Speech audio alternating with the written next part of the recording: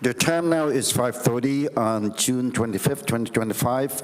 I would like to start the city closed session meeting. So, meeting called to order. So, Madam Clerk, please do the roll call. Thank you. Mayor Nguyen? I'm here. Vice Mayor Manzo? I'm here. District 1, Councilwoman Fan West. District 3, Councilmember Nguyen. Here. District 4, Councilmember Nguyen.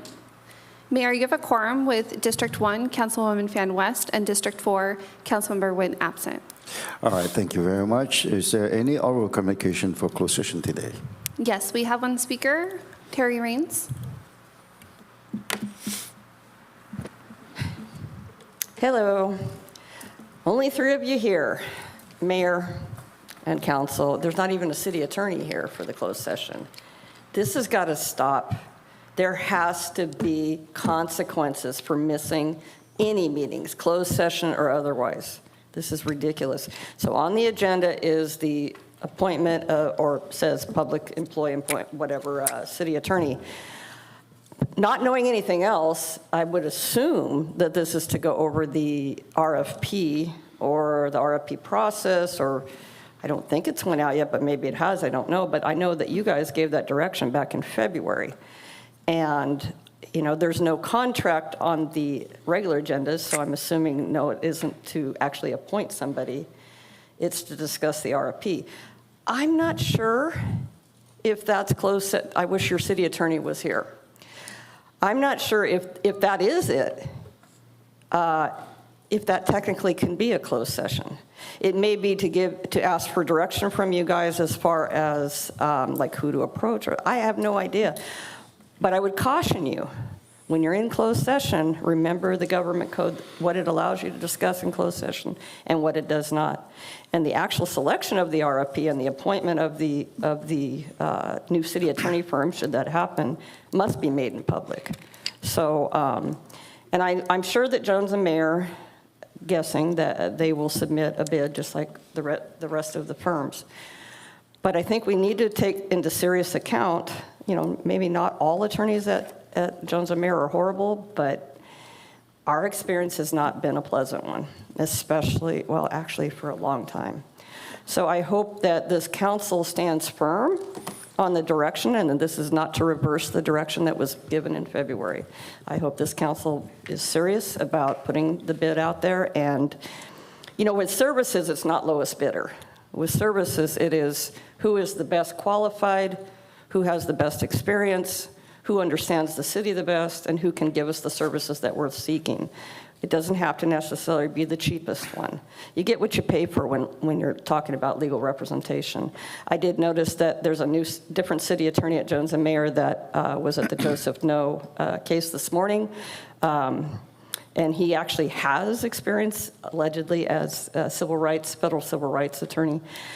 The other attorney that had been on the case from Jones and Mayer, I could not see that female attorney had any of that experience. But as you'll hear me later in the meeting announce what the outcome of that court hearing was this morning. So thank you. Good luck. We have no further speakers, Mayor. All right, thank you very much. I understand that the city attorney knows that he has to be here to open, you know, for the open session. I mean, to open the closed session, but at the same time, the item on the closed session today is about him. So, you know, I don't think that he needs to be here, to be honest with you. So we can move on with that. And before we restart for closed session, why don't you go ahead and read the item that we are going to talk about today? Thank you, Mayor. The City Council will recess to a closed session for the following purpose: public employment, title, city attorney. All right, thank you very much. At this time, City Council will recess for closed session.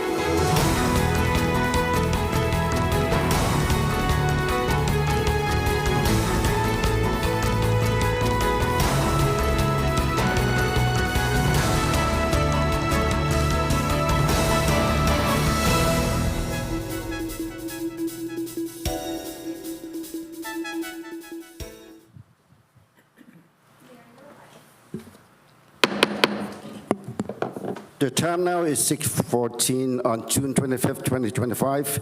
I would like to start with the City Council regular meeting. And at this time, a meeting called to order. So, Madam Clerk, would you please take the roll call?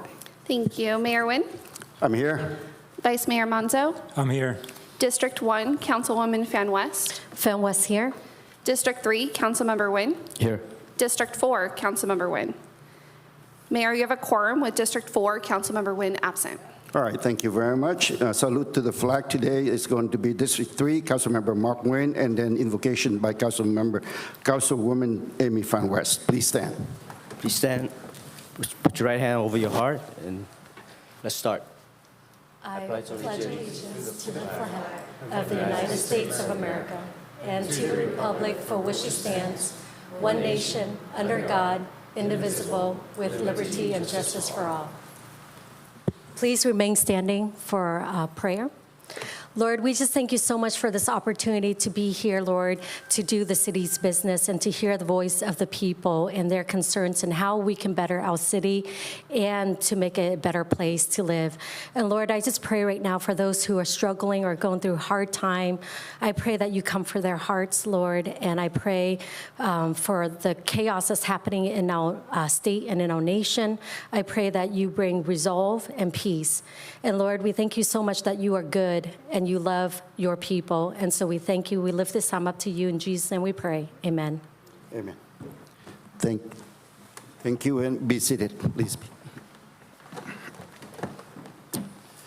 I would like to thank Councilmember Mark Nguyen for the salute to the flag, and also Councilwoman Amy Fan West for invocation.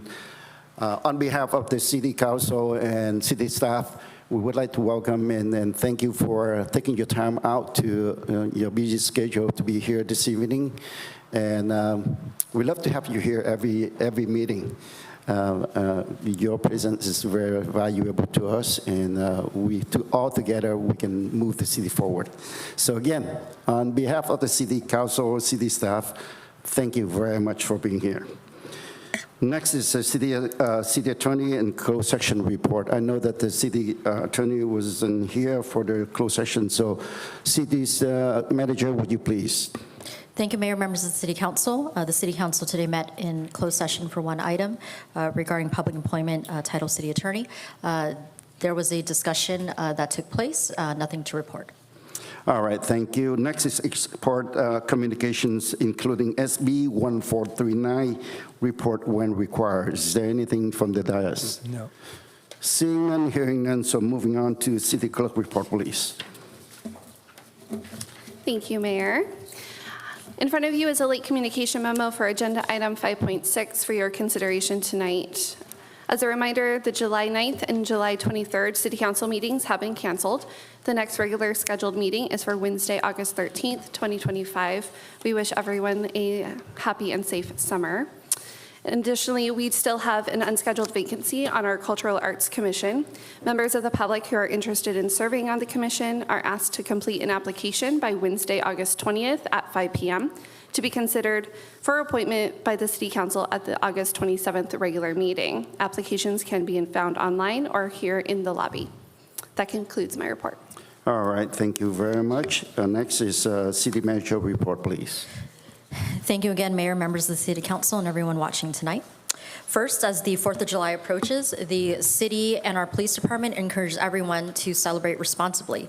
The days leading up to the 4th of July are some of the busiest of the year, so our police department will be deploying additional officers to monitor illegal fireworks, respond to noise complaints, and ensure public safety. In the city of Westminster, as a reminder, only safe and sane fireworks are permitted, and they may only be used on the 4th of July from 10 a.m. to 10 p.m. Additional information can be found on the city's website. To report illegal fireworks, please call our fireworks hotline at 714-898-3315 at extension 4686. And remember to dial 911 only for emergencies that pose an immediate danger to life or property. Our organization is committed to ensuring a safe and respectful and lawful 4th of July celebration for everyone. And again, all this information is available on the city's website. Join us on August 7th for a very special event. The city is collaborating with the police department for an unforgettable evening. Starting at 4 p.m., the police department will host its annual National Night Out, which will feature Safety Day. Attendees can enjoy safety demonstrations and interact with both police officers and firefighters. After the demonstration, stay for dinner and enjoy live music from Funk Station, which begins at 6:30 p.m. You won't want to miss this event. Earlier this morning, it was a beautiful day for our community as we officially unveiled our newest themed playground. This one was at College Park. It's called Woodland Escape. And we want to thank everyone who joined us for this special occasion to celebrate this wonderful new playground that we know will bring joy to families for years to come. Tomorrow, we'll be having another ribbon cutting over at Russell C. Paris Park at 11 a.m., in which we will be unveiling our new sky-themed playground featuring a hot air balloon. And of course, stay for free fun with our mobile rec program afterwards. We will be recognizing July as Parks Make Life Better Month later in the meeting today, and we will be celebrating with a variety of special events and activities throughout the month. We hope you can join us. Keep an eye out on our website and social media for the latest, including our movies in the park and our summer concerts that will be taking place. And of course, there's always something exciting happening at the Senior Center, and the summer is no different. On Wednesday, July 16th, from 12 to 2 p.m., the Senior Center will be hosting a fiesta dance. And then on Monday, July 21st, from 1 to 2 p.m., they'll be hosting an ice cream social. Looking ahead to August 5th, from 11:30 a.m. to 1 p.m., the Senior Center will be hosting a luau lunch. For more information on these events and also membership at the Senior Center, please visit the Senior Center front desk or call 714-895-2878. Our movies and music series is back at the Civic Center Sunken Gardens. Movie nights will begin Thursdays in July. Activities at 6:30 p.m., movie at 8:15 p.m. Concerts will begin Thursdays in August, activities at 5:30 p.m. with concert at 6:30 p.m. You can check out our website and social media for the full lineup and food vendors. Definitely want to save the date as school begins in a few months. The city is proud to partner with Cal Optima Health on Saturday, August 2nd from 9 a.m. to 1 p.m. at the Civic Center for free backpacks, school supplies, vision exams, dental services, sports physicals, haircuts, and more to help prepare students for the new year. Again, this is a free event, Saturday, August 2nd from 9 a.m. to 1 p.m. here at our Civic Center. Fall Festival's coming up. We're seeking vendors, entertainers, and sponsors. It's our 4th annual Fall Festival. It'll be happening on starting Thursday, September 25th, through Sunday, September 28th. You can visit the city's website or email fallfestival@westminster-ca.gov for more information. And last but not least, we just want to remind everyone that the City of Westminster has its online permitting hub up and operational. Westminster Build provides a one-stop shop for development and permit applications. It allows community members and contractors to apply for and check the status of permits and applications from the comfort of their home or office at any time. This permitting system seeks to enhance customer service by streamlining the permitting process and provide transparency into the status of pending applications.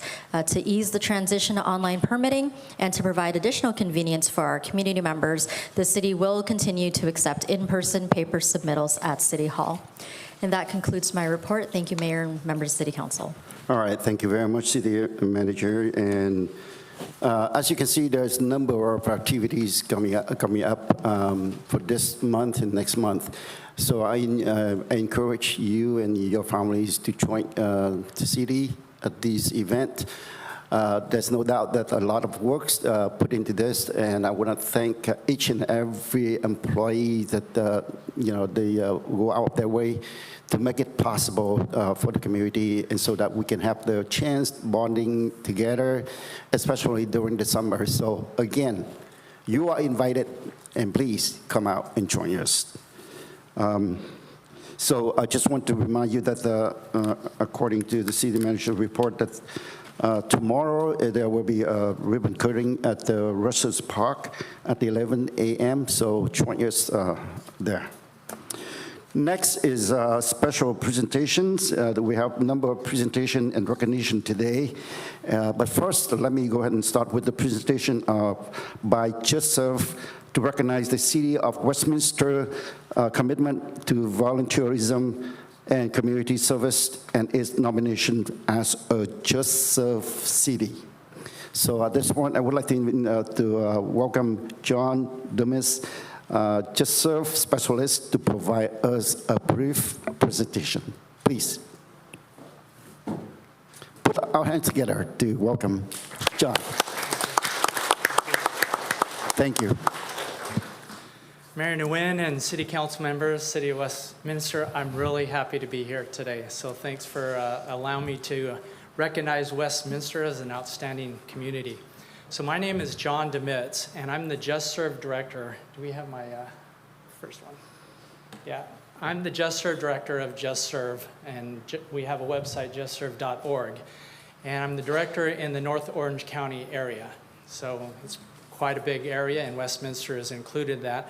Also with me is Heather Go Jennings and Susie Rasmussen, who are more local directors in the community. So we're glad to be here and present this to you. Westminster is a great community, and as the prayer mentioned this morning, there's a lot of division and problems in society sometimes, and a lot of times we just need a little bit of hope. That's where JustServe comes in. JustServe is an opportunity for people to help each other in the community. And there's a couple quotes here from Booker Washington and Mother Teresa. Those who are happiest are those who do most for others. And if you can't feed 100 people, then feed just one. Well, JustServe is a way to connect people together in the community. A lot of people want to help, they just don't know how. So JustServe is a free community resource sponsored as a service by the Church of Jesus Christ of Latter-day Saints. The justserve.org website is used by faith, nonprofit, community, and government organizations to post service opportunities. People in the community use JustServe to work with community partners to identify the needs and respond to those needs in the spirit of charitable service. And so this is an opportunity to link communities, businesses, faith organizations, nonprofits to people who want to serve. And so people and communities post their projects on the website, and people can just log into the website and volunteer and help each other. This is no small feat, JustServe. There's over 100,000 service projects in the United States. Millions of volunteer hours happen on a yearly basis. It's in 17 countries in addition to the United States.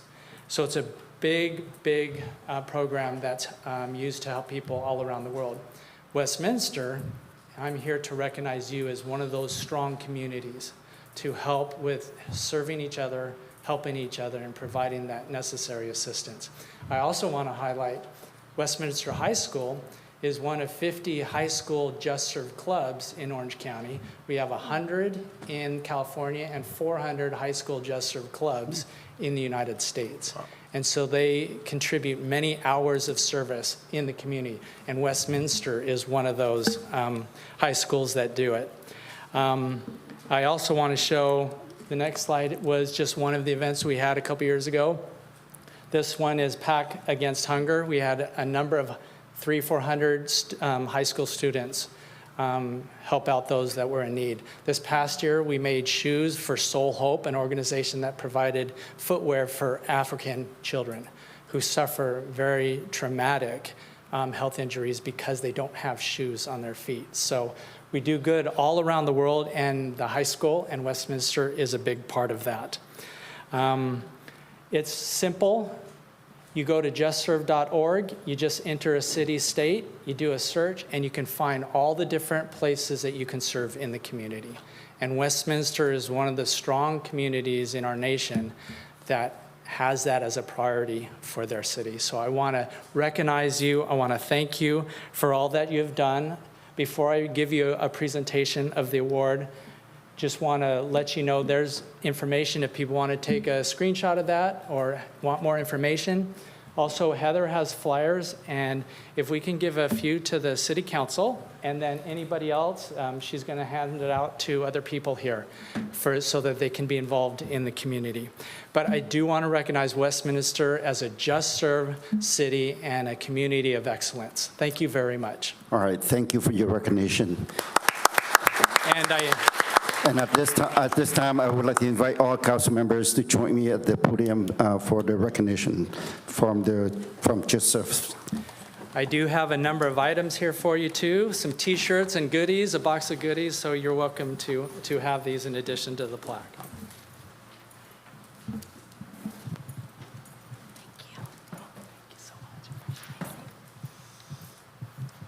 Again, thank you very much. On behalf of the city council and city staff, we are very proud to be recognized by your organization, Just Serve. And I also encourage every one of you to join them to serve the needy people. All right, at this time, thank you very much. If you have anything else to say? Yeah, can we get Heather and Oh, yeah, Susie can we? up here too? Yes, please. Thank you. Thank you so much. All right. Appreciate it.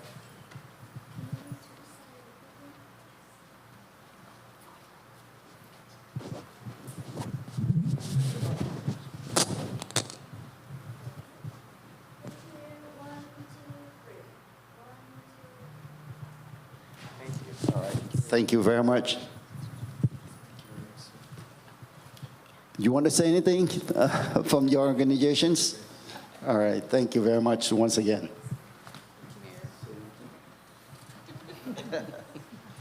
Again, thank you very much. Put your hand together to thank them for us, please.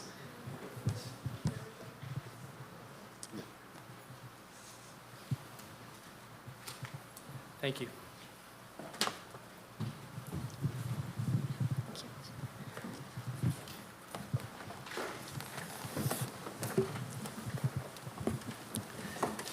Next is recognition of outgoing Westminster Youth Committee members Derek Auduyung and Sachiko Karasawa. So at this time, I will read the recognition first. On behalf of the City Council, we would like to take a moment to recognize two of you outgoing Westminster Youth Committee members. Derek Auduyung served on Westminster's Youth Committee for 4 years and in the role as vice chairperson for the past 2 years. Derek provided valuable advocacy for youth and good leadership. He has helped to support many cities' special events and activities, including the Date Parade, Breakfast with Santa, Teen Tech Coaches, serving senior meals, and more. Derek graduated from Westminster High School, serving as the SBA Prime Minister and student representative to the HB, which is Huntington Beach Union High School District Board of Trustees. He will be attending UC San Diego in the fall. Thank you, Derek, for your dedication to the community, and we wish you the best of luck.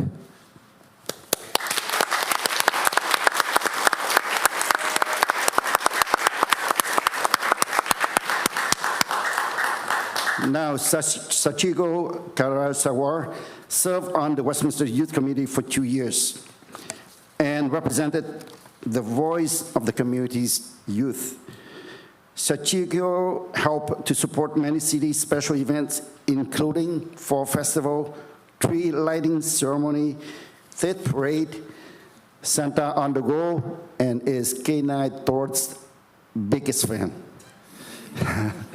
Sachiko is a star shot putter and made it all the way to the CIF master route. Sachiko graduated from Marina High School and will be attending UC Riverside in the fall. Thank you, Sachiko, for your dedication to the community, and we wish you the best of luck. We will come down to the podium and present you and take a photo with you. But let me go ahead and finish the presentation This is the third one, which is presentation of proclamation for Parks Make Life Better Month, July 2025. Parks and recreation promote physical, emotional, and mental health and wellness through organized and self-directed fitness, play, and activity. Parks and recreation create memorable experience through youth sports and enrichment activities, teen centers and programs, senior activity centers, adult fitness and enrichment programs, free community event, and beyond. Now, therefore, I, Chi Charlie Nguyen, Mayor of the City of Westminster, on behalf of the Vice Mayor Colin Menzel and council members Amy Van West, Mark Nguyen, and Nam Quan Nguyen, do hereby proclaim July 2025 as Parks Make Life Better Month in the City of Westminster and recognize the importance of access to local parks, trails, open space, and facilities for the health, welfare, development, inspirational, and safety for all residents. So at this time, I would like to invite the council members to join me at the podium for the photos.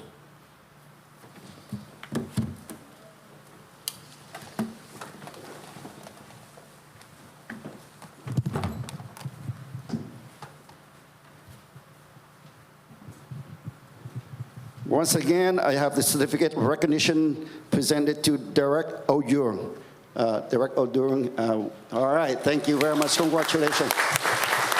And thank you for the year of service to the City of Westminster, especially the youth committees.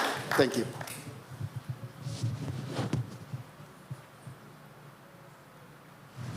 You want to say anything?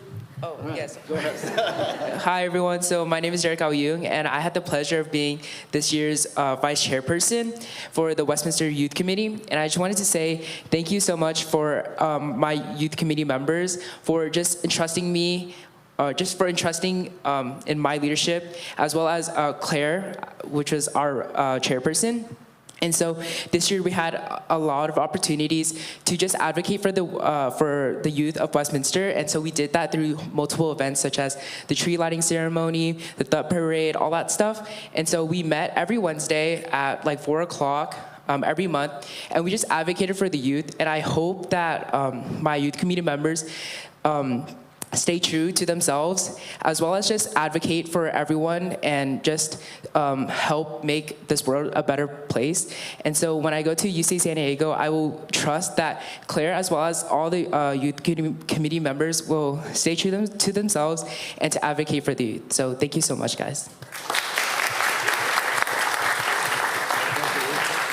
I know you will be busy at the UC system, but anytime that you have, please come back and visit us. All right, the next one is, next one.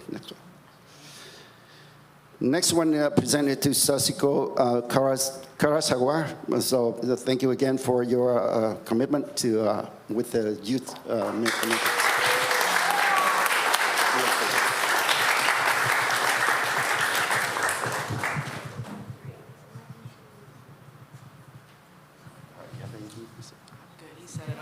He said it all. All right.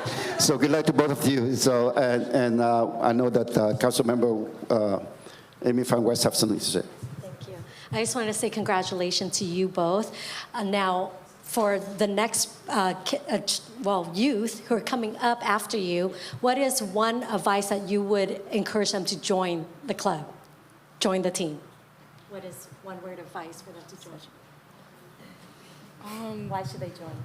I'd say if you really want to make an impact on your community, this is like a really good way to do it. You're able to get your voice out there and voice these concerns about your city and have it be heard. And you can also, for your classmates, they bring up concerns, you can also voice that to the city and cause even greater change.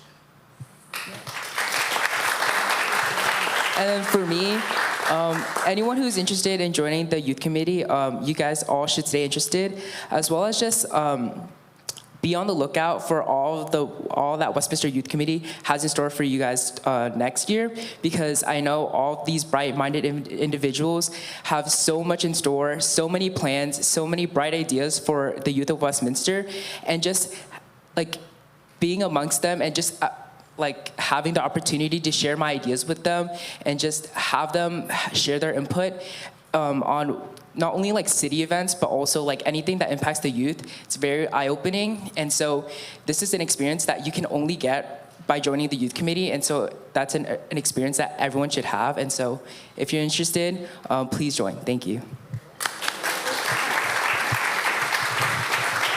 I know a number of you guys are wearing the pink T-shirt also, and I assume that you are also in the youth community. So please come up for pictures.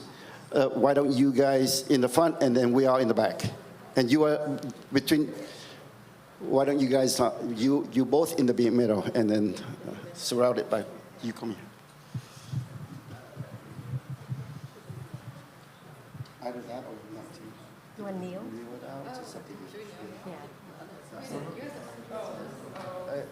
It's up to you, however you want to do it. The photographer should tell us.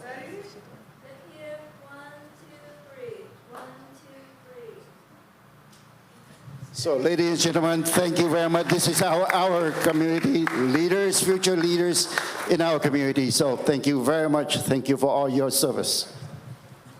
All right. Next is a proclamation, Parks Make Life Better, the month, and this is July 2025. So I would like to present this one to Vanessa. All right. Put your hand together for Vanessa Johnson, Director of Park and Recreation. Thank you so much. All right. All right. The whole team, please come up. We are proud of you. Yeah, thank you so much for all the effort that you put in, you know, especially this morning and tomorrow too, right? All right. So, along with Public Works. I don't want to exclude Public Works of this, but we'll recognize you someday, right? But today is only for Park and Recreation. Do we need to get reason? You guys want to be in front? You guys want to be in front? Oh, wait. And you, Team members in the front. you stay in front.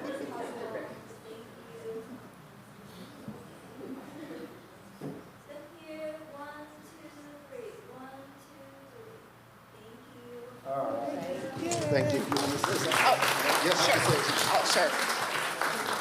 Thank you, Mayor, City Council, for being so supportive of everything that we're allowed to do.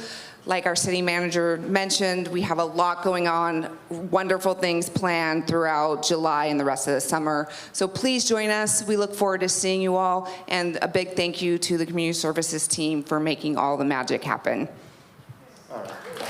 Thank you all for all the work that you do, and you and your team make a lot of difference. Thank you again. Thank you.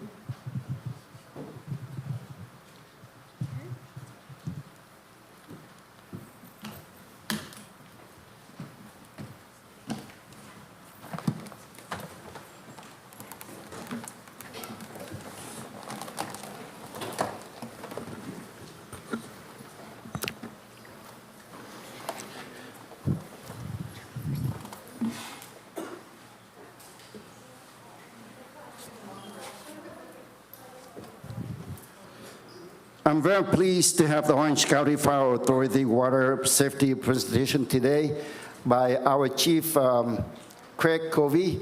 So at this time, would like to welcome OCTA Chief Covey to provide a brief presentation, please. Thank you, Mayor and Council, City Manager Cordell, and residents. Originally was going to come to you today and speak about fireworks safety, and if I can take a second, I'll speak to that too. Right. OCFA is certainly partnering with the city and your police department on fireworks safety. You have 15 booths in town that we will be inspecting and opening with sales beginning on the 31st and then closing on July 1st, or excuse me, July 4th. We will be upstaffing as well. We'll be moving resources into this operational area because of the volume of fireworks up here and the concern for fires and stuff. And I really want to encourage, it's more than just fires. A lot of people get injured every year with fireworks as well. So like the message your city manager said earlier, OCFA would really like to encourage 4th of July fireworks safety. But we kind of trumped this with this water safety message today. And I come to you a little bit disappointed. We've already had a rough year. And it can happen to anybody. One of our member cities, we have 23 cities that OCFA supports, one of the council members' child drowned recently. And it's just one of the statistics that have already occurred this year.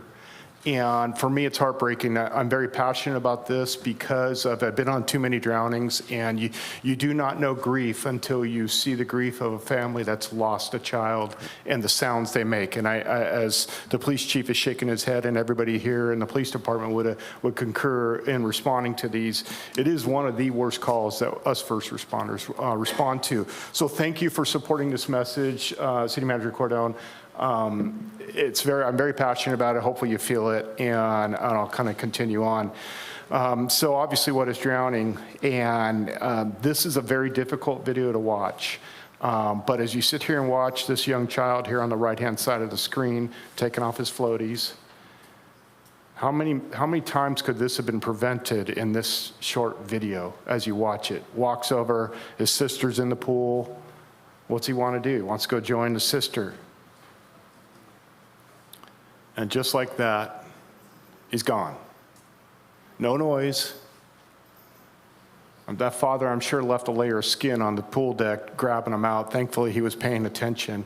But how that could have been prevented, and that's the whole message here, is drowning is preventable.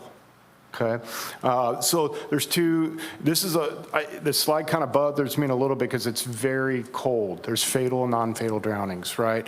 But fatal is devastating to families.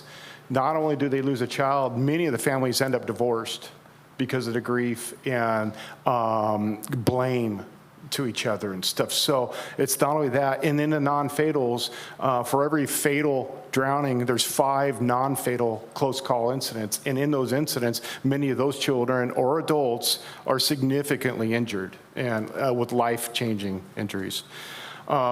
This is a positive. Thankfully, I can bring something positive here. My division on May 10th had a drowning. I've already had several this year, but this one was fairly remarkable. So I'd like to share this story because this family was willing to come forward and speak to it and give their own testimonial to what occurred on May 10th.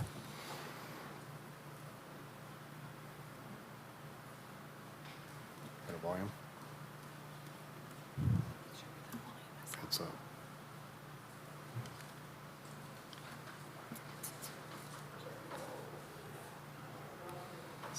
Two family friends saved his life. Okay, we'll move on. So on May 10th, little Ezekiel, 7 years old, was at a pool party, and he fell in the pool, and he did not know how to swim. He was underwater for a significant amount of time until someone suddenly noticed it. And this someone I noticed was an off-duty lifeguard, or a former lifeguard, I should say. And he saw Ezekiel at the bottom of the pool, jumped in, pulled him out, and someone who knew CPR, the two of them jumped on little Ezekiel, and after 4 rounds of CPR, he spit out a bunch of water and started breathing again. A child had no heartbeat, was not breathing, and is now going to school again. An amazing story, and it was very powerful for this family to bring this forward and be strong enough to share in their tragedy or near tragedy, a lesson learned for everybody else to learn from their mistake, and that was a moment of distraction. So the drowning factors are endless there, as you can see. One of the things I want to highlight, and I know this community embraces it, we work with communities coming together, and that's the special needs children. They're just as at risk. One of the drownings this year was a 16-year-old special needs child.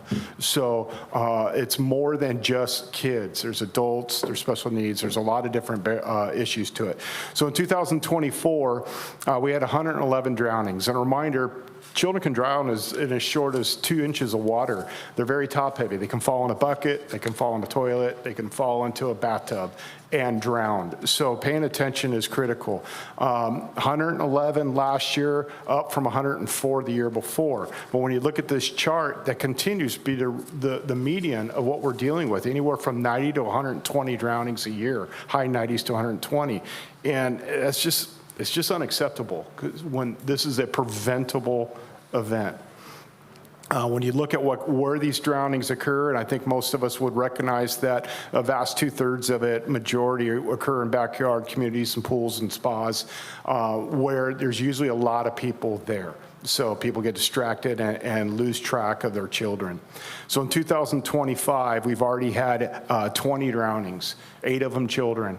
And now this slide does say non-fatal. Unfortunately, I do have to update that there has been a fatality in one of the children that died. And it just crushes me. So time is super important, needless to say. Within 2 minutes, a child loses consciousness, 5 minutes, irreparable brain damage, and 10 minutes, brain death. So the key to this is, if your child is missing and you have a body of water around you, the first place you look is the pool. What we'd like to pledge here really is emphasize the ABCs of water safety, active adult supervision. So we call it a water watcher, and we have tags available, but someone who gets the baton and their sole responsibility is to watch over our most prized possessions, our children.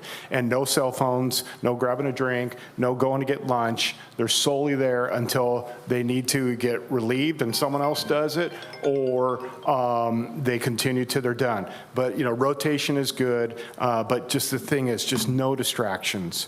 Barriers. So in 2017, the government came out with a requirement for safety on all pools that they have to have at least 2 of the 7 features. But the bottom line is that the pool is completely isolated with self-closing fences or some sort of barriers that prevent accidental intrusion to the pool areas. Technologies are significantly improving these days with motion detection devices, but some way to keep that body of water safe from accidental deaths. Classes. Really, there's 2 different kinds of classes here. Number one thing to prevent drowning is to learn to swim. So I can't emphasize that enough. Have your children learn how to swim. There's plenty of classes all through the communities around here. Go sign them up and get them taught. And then CPR. In 31 years of me being in the fire service, I used to joke that American Heart Association would change CPR protocols when we need to start selling new books again. We've sold as many books as we're going to have. But I have to tell you, this time, the science and technology behind it is spot on. And the success rates of CPR and saving people's lives, I have never seen it as good as it is right now. And sometimes when I was doing CPR and people, I was questioning whether or not I should be doing it because they were breathing so well, even their heart wasn't, even though they weren't breathing. So I can't emphasize learning CPR and learning how to swim. Bottom line is pools. There's no such thing as a safe pool.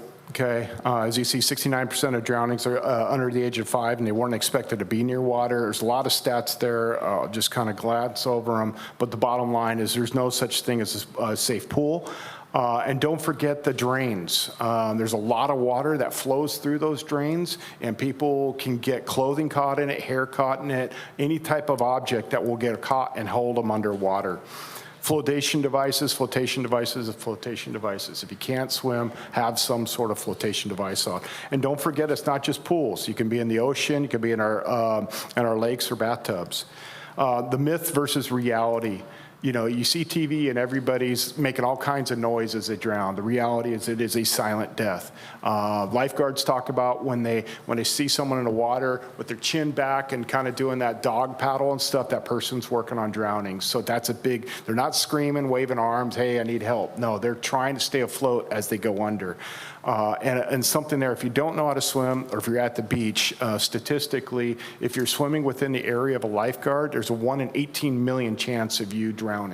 So use those resources that are around you. Here's some top 10 pool water safety tips. I highly encourage a lot of everything I just said. Remember, this is fast, silent, and preventable. OCFA, it does have public safety messaging out. I'm going to flash through this here in a sense of keeping up with the time here of everybody. And then you can visit our website as well as we share with your city's websites safety information on water. So I'm available if you have any questions. All right, thank you very much. On behalf of the city staff, city council, we would like to thank you and your team to make this, to bring us to our attention. And it's a very important piece of information for all of us. All right, so thank you very much. You're welcome. Once again.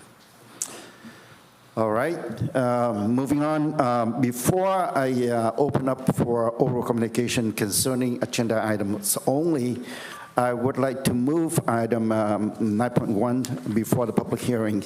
So that's a motion. So I would like to have a second, and we can vote I'll on be this. the second. There's a second, motion and second to move item 9.1 before public hearing, which is 4.0. Thank you. I have a motion made by Mayor Nguyen, seconded by District 1, Councilwoman Fan West, to move agenda item number 9.1 to be heard prior to the public hearing. I'll go to call roll. District 1, Councilwoman Fan West. Fan West, yes. District 3, Councilmember Nguyen. Yes. Vice Mayor Monzo. Yes. And Mayor Nguyen. Yes. Motion carried 4-0. Okay, at this time, I'll open up for oral communication concerning agenda items only. So, Madam Clerk, go ahead and read the instruction into the record, please. Thank you. This is the time of the meeting that members of the public may address the City Council regarding any items on the agenda except public hearing items. Members of the public wishing to address the public hearing items shall do so at the time of the public hearing. Unless otherwise extended by a majority vote of the City Council, comment shall be limited to 3 minutes per speaker. Any person wishing to address the City Council in person should complete a green speaker slip that is provided at the entrance to the council chambers and submit the card to the city clerk. When your name is called, please step to the podium at that time and state your name and city of residence for the record. Our first speaker is on Levi, followed by Andy Nguyen.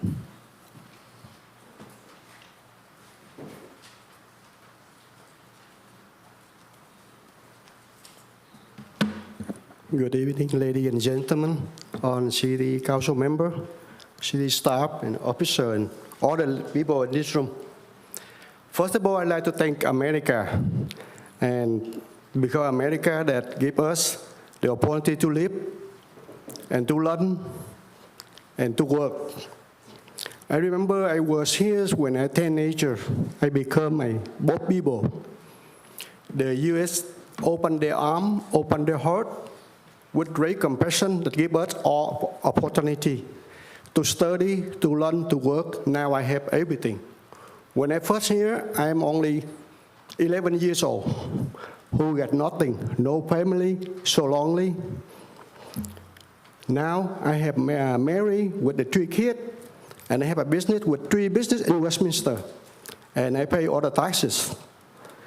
And the day that I step in this land, city of Westminster, I always tell myself, I must be repay this city. Because of their safety, I've been living here with over 35 years. It's so safety. The second, I do in the business, successful. The first, I opened auto center.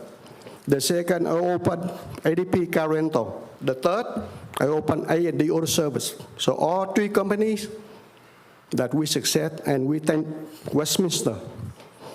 And now, in daily phrase, I give thanks to all the city of Westminster, all the people live in Westminster. I like to have the art, that to have the traveler around the world to come visit us. Because when we build the art, I think it's a lot of people come here. Just like you go to Japan, you watching the flower, Asuka sunflower. In the future, people come to Westminster to see the gates. And the gate create a lot of traveler. And we're going to have the city of Westminster, we will have the icon. And I think on that time, it's the right place to live, and right place to visit, and right place to share, and to give us a prize that we're doing it. And my family is a business owner, and all my friends will support it. And me, myself, I will support it to the last day of my breath.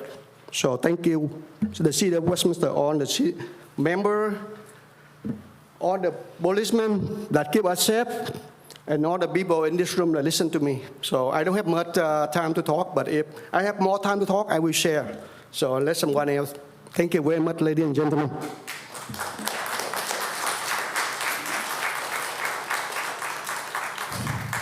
Our next speaker is Andy Nguyen, followed by Duke Nguyen.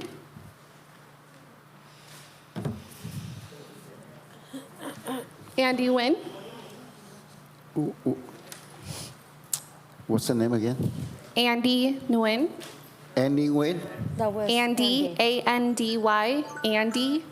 Andy Andy just Nguyen. spoke. He just spoke. She skipped the first one. Okay, Okay, next. then I have On Levy.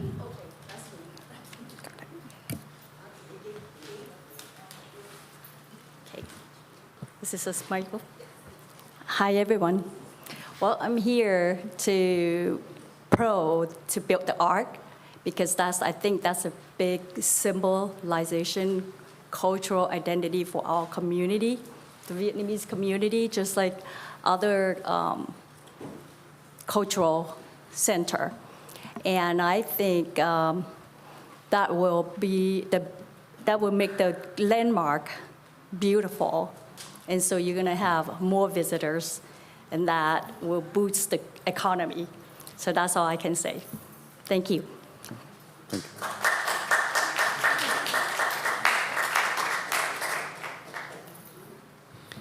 Our next speaker is Duke Nguyen.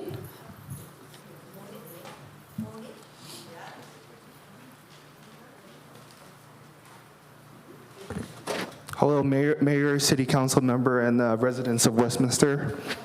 My name is Duke Nguyen. This is my first time speaking at a city meeting like this, but with something as important as Agenda 9.1 with the Little Saigon Archway, I believe that it's very important for all the residents that live here to speak up. For myself, I'm a second-generation Vietnamese American. I was born here, raised here, grew up here, graduated college here, and I believe that this archway is important for not only the Vietnamese Americans, but for all residents of Westminster. So there's very many iconic landmarks that people travel to throughout America and also around the world. And for Westminster, a great city like this, we don't have anything that is as iconic that we have built yet. So so far, for example, is the St. Louis Arch that brings a lot of people to St. Louis, or Chinatown in San Francisco.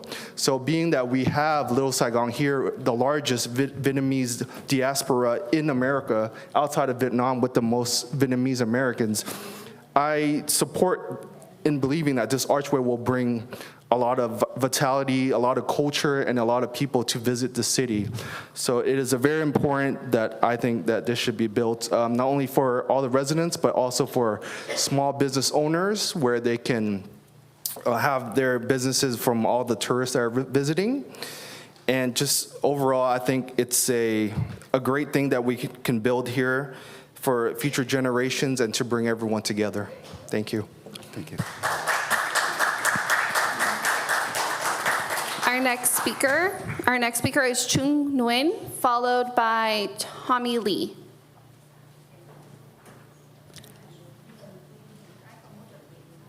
What's the name again? It's Chung, C-H-U-N-G.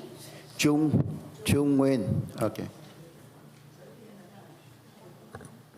I welcome here, our people here. My name is Chung Nguyen. I help decide the gay Westminster come. The Westminster the gay. I want the people our work come here. American visit the happy American. Yeah. So you're talking about the archway, right? Yes. Okay. You support the archway. Okay. I help the people our work come here. U.S. American happy visit here. All right. Thank you. You're welcome. Okay.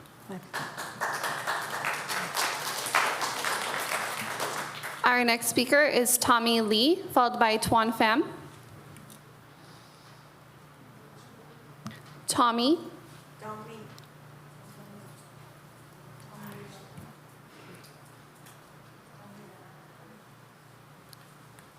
Tommy, followed by Tuan Pham, right? My name is Tommy Lee, so I go support the side or something. Yeah. So I think I go to a lot of stake, you know. I don't see the side, the Vietnamese, the little Saigon, you know. Okay. I support that way. That's it. Thank you so much. Thank you very much. Our next speaker is Tuan Pham, followed by Than Tran. Tuan.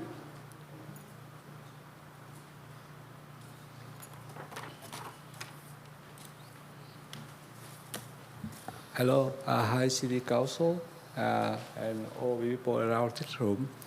My name is Tuan Pham. I'm a side business in Westminster, and actually I very support for this amendment. Thank you very much. All right. Our next speaker, Than Tran, followed by Monique Nguyen. Than Tran. Tuan Chang. It's T-H-A-N-H, Tran. Okay. Tan, T-H-A-N-H.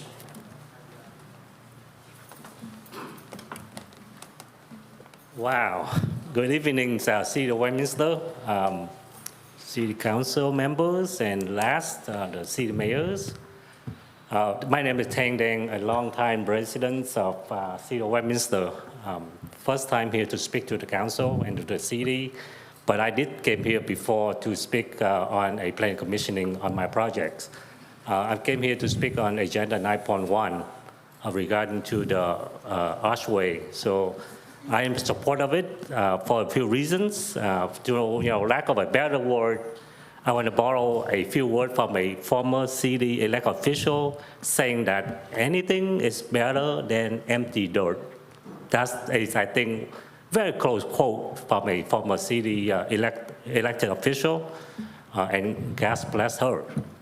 The second reason is maybe this archway, once we have the initiation to understand how to get it going, that could revitalize, a city in terms of business economic developments. This will bring us a landmark, a locations that we can identify ourselves with.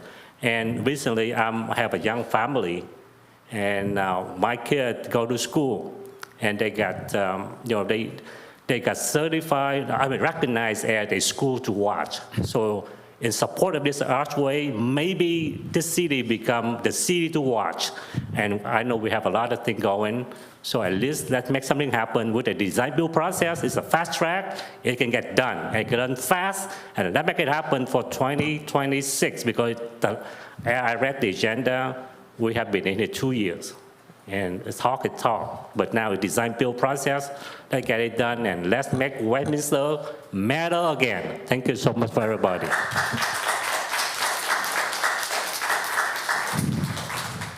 Our next speaker is Monique Nguyen, followed by Gigi Vo. Monique, followed by Gigi.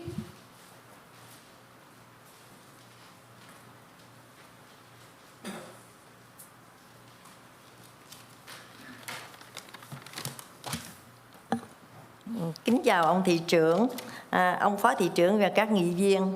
Tôi tên là Gigi Vo. Tối nay tôi có mặt ở đây để có ý kiến vấn đề mục 9.1. Ở bất kỳ nơi nào quý vị đến, quý vị đều thấy những cổng chào của khu phố Tàu đón chào du khách. Và đã đến lúc Lido Sài Gòn cũng cần phải có cổng chào để mang tính biểu tượng của riêng mình. Westminster từ lâu đã được biết đến là trung tâm của Lido Sài Gòn.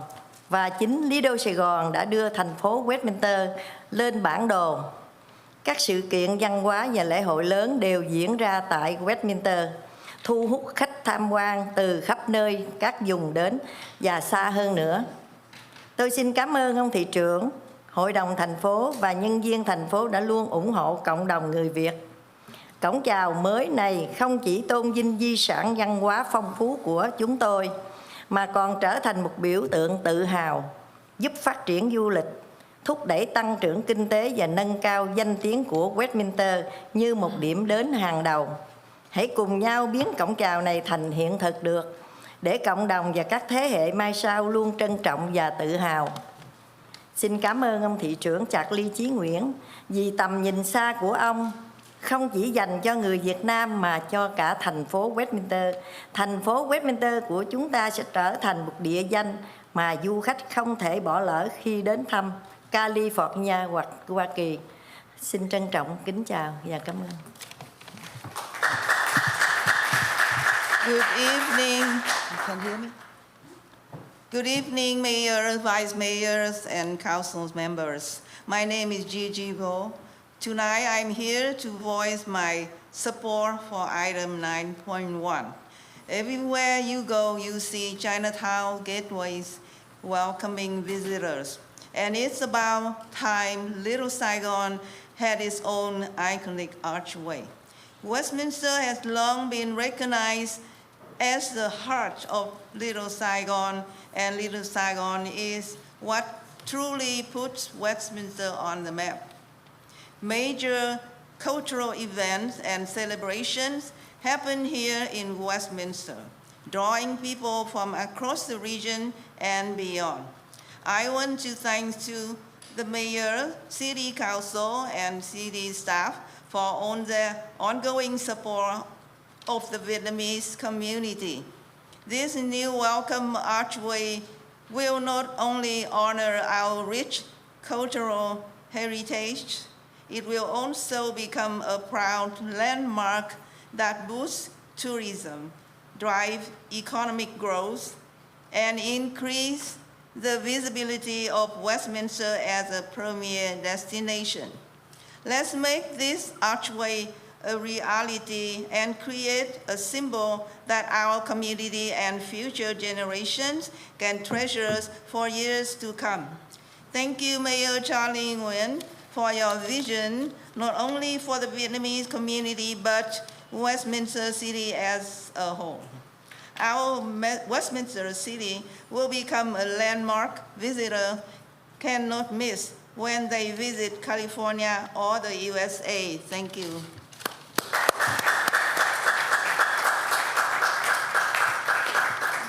Monique Nguyen. Monique Nguyen, Monique, you are next. your turn.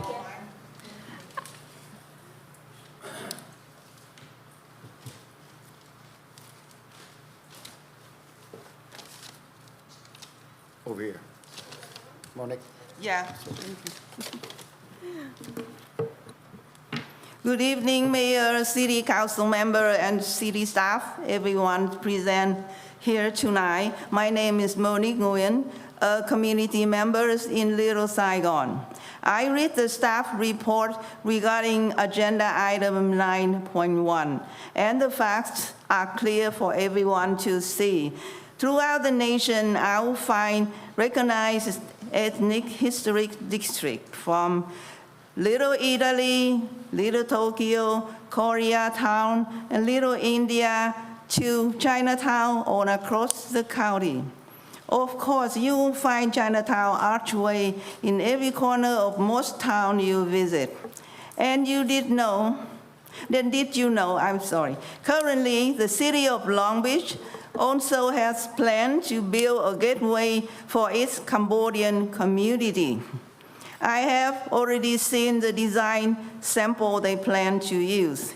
Even the Filipino community in Los Angeles has had a historic Filipino town gateway on Temple Street and Beverly Boulevard since May 2022.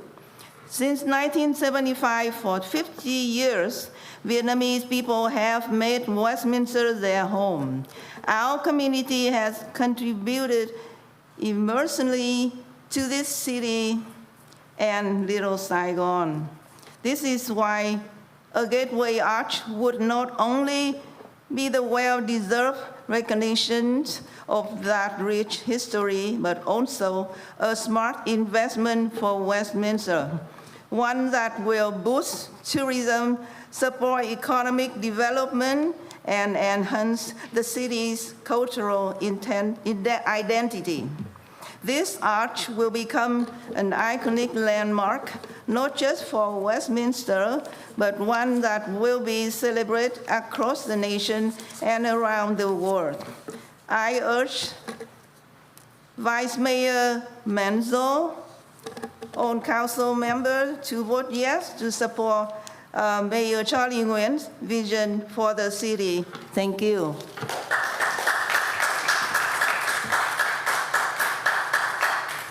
Our next speaker is Chin Din, followed by Tony Bowie.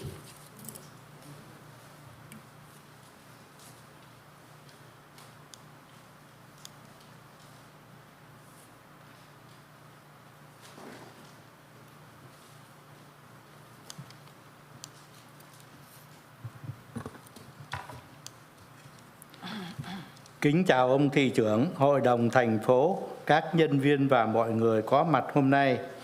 Tôi tên là Trinh Đinh và đã sinh sống ở trong khu Lý Đô Sài Gòn hơn 30 năm qua. Tôi hoàn toàn ủng hộ mục 9.1 trong chương trình nghị sự. Cộng đồng người Việt và Lý Đô Sài Gòn từ lâu đã là một phần quan trọng của thành phố Westminster.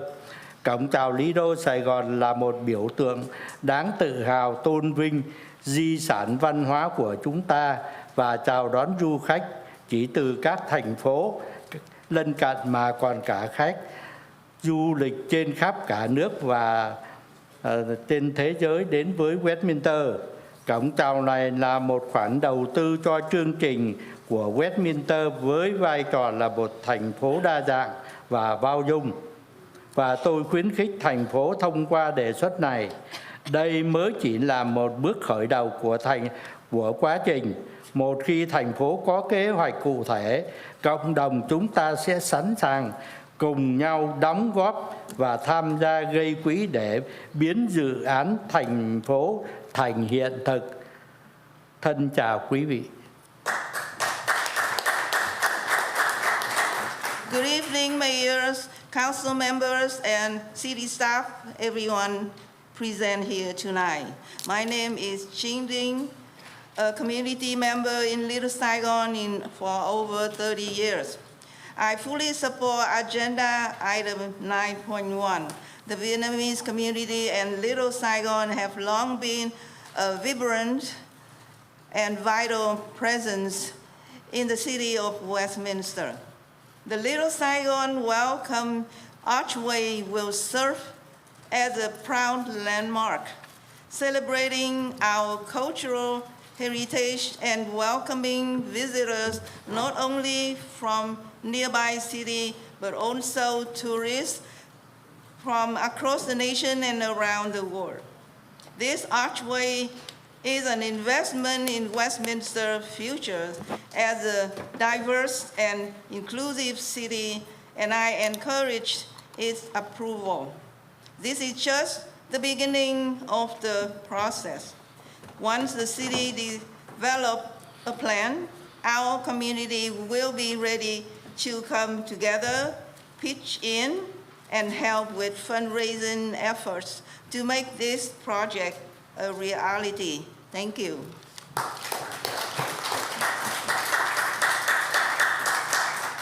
Our next speaker is Tony Bowie, followed by Paul Nguyen.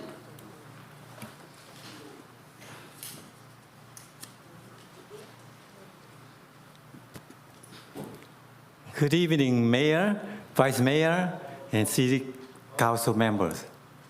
I'm Tony Bowie, has been a resident of City of Westminster since 2002.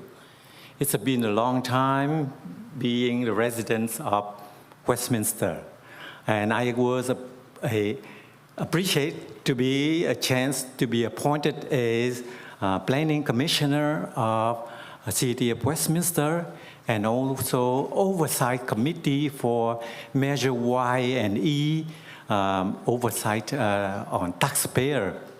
That means to oversight, to look at the way we use our budget effectively.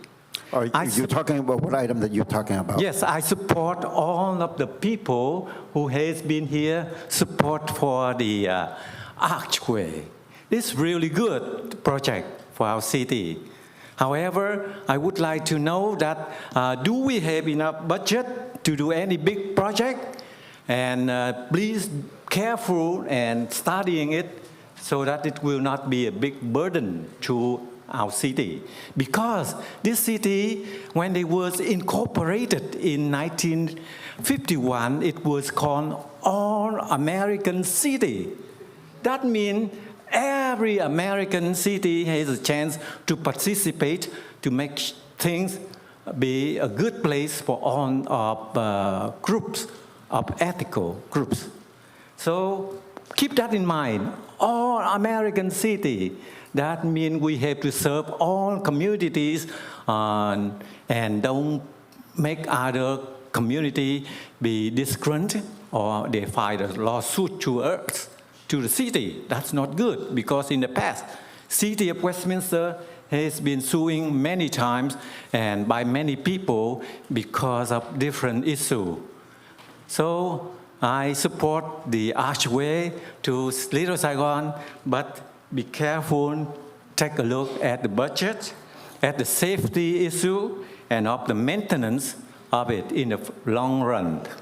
With all of that, then we can carry on a good project for all the people, not only Vietnamese American, but also from all other Americans who was living in this city.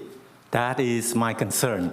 And best wish to all of you here, and hope that you get together as a group to carry out the budget, the project within the budget of the city of Westminster. That's a big success for our city, if you can do that. Thank you very much.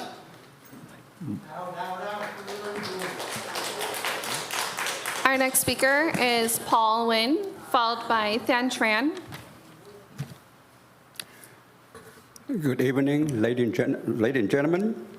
My name is Paul Nguyen. I'm living in the city of Westminster since 1988, 89, and work at the Naval Weapons Station should be for 35 years. I love the city so much, so I don't want to move anywhere or work anywhere but here. Anyway, I'm here today just to thank you, all the city mayor, councilmen and women, and staff have provided our citizens here all the necessity, all the stuff that we need, and we enjoyed so much. There's so many parts, so many things that city improve a lot for our citizens. So I really appreciate that. Secondly, I'm here just to ask the city where we're at with the petition that we put in about years ago to convert 2 tennis courts at the Tony Lam. Can I stop you for a minute? Are you here? We are right now talking about the concerning agenda item only. Are you talking any of the items on the agenda? I'm sorry, I'm just thought that I have a little time so I can ask the petition that we did for long. If you want to present something else, then you have to wait. I'm sorry. If you want to talk about any other items beside the items on the agenda today, you can wait until non-agenda item. Okay. All right. Thank you very much. Sorry about that. All right. All right. I tried to listen to you before I cut off, but all right, thank you. Our next speaker is Than Tran, followed by Anthony Lee. Who's that? Our next speaker is Than Tran. Can you spell the first name? Than. CHAN, Chấn, nó Chan hay Chấn gì đó? Tran. Tran, Chấn Tran. Okay, no. All right. That's the one I just gave you. Yeah. I had 2. Oh, Thanh. Thanh. What is the last Tran. name? Tran. Oh, Thanh. Not Thanh Trần. Spoke. No, you were Thanh Đăng, right? Where's Thanh Trần? Thanh Trần. 2. All right, so. Okay. All right. Our next speaker is Anthony Lee, followed by Din Lee.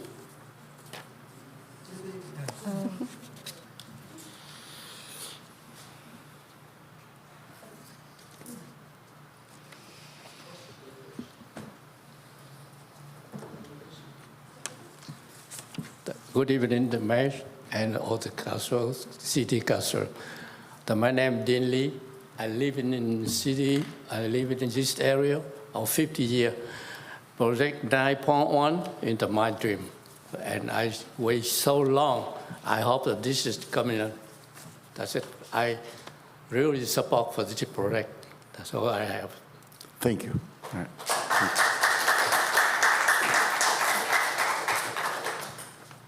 Do we have Anthony here? Okay, we'll go to Nat Lynn, followed by Roger Mindrum.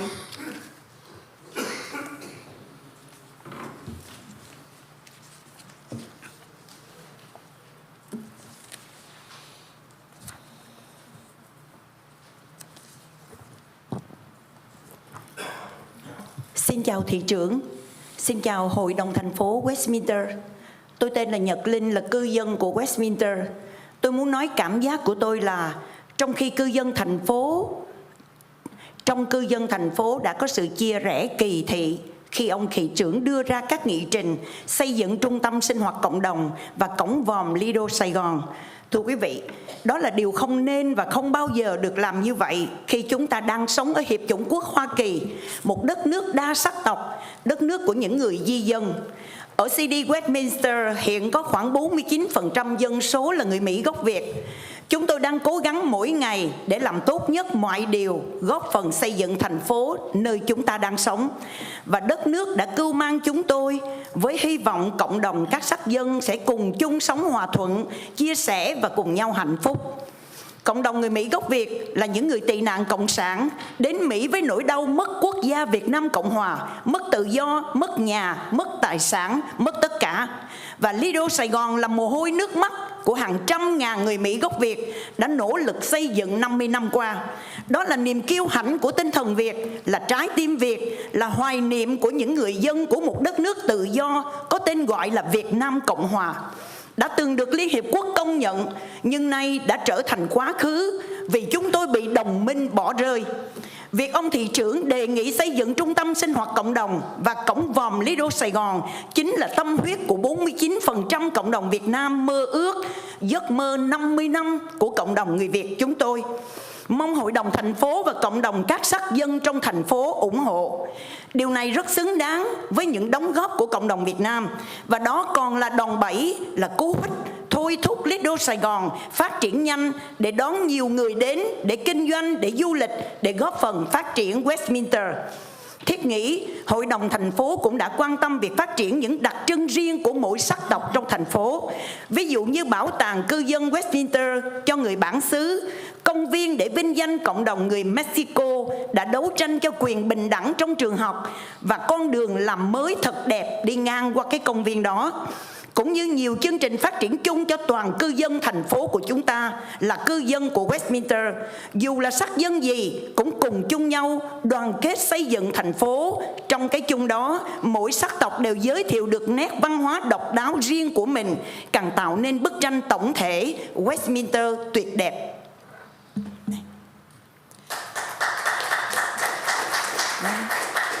Dear Mayor and Council of Westminster, my name is Nhật Linh, a resident of Westminster. I want to say that I feel that there is a division of discrimination among the residents of the city when the mayor proposed the agenda, building the Vietnamese Community Center and the Little Saigon Arch. Ladies and gentlemen, there is not something that should be done and should never be done when we are living in the United States of America, a multi-ethnic country, a country of immigrants. In the city of Westminster, about 49% of the population is Vietnamese American. We are trying every day to do our best in everything, contributing to building the city where we live and the country that has taken care of us, with the hope that community of all ethnic city can live together in harmony, share, and be happy together. The Vietnamese American community is a group of refugees who came to America with the pain of loss, of the Republic of Vietnam, of freedom, of home, of property, of everything. And Little Saigon is the sweat and tears of hundreds of thousands of Vietnamese Americans who have worked hard to build it over the past 50 years. It is the pride of the Vietnamese spirit, the Vietnamese heart, the nostalgia of the people of a free country called the Republic of Vietnam, once recognized by the United Nations, but now it has become the past because our allies abandoned us. The mayor proposed to build a Vietnamese community activity center, a Little Saigon Archgate. Is the passion of 49% of the Vietnamese community dreams, a 50-year dream. I hope the City Council and the community of all ethnic groups in the city will support it. This is very worthy of the contribution of the Vietnamese community, and it is also a lever, a push to urge Little Saigon to develop quickly, to welcome many people to do business, travel, and contribute to the development of Westminster. I think that the City Council has also paid attention to developing the unique characteristics of each ethnic group in such cities, such as Westminster Resident Museum for indigenous people, the park to honor the Mexican community who fought for the equal rights. All right, thank you very much. Your time is up. Cảm ơn. Xin cảm ơn. Our next speaker is Roger Mindrum, followed by Donald Link.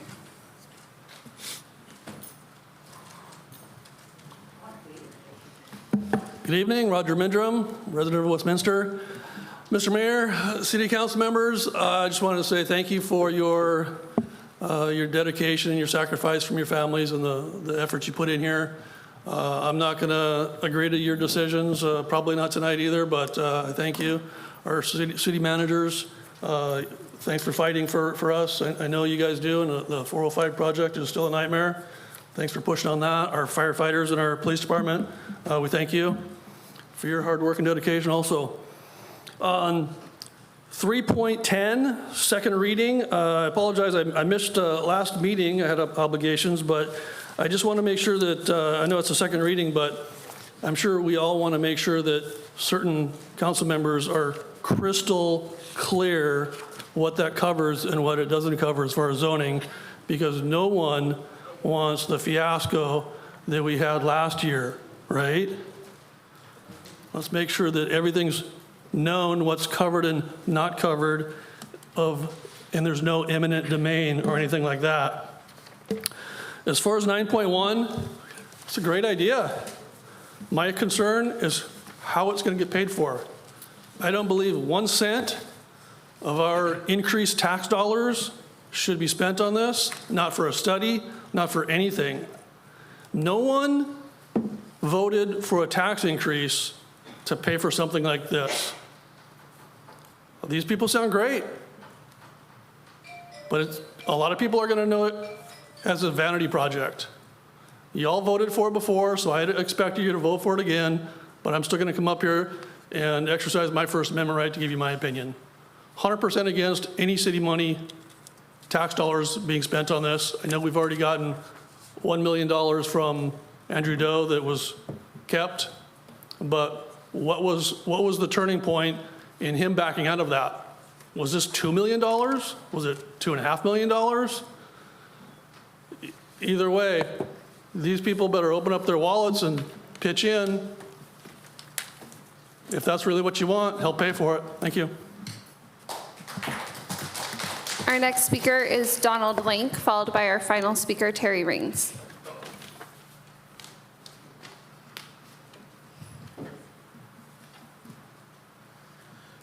I'll try to be quick and distinct. You know, the best laid plans of mice and men often go awry. That's from a poem by Robert Burns.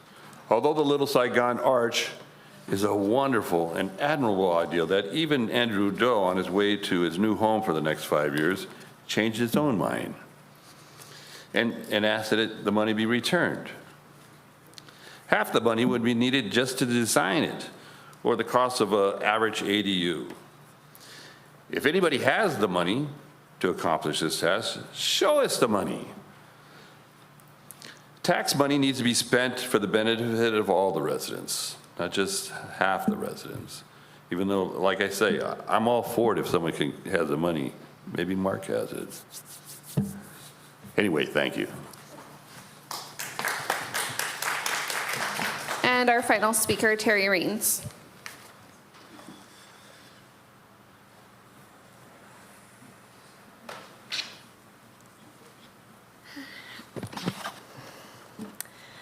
Hello, congrats on the Just Serve recognition for the city's commitment to volunteerism and community service, but this council doesn't foster either. Stop appointing your disinterested friends and supporters to city commissions and stop being such an embarrassment. Item 3.2, requesting a public explanation of the $120,000 settlement on this warrant register. 3.3, doesn't staff have an estimate of how much the 15% of their tuition fees might be? 3.5, we need a permanent code enforcement manager long before June 2026. Oops, Sergio's resume was left out of your packet, maybe because Sergio was selected after the first choice became unavailable.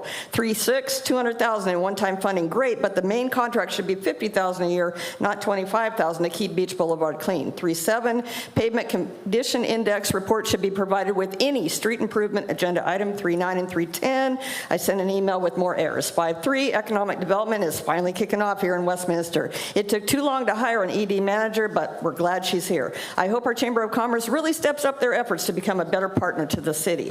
5.4, deciding on how to designate surplus funds. Nice problem to have, right? But consider these changes. 1, if the 17% fund will now be solely for emergencies, label it emergency reserve, remove contingency, and set it at 15%. 2, change budget uncertainty to budget stabilization and set it at 12%. The city is more likely to experience a budget shortfall than a true emergency. And 3, infrastructure reserve, remove contingency, and keep it 5%. Total is the same, 32%. Please make these changes to the policy and the resolution. 5.5, consider putting a TOT tax of 10% or even 12% to the voters who are more likely to support this special tax versus others, putting the 2/3 threshold within reach.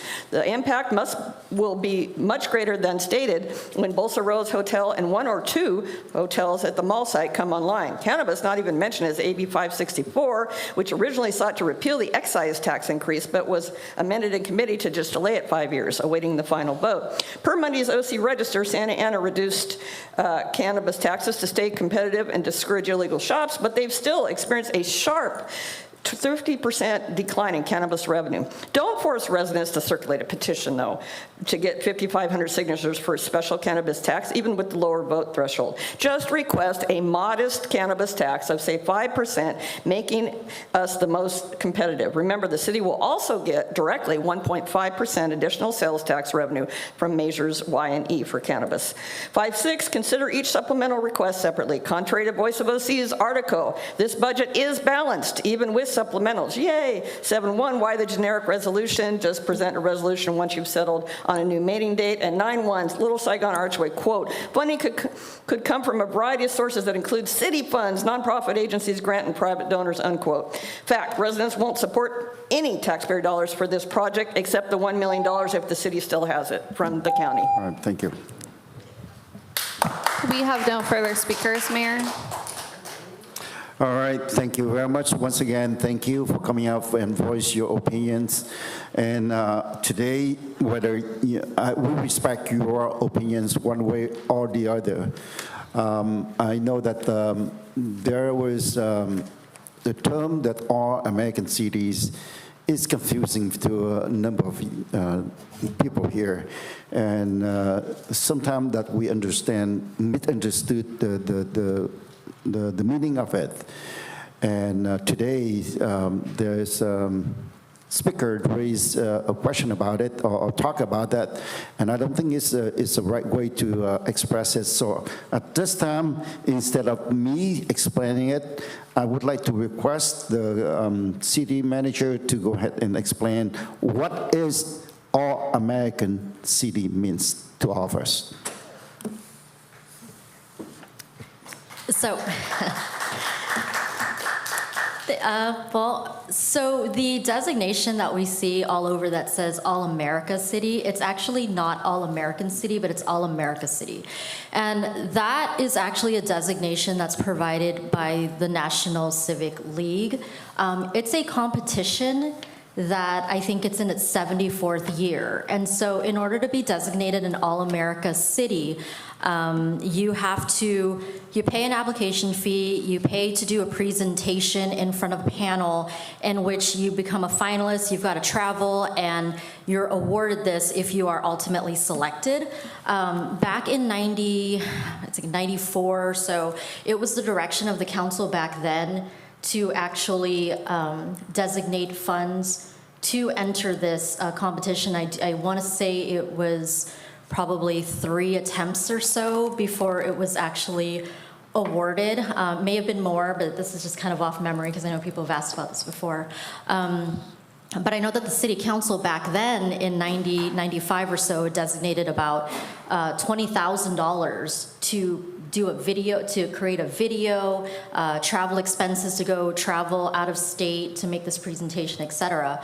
And this All-America City every year has a different theme. So you're an All-America City designated for that year, but it doesn't necessarily make you it's not the same as what the context has been used as an All-American City. And so there are cities that have entered this competition multiple times, so they've been designated an All-America City for multiple years. So for Westminster, we've been designated an All-America City based on a competition entry that was provided back in 1996. And we've looked in the past few years to see how we can re-enter that competition. But like this year, for example, the theme was on environmental sustainability, which doesn't really apply to some of the efforts that we've been putting in our city. So that wasn't going to be a very fruitful effort for us to enter. So I just wanted to make that clear. Right. It's not the same context. All right, thank you so much. I just want to have a brief explanation about it. So can I have a follow-up question for that one? Please, Thank Vice you, Mayor. Thank you, Mayor. So you're saying that the city of Westminster was only dedicated All-America City only once in 1996, and that was it? That is correct, and it is very costly. So it's a $250 fee now, and then on top of that, it's production of a presentation. And so it's almost like your college senior thesis. You've got to work on this project to highlight your civic engagement, your collaboration, service projects that you've done throughout the community, and you're essentially competing with other cities as well. So it is a one-time designation, and it was in response to some theme that I don't know because it's been so long. So we got some work to do if you want to enter it again. Yeah, during that time, just looking at records, the city kind of capitalized on that designation.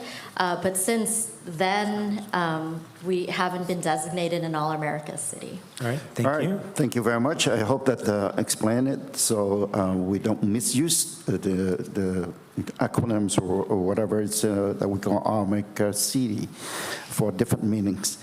At this time, the reason I want to explain, the reason why I moved 9.1 before for public hearings is because Councilwoman Amy Van West also have to leave early today. She already told me about it, and so she, at her request, she also wants to move 9.1 before the public hearings, so she can also participate in that. And at the same time, I know a number of you come out to talk about these items. And so, and I want to thank City Councils to agree to move that item 9.1 forward. At this time, I'm going to close the oral communication concerning agenda items only, and we are moving on with the consent calendars, and after that, we'll go into 9.1. So if you come out here for 9.1, you are welcome to stay because we are going to talk about it right after consent calendar. So, number 3, consent calendar. All matters listed under consent calendars are considered routine and may be approved by a single motion followed by a roll call vote. There will be no separate discussion of these items unless members of the City Council or state or staff request that specific item be removed from this consent calendar for the separate action or discussion. Unless you have item council you want to approve or staff you want to approve, then I move to approve the consent calendar. Mayor, I will second your motion, but I would like to pull item 3.3. 3.3. Go, hearing none beside the 3.3, and I agree with that. So motion and second except to approve every items on consent calendar except 3.3. Thank you. I have a motion made by Mayor Nguyen, seconded by Vice Mayor Monzo. This is to approve the consent calendar with the exception of agenda item number 3.3, which has been pulled for separate discussion. I'll go to call roll. District 1, Councilwoman Fan West. Fan West, yes. District 4, Councilmember Nguyen, or District 3, Councilmember Nguyen? Yes. Apologies. Vice Mayor Monzo Yes. and Mayor Nguyen. Yes. Motion carried 4-0. So item 3.3 approved by Vice Mayor Manzo, approve of facility use agreement with Westminster Nursery School for use of the Bosa Chica Park building at 13,660 University Street. Vice Mayor Manzo. Thank you, Mayor. I just have a question about that. I didn't see it on the staff report as far as the fiscal impacts on that item. Yes, thank you. So that revenue is kind of fluid. We don't know how many students they have or what they decide to charge each year. So that's why we charge them the flat rate of 15%. So there's no way for us to determine the impacts? Well, we could see what we we received for the last year. Yeah, and kind of determine it that way. And determine it would be based on the number of students they have each year annually. Yeah, that'd be just good to have that number of previous years and just to have an idea. Okay, I can include that moving forward. All right. Okay. Thank you. That was it, Mayor. Motion to approve. Second. Thank you. I have a motion made by Vice Mayor Monzo, seconded by Mayor Nguyen. This is to approve an agreement with Westminster Nursery School for use of Bolsa Chica Park Building, 13660 University Street, for a term of 5 years, and authorize the city manager or designee to execute the agreement on behalf of the city. I'll go to call roll. District 1, Councilwoman Fan West. Fan West, yes. District 3, Councilmember Nguyen. Yes. Vice Mayor Monzo Yes. and Mayor Nguyen. Yes. Motion carried 4-0. Now comes 9.1, consideration of a request to conduct study and initiate the design-build selection process for a Little Saigon archway across Bosa Avenue. This item proposed by me and brought to the agenda today. As I mentioned earlier, I want to thank you all for coming out and support, and at the same time, I value for those who ask questions about it. I don't see any opposed, but I know that you have questions about it. And it's rightfully so that you all have questions, then it's important for us to have a clear understanding of what we're doing.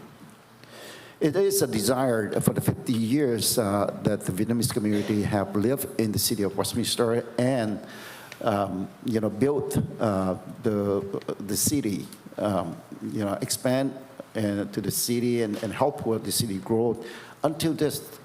And we know that there are a number of projects that they contribute to the successful of the building of the city.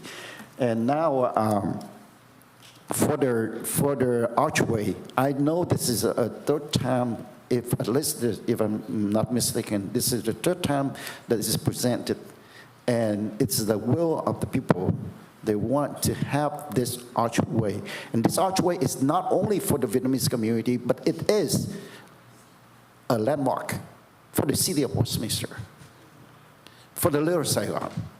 And Little Saigon, as we know, that is known of, throughout the world. It put, somebody said it before, it put the city of Westminster on the map. And no doubt that they have contributed to the city of Westminster. And so, with the desire from the county, they want to build, they want to be partner with the city of Westminster. We are now would like to move forward to proceed with this. And when I mention about, not for the Vietnamese community, but it's also for the city of Westminster, it's because it will bring more tourists to the city of Westminster. That's the same meaning as we are bringing the revenue to the city of Westminster. The thing is that we have to invest in order to get the return of investment. If we're saying that, we are not going to spend $1 here, $1 there, we are not going to get anything built here in the city of Westminster. What I'm seeing is this is something that will put the city of Westminster on the map, and the Little Saigon will be a welcoming place for many, many people around the world. And I know that, a number of you speak about that already. So at this time, I would like to stop here, and I want to hear it from the City Council. At this time, you can go ahead and deliberate, and if there's any question, I can answer it. This is, before I stop, I want to mention this is just to initiate the feasibility study, and we will come back after we have all the necessary information. Then we can come up. I have an idea of where the funding come from or what we have to do in order to get the funding to build up this project. But it's not time for me to present at this time because we still need to go out and get the information for the study. I'm open up for any question if the council have it. Yes, Vice Mayor Meza. Thank you, Mayor. I'll go first. Yes, as I mentioned in the past, I think, you go around our country and in other places that a couple of the speakers have mentioned. Yes, you do in other communities around our country, you see where they have Little Italy, for instance, Chinatown and so on and so forth, so others mentioned. So it does create a landmark, it creates a tourist interest. It creates all those, as some of the speakers mentioned. So for a long time, as the mayor might have said, there has been talk about doing an archway there in Little Saigon. But as people know, Westminster, there's always some sort of politics gets in the way.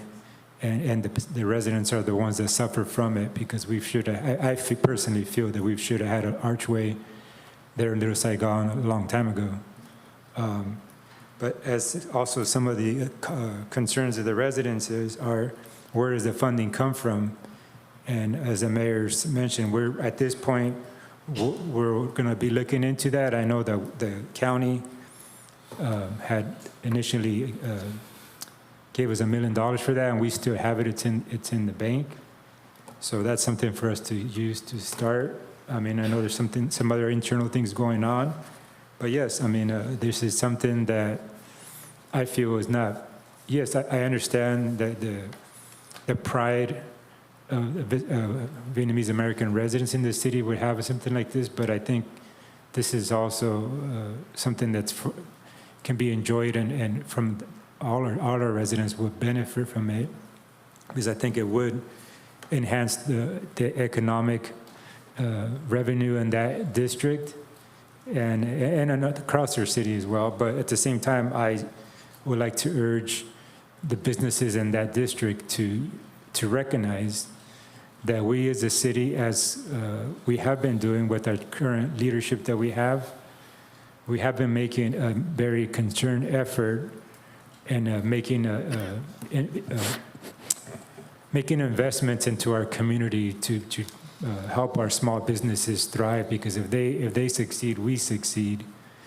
But I do ask those businesses to recognize that it takes an effort, it takes taxpayer dollars to make those investments. But those businesses need to recognize that they also need to contribute and be part of the Westminster family, and know that all these efforts, all these services that our city provides, for instance, our public safety, that all takes people, and those people, it takes funding, and without the revenue, then we can't continue to provide those services. So please, for that community to understand that it's important for the businesses to also make sure they pay their user tax with all the business, when people go to shop or dine there. So that is very important. And I will thank Mayor for, him and I have had conversations about this, and we share the vision that we need to get something like this done. And let's for once get it done and put politics aside and recognize that this is a good thing for the community to have. So thank you, Mayor, and that's all I got. I also wanted to add I want to thank Vice Mayor Menzo. I know that he has have vision about this. At the time that you were at the Planning Commissioner, you already talked about this thing. So I would really appreciate that you are looking into that too. And like he said, that he and I have a number of times got a chance to share the vision and the ideas. So again, thank you for that. So anything else from the council? Yes. Yes, Councilmember West, Woman West, Councilwoman West. Thank you, Mr. Mayor. Staff, I have a question regarding the last time that was approved when Supervisor Andrew Duke came. They did an evaluation of the area as well, and there was tons of money that was put toward that to evaluate. Now, do we still have the same copy, the same layout? Why are we wasting more money when we already have the approval of how to build it? So it's interesting because back then, when then Supervisor Doe came and gave an idea of I want to designate $1 million toward this archway project, they had a project manager that they had hired to look at the design, the costs, et cetera. And we as a city, at the direction of the council at that time, were to work with Supervisor Doe's office, to work with that particular consultant to basically look at technical information, et cetera, in which we did. That's how we formulated essentially it was an RFP for a design build,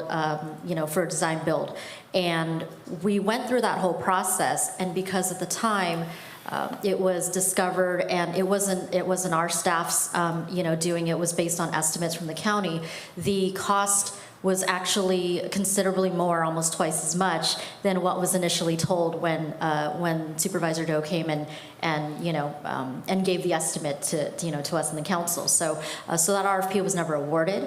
So there was work done. Basically, at this point, it is going to require council direction for us to re-engage with, if we choose, most likely to re-engage with that consultant that worked on it before, for us to go back, look at technical studies, because 2 years have elapsed, and so maybe there's some things that might have changed.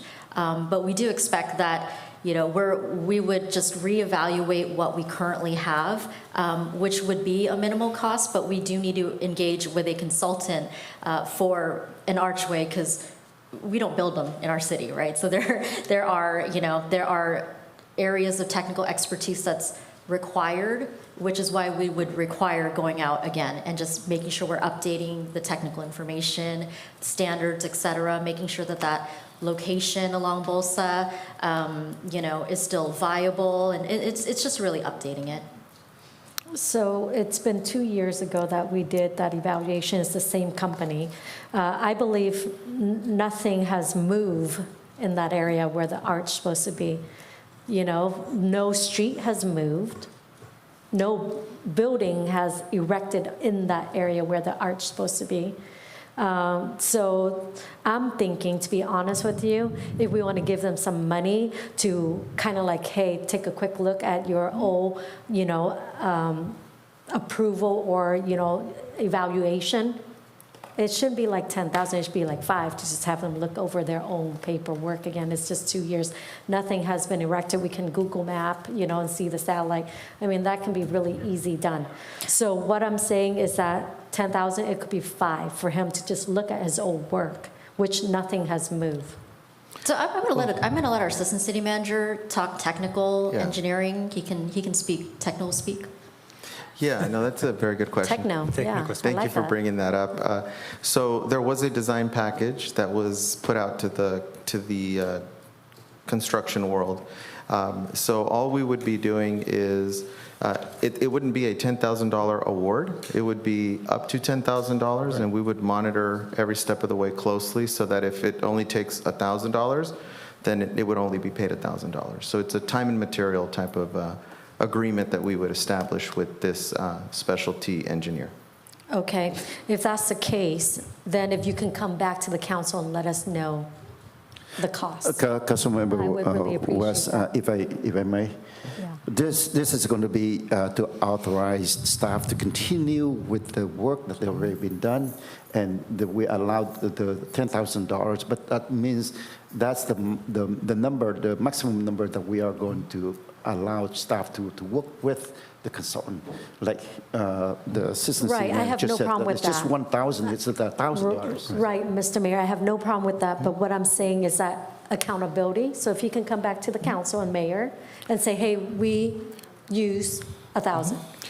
So it's very likely. I'm pretty sure that you will come back once the studies, the feasibility study, they will come back, and then we go to the next stage. Okay. We will. And then the reason why I asked that, Mr. Mayor, is because I know we have the design before and the project evaluation of the electrical and everything and the traffic there. To speedize this project, it could be fast. That's what I'm saying. So we have the layout already. So if you want to approve it for the community, I think we could just go with it. You know what I mean? With the design we had before, the study of the traffic there, I think it will be perfect.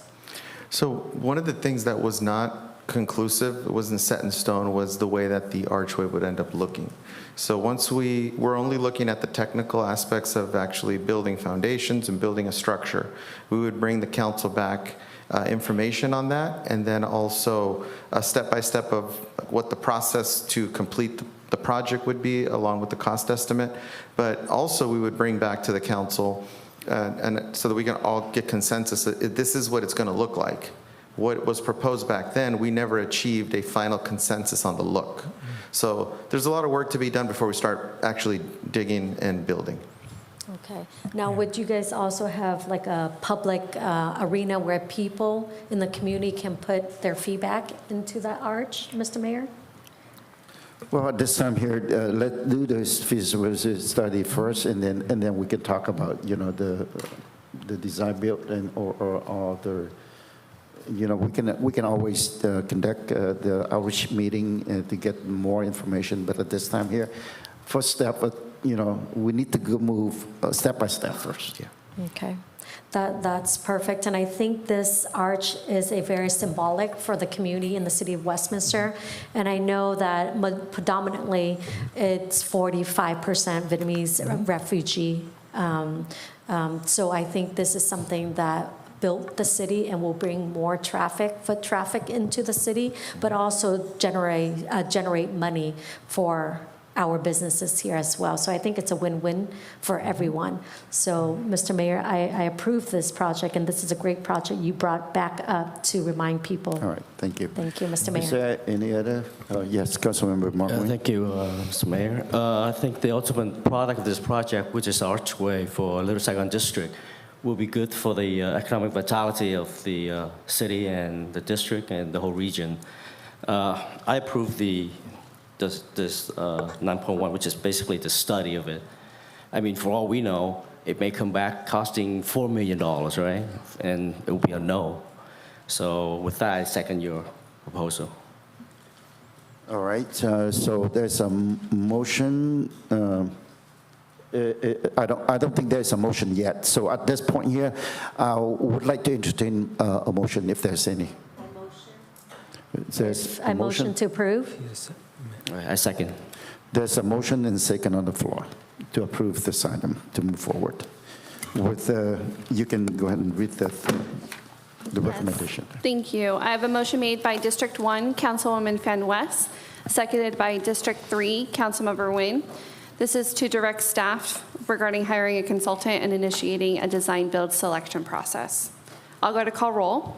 District 1, Councilwoman Fan West. Fan West, yes. District 3, Councilmember Nguyen. Yes. Vice Mayor Monzo. Yes. And Mayor Nguyen. Yes. Motion carried 4-0. All right, thank you very much. And moving on to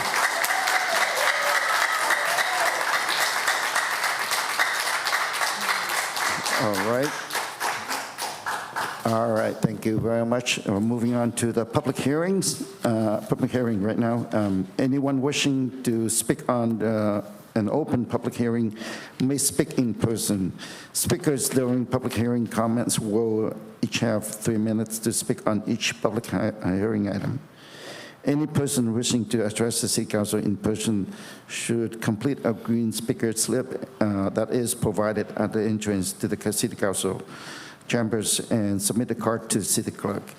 When your name is called, please step to the podium at that time and state your name, the city resident, optional for the record. At this point here, I would like to open for public hearing, 4.1, fee study and revisions to the citywide fees and fines schedule. So staff, report please. Thank you. Good evening, Mayor, Vice Mayor, Council. This item is to update the citywide fees and fines schedule, and the city has worked with RCS on the study. President Eric Johnson is here and will be providing a short presentation, and staff is available from all departments to answer questions. Great, thank you, Aaron. Good evening, Mayor, members of the council. I'm Eric Johnson from Revenue and Cost Specialist, and I'm glad to be with you here tonight to present the fee study update. Before we get into that, just a little brief background on RCS. We were one of the founders of doing costing studies after Proposition 13 and Proposition 4 passed in 1980.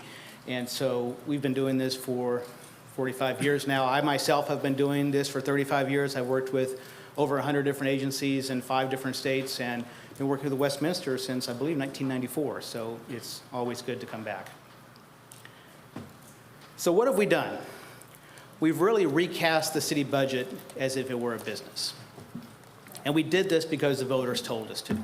As I mentioned, we all know Proposition 13 passed in 1978 that lowered property taxes. A year later, the voters passed Proposition 4, which established, among other things, that you can charge a fee as long as it does not exceed the cost reasonably borne. But governmental accounting was not really designed to determine what's the cost to your customers. So we have to go through this process to identify those costs, and we'll go through that, exactly what we did in the process here. But basically, we're turning to what it would look like for a business. What does it cost to provide these services to your customers? It's like when you go to the store and you buy a can of corn. You know when you buy that can of corn, you're paying for the farmer, you're paying for the trucker, you're paying for the checker at the grocery store. You know that. Well, we've done that same kind of thing here. We've identified what does it cost to provide those services, and you won't see a city council service. You won't see a city manager service. That's part of the overhead cost. That, just like when you buy that can of corn, you know it's included in that cost. The costs that we've identified here are like a business cost. Here's the cost providing services to your customer.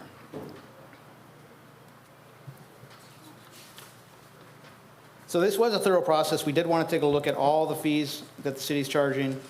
We wanted to update look at the current fees, add, delete, redefine certain fees. We wanted to make sure they were legally defensible. In some cases, we looked at what's the revenue actually being collected to make sure that that matches up with the fee charge. And in some cases, we're also looking at market demand. So how did we do it? Well, we start off first with what are the services being provided. So we sit down with each department, we go through the current list of fee services, and then we also talk about what changes do we want to make to that? What additions do we want to make to that? Once we've done that, we then go through how much time is being spent on these services by the various staff positions. How many of these are you doing so that we can identify what is the total time being spent by staff on all the services that they're doing, some of which are fee services. Once we've gone through that time detail, we want to now know what the cost is. So we start out looking at the budgeted salaries, budgeted fringe benefits, looking at the operating expenses in the approved budget, and then for each position in the city, we calculate a fully allocated hourly rate. That includes salaries, benefits, operating expenses, but also includes the citywide overhead that I mentioned earlier for things like city manager and city council and finance and payroll and HR and all those things that people need to do to be able to do their job. We also include departmental overhead, because within a department, there'll be administrative support provided to other parts of the department. So we basically created a billing rate for every position. We matched that up with that time detail, and now we know what the cost of services are for the various services being provided by the city.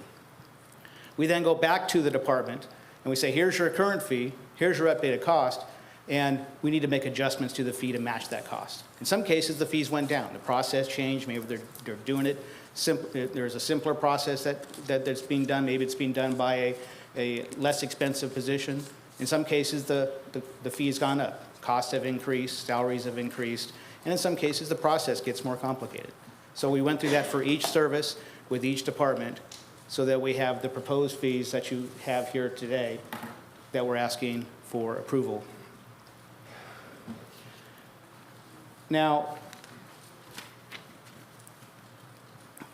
in California government, there's basically two different kinds of fees, revenues, two different kinds of costs. Community-supported services, those things that when people say, what do my tax dollars pay for? These are the things their tax dollars pay for. Those things that benefit the broader community, police and fire and streets and parks, those types of things. But there's also what we call fee services, personal choice services, that it's measurable, the customer is identifiable. Most importantly, it doesn't benefit the broader community, but benefits individuals or smaller groups. Examples of that are planning services, building and safety fees. So another way to look at this, I'm kind of more of a picture guy, is that on the left we have taxes and grants. Those are there to support community-supported services. Fees are there to support personal choice services. But to the extent that the fee doesn't cover the cost, the only place that money is coming from is taxes. Costs are occurring. Question now is who's going to pay for it. If the fee does not cover the cost, the taxpayer is making up that difference, and that means you have less money for things that only taxes can support, like police and streets and parks and recreation programs. Now, we have a large dollar amount there showing that subsidy, over $4 million dollar amount. We don't believe that that's the amount of revenue that you'll get if all the recommendations in this report are adopted. We think it'll be more like around $400,000. Now, the reason for that difference, there's a couple of things. There's a few services in here that, even though they have fees associated with them, they're not really fee services. They're still largely supported with taxes and will continue to be largely supported with taxes. Examples of this are code enforcement services, animal control services, police report copies. Tremendous amount of cost related to police report copies, but you're limited what you could charge under the Public Records Act. Recreation programs are designed by their very nature to be subsidized and will continue to be subsidized. We're showing decreases in business license processing fees. That's why we're showing a negative number on the public safety side. So that's the big reason why we have this large subsidy, but relatively less amount of money that we think will turn into actual revenue. We also took a look at fines as part of this process. Now, fines are not cost-based fees. So we're not going through and identifying how much time is being spent on a fine service. but fines are designed to encourage good behaviors. They're designed to be set at a level that encourages the behavior that you want to encourage. And so we did a survey surrounding agencies. We updated a couple of the fines in here. Most of them were looking okay, so we didn't recommend any change to those. But it's important to understand that they're not cost-based services, and the fees are not cost-based like all the other services and fees in the report. So our goal was to identify the cost for all the various services. We've done that. We've made fee recommendations for every service in here. And now it's up to the council to decide which services should be subsidized with tax dollars and which services should be paid for by the person or group receiving the service. Because again, the costs are occurring, and so now it's just a question of who's going to pay for it. With the last couple, I'll turn over to Aaron. Thank you, Eric. So I just wanted to point out a couple items that stand out in this study. First, I wanted to mention that the city last completed the study in June of 23, and at that time, staff recommended that the city reevaluate the fees every 2 years, and that recommendation is still, that is still the practice that is recommended. This means that the fees will be revisited during fiscal year 26, 27, and implemented with the 27, 28 budget for the next round. The major changes in the study are that some of the community development fees have been adjusted to reflect the department's efforts to streamline procedures, and in many cases, fees have been reduced to reflect the new streamlined process. Also, the credit card fee was first approved in the 2021 fee, and it's 3% on transactions over $500.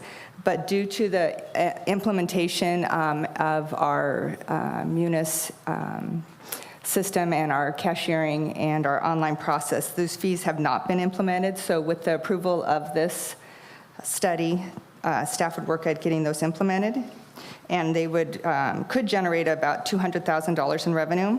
Finally, the special event permit, S-122, was reviewed. Special events permits currently cost $100, but actual costs support a higher fee. The study shows the cost of a simple special event permit at $1,480. A simple event is defined as an event that has a singular activity or attraction, is short in duration, and is recurring. The study shows that the cost of a complex special event permit is $2,520.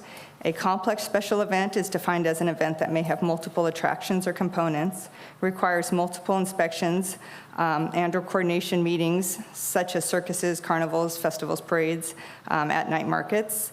The event may have rides, animals, fireworks, inflatables, and impacts to traffic and numerous vendors. It occurs over multiple days or weeks and has high impact and staff involvement. The amount in the proposed resolution keeps the fee at the current $100, but if council is interested in reviewing that or discussing it, staff is available for that. And finally, this is just a comparison of that special event permit to some surrounding cities. Most cities, or not most, but some of the cities handle this fee differently. Some bill the cost or have an application fee up front and then bill for actuals after the event. Costa Mesa has an application fee of $25, a special event fee of $400. Fountain Valley's ranges between $750 and $1,500, and they bill their actual cost after. Garden Grove is currently reviewing their fee, and they have an application fee of $25, a special event fee of $50, and the applicant must secure facility fees and permits afterwards. Huntington Beaches is a little higher, between $50 and $400 for the application and $150 and $850 for a special event. They also charge a deposit for large events of $50,000. And OC Parks in Stanton have a smaller fee up front, $75 and $187, but bill the direct costs after the event. And with that, staff is available for questions. All right, thank you very much. At this time, I would like to open up for questions, if there's anything from the council. Vice Mayor Menzo. Thank you, Mayor. Since we're on that subject right now of special event, if it's costing us, if you go back to that slide, it's Oh, sure. 14 change in 2,000, over 2,000. Oh. I think it's just Yes, it was 14. 1,400, sorry. Right, and then 2,500. 2,500. Oh, sorry, I don't, sorry. I lost it. It's all right.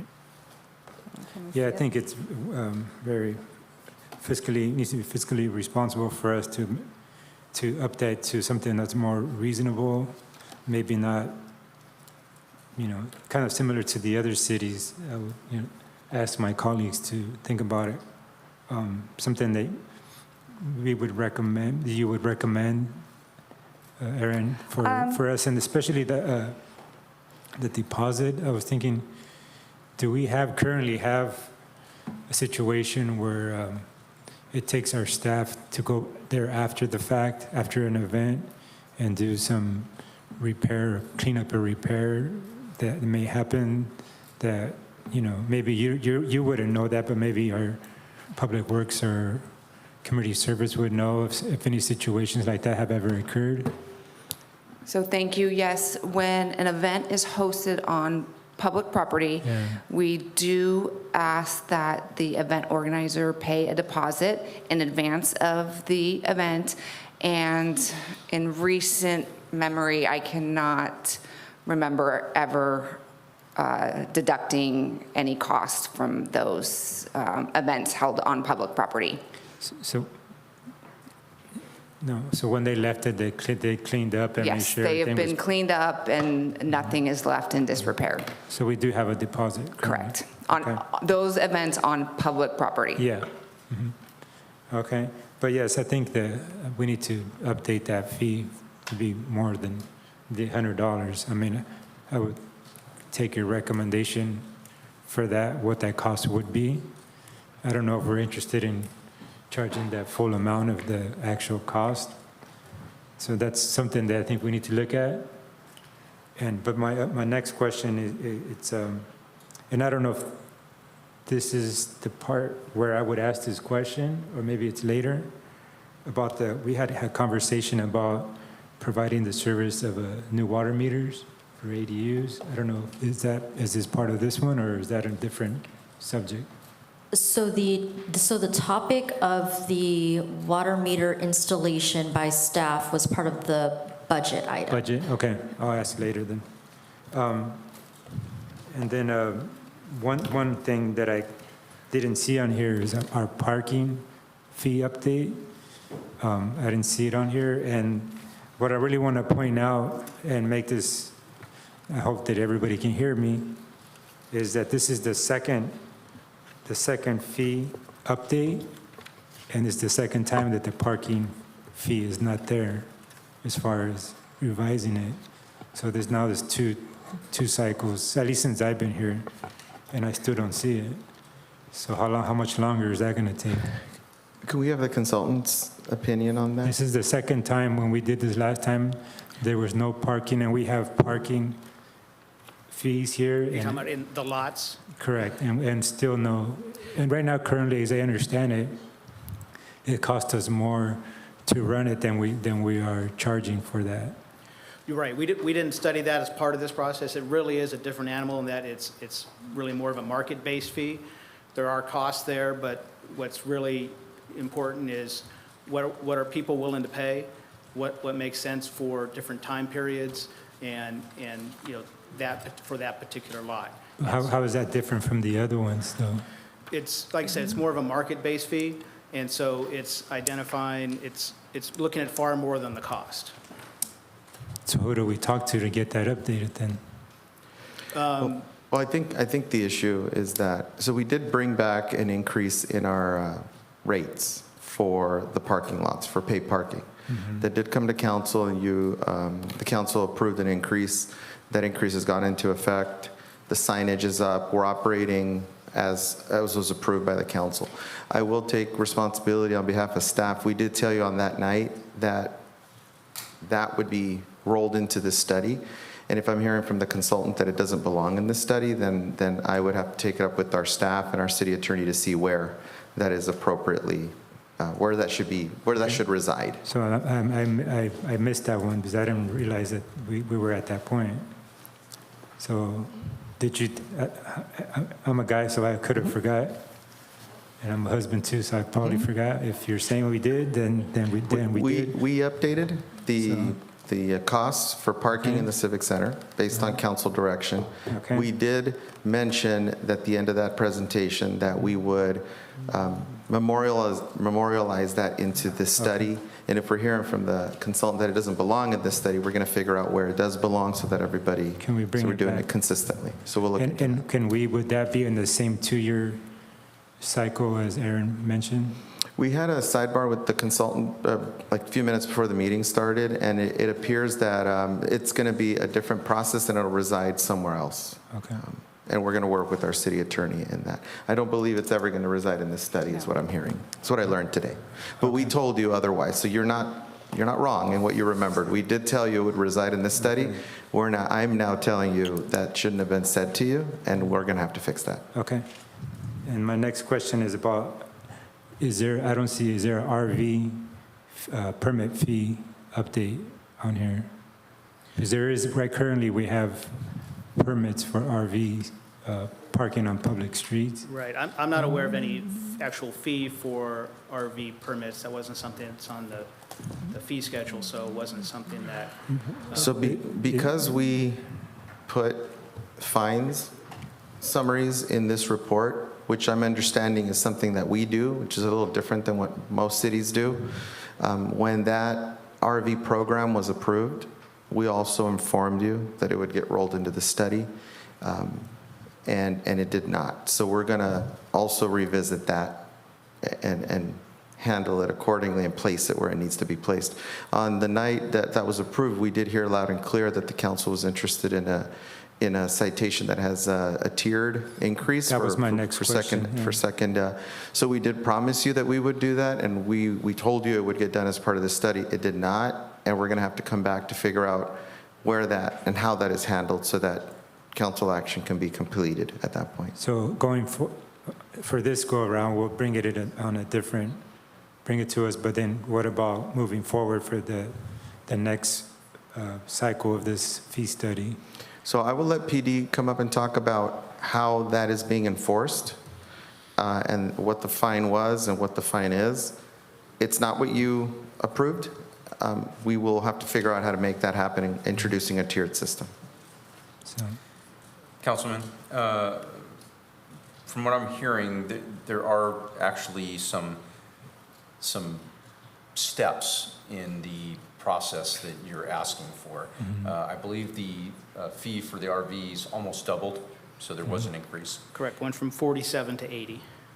Thank you. So there was an increase. As far as steps, I don't think there is one that was part of the fee schedule, and it's actually something you do not see in, and you've been doing this. Right. For parking fines, I've never seen kind of a tiered system for parking fines. Municipal code violations, yeah, absolutely. Parking fines are a little different. You know, they got the vehicle there by itself, and so just the mechanics of setting up a tier, there's a lot of questions there. How would that work? What's the volume? How much work would be involved in identifying, is that their second time? Is that their third time? Is that their first time for that particular citation when it comes in? So I think there's just a lot of questions as to how this would actually work. But we wouldn't have documented that either that license plate. I mean, I'm assuming Yeah, like I said, I'm assuming it's going to be documented that it had one or two. I mean, I think when we pull up a report, wouldn't we know that this particular vehicle has been involved in a crash or whatever?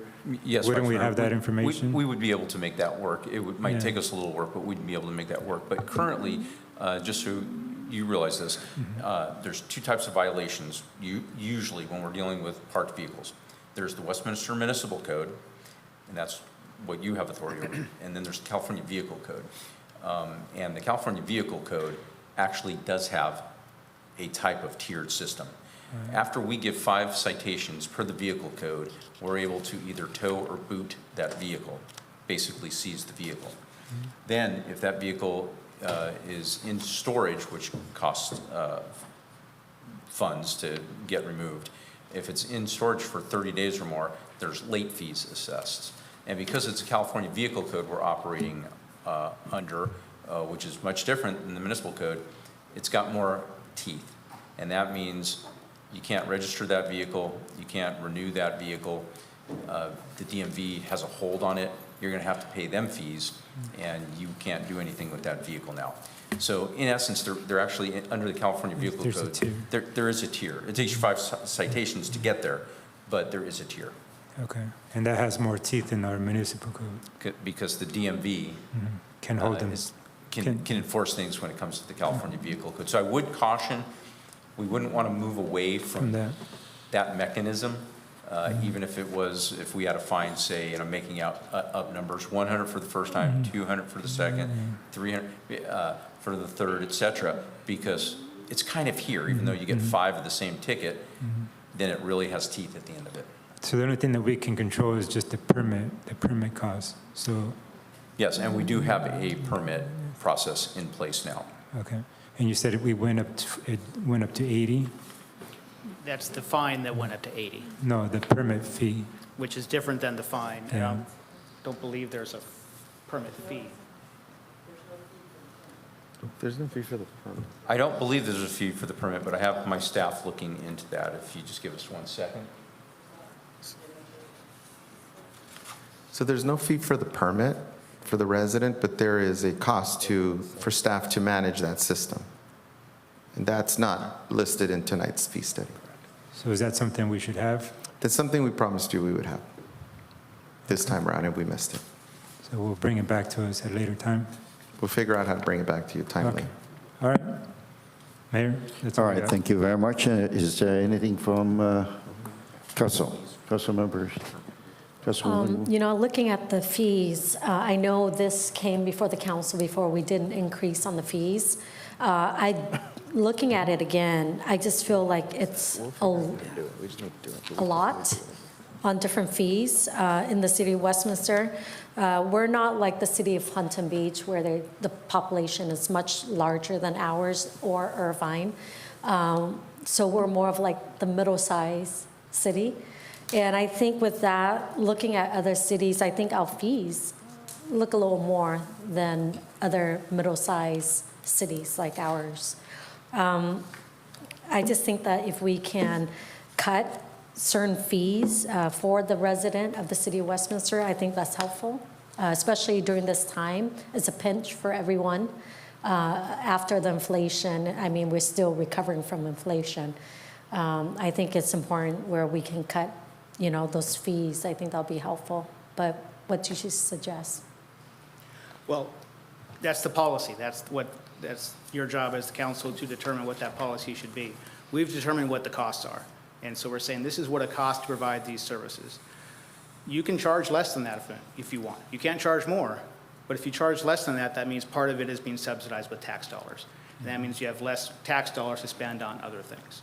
So that's why we call these personal choice services, these services that are benefiting individuals or groups and not the broader community, and make the recommendation to recover 100% of the cost. But at the end of the day, it's the council that sets the policy. All right. Okay, thank you. And Aaron, can you bring back the slide to where it says $100 fee for that slide? Can you bring back to that one? No. Oh, well, let me see. The special event, Yeah. that's Now, the what 100. about that is the special event permit, it's $100. I guess that's not bad because that's individual. But what about for tickets? Can you show that slide? Do you have a slide of all the tickets or parking? I don't have a slide for that, no. It's in the staff report. Which item was it that you were interested in? Just tickets, parking and stuff like that. Under parking maybe. What page is that?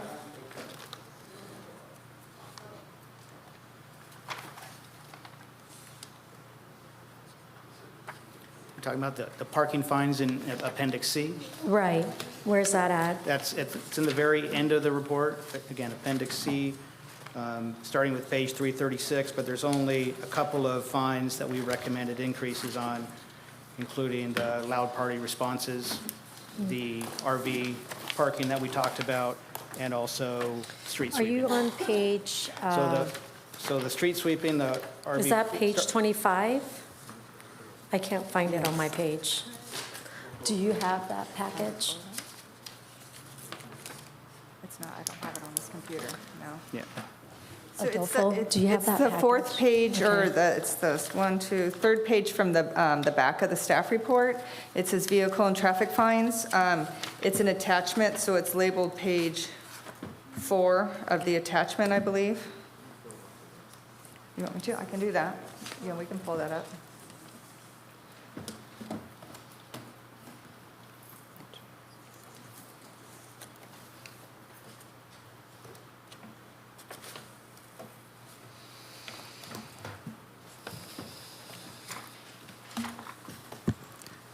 City Clerk, can you help us locate it, please? I'm getting there.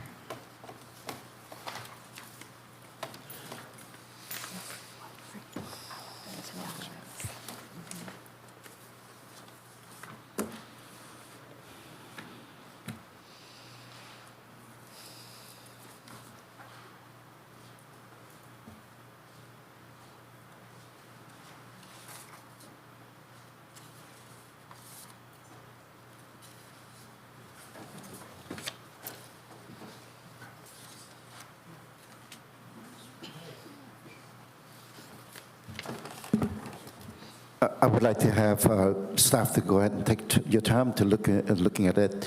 At this time, I know that we have to go. We need to take a 5 minutes recess, and then we'll come back. So the time now is 8:35. I would like to ask for us to come back at 8:40 to continue. So recess.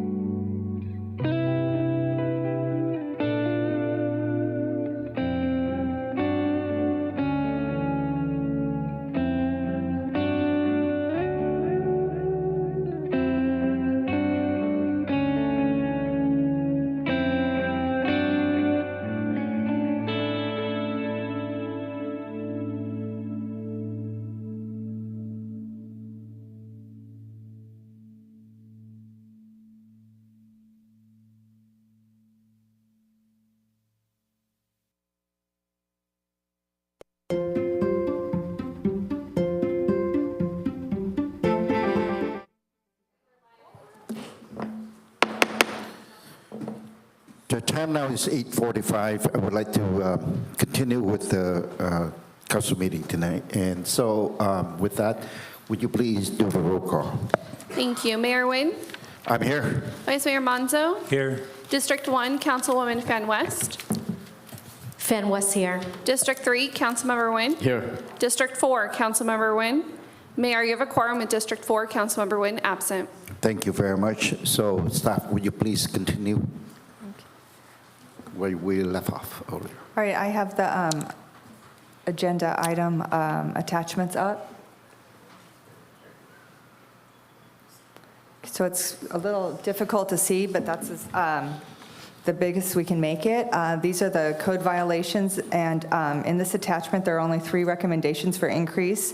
The second page, the loud party response is recommended to increase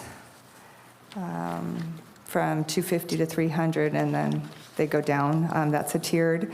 The next recommendations for increase, these are the parking type fines, the vehicle and traffic fines. There's no suggested changes on this first page. The second page has the no parking of large vehicles on all streets goes from $47 to $80, and the street sweeping ticket goes from $47 to $55. Those are the only 3 recommendations for increase in the fines. Okay, thank you, Aaron. I think you mentioned the parking ticket from 47 to 70 something? 47 to 80 for a large vehicle. That's for cars, right? Parking tickets? That's a parking ticket for a large vehicle. I think a car is All the other parking tickets remain the same. the same. How much is that for the normal parking? For 47? Most of them are 47. Most all of these in here are 47. I know I mean, one of the concerns. there's several different, like if it's posted 1 hour parking, that's 47. 2 hour parking, it's 47. There's different ones for the parking, but they're all at 47 with no recommended increase. There was a concern from the councilwoman is that how is it compared to other city when we do the increase? When we did a survey, it was well within the range and felt it. So it's there was well no within need the for an range. increase. Do you have that comparison from other cities? Not with me, Not but with we can us. get it to you. You know what, to be honest, when we're doing something like this, we like to compare other cities because, I mean, we don't have time to call our council member in other cities and ask them, hey, what's your fee for parking? That's why it's important for us to have all the information. And I just feel like it's missing I information. understand that, Councilmember West, but at the same time, you know, this is from the consultant, and they're not going to lie to us. It's within the range. So right now, take it. Mr. Mayor, so you're saying Actually, with the consultant, they exhibit- can't release that information of comparing other cities?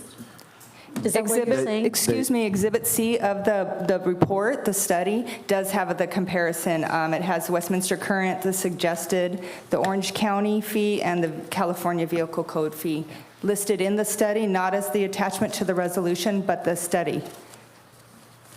So page 340, Exhibit C. Can you put it on the screen, I please? can, yes. Thank you.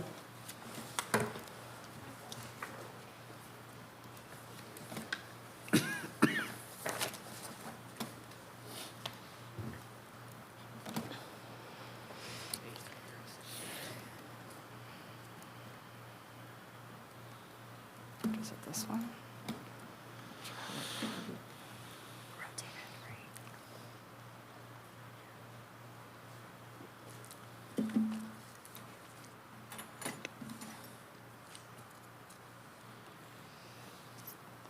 So which item were you interested in? Are you interested in the large vehicle? Is that the one that we want to see? No, talking about just the normal parking ticket. So I guess you split it out into small vehicle and large vehicle. So where's that on here? And the cities and other cities? So we just have the comparison to Orange County and then the California Vehicle Code.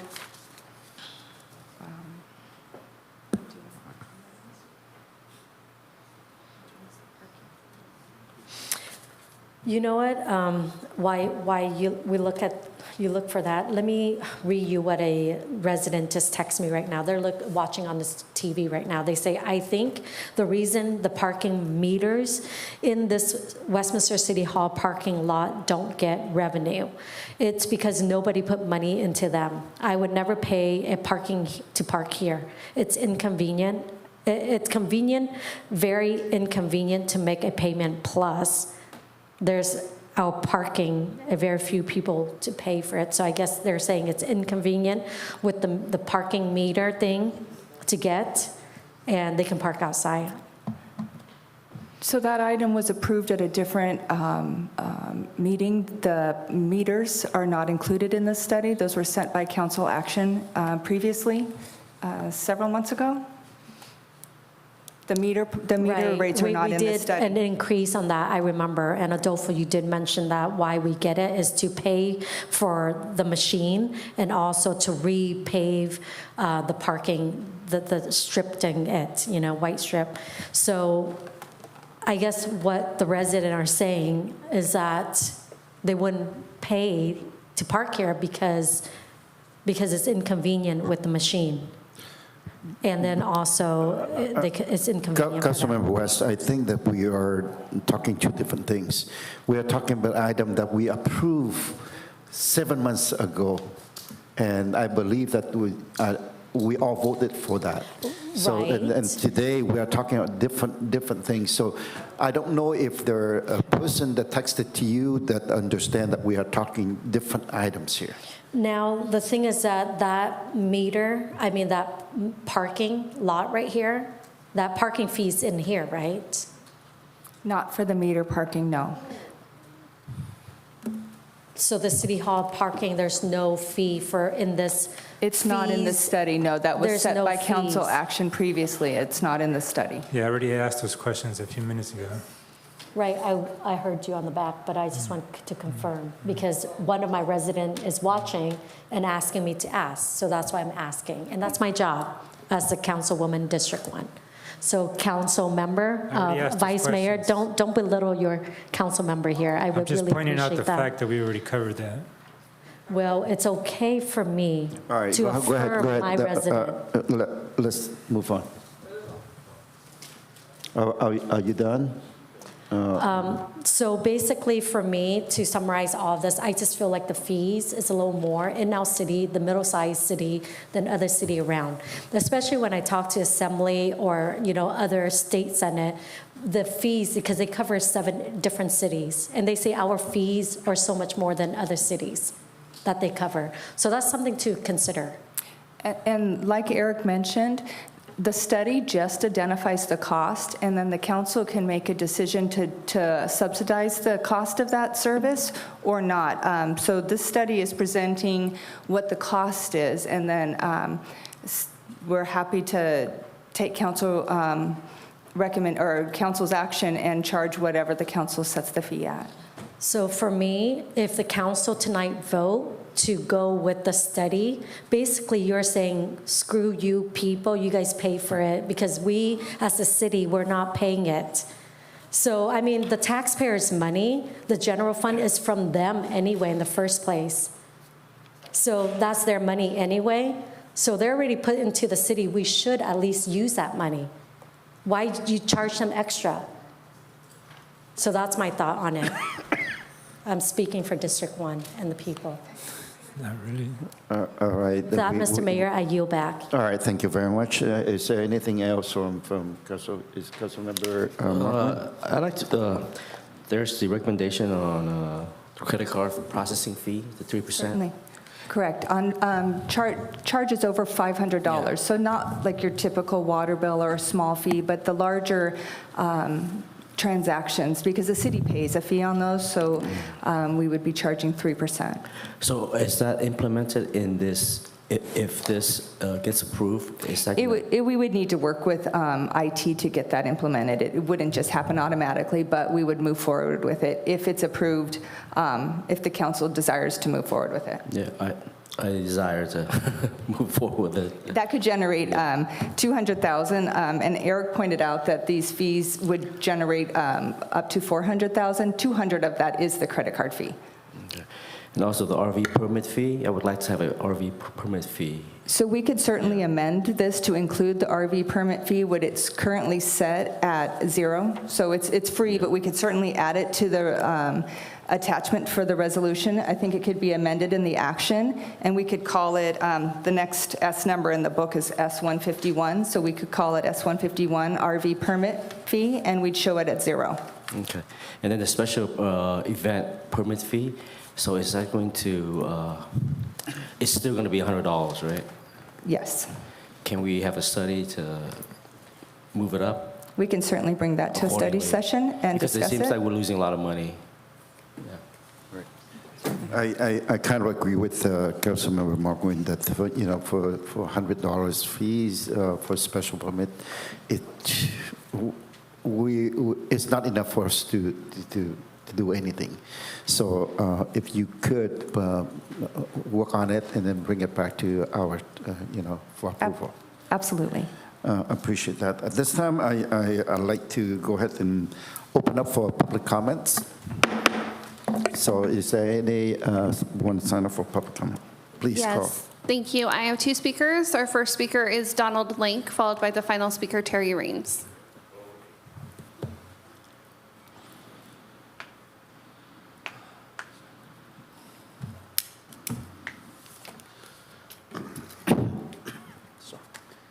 Okay, just want to express my appreciation and appreciation of the people that I talked to for the effect that the RV permit system has drastically reduced the number of RVs parked on our city streets in compliance with Westminster Municipal Code 10.44.050.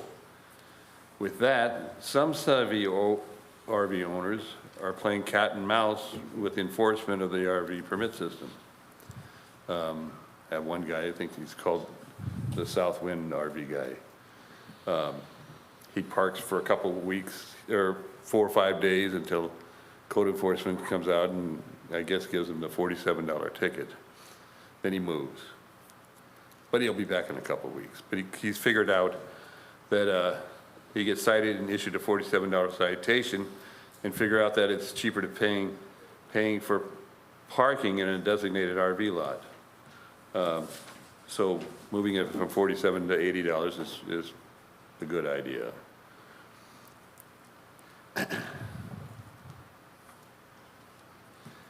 But I say make this a fine, an escalating fine for progressive violations to the point of impoundment.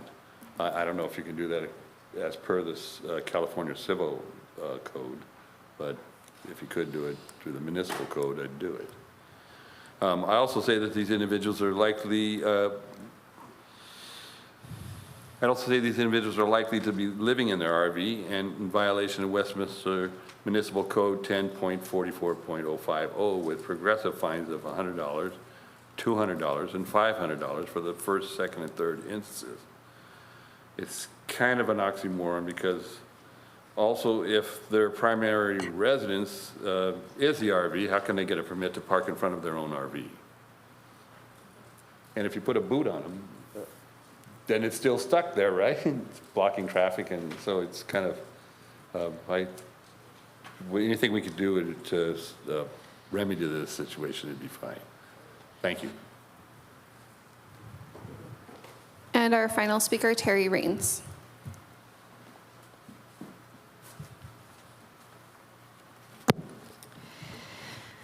Hello, I can't get past the fact that we use RCS for fee studies where disgraced former city manager applicant Chu Tai is vice president. Looks like Tai in Monterey Park finally settled his lawsuit against the city. We dodged a bullet there. You're welcome. Christine's great. What I see here is we've been overcharging for some service fees. I question the arbitrary 25% staff review for deposits in 11 development categories, which can be easily challenged and may not even be legal pursuant to the Mitigation Fee Act, which mandates that all fees shall not exceed exceed true reasonable cost of the providing the services. A percentage is not a true cost. Also troubling is the quote, or a deposit determined by staff. Deposit amounts arbitrarily set by staff are not objective. Developer deposits must not be used to charge unjustified fees. Next is the $85 per unit fee added to the set development review fees that are already range from $6,000 to almost $12,000.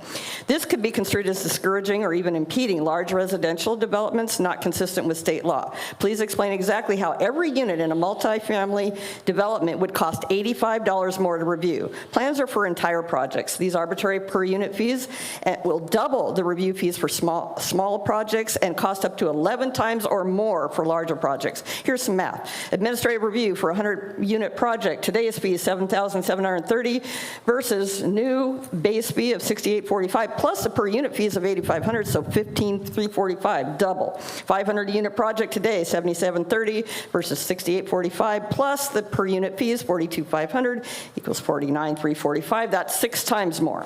1,000-unit project today, $7,730 versus new base, $6,845 plus per unit fees.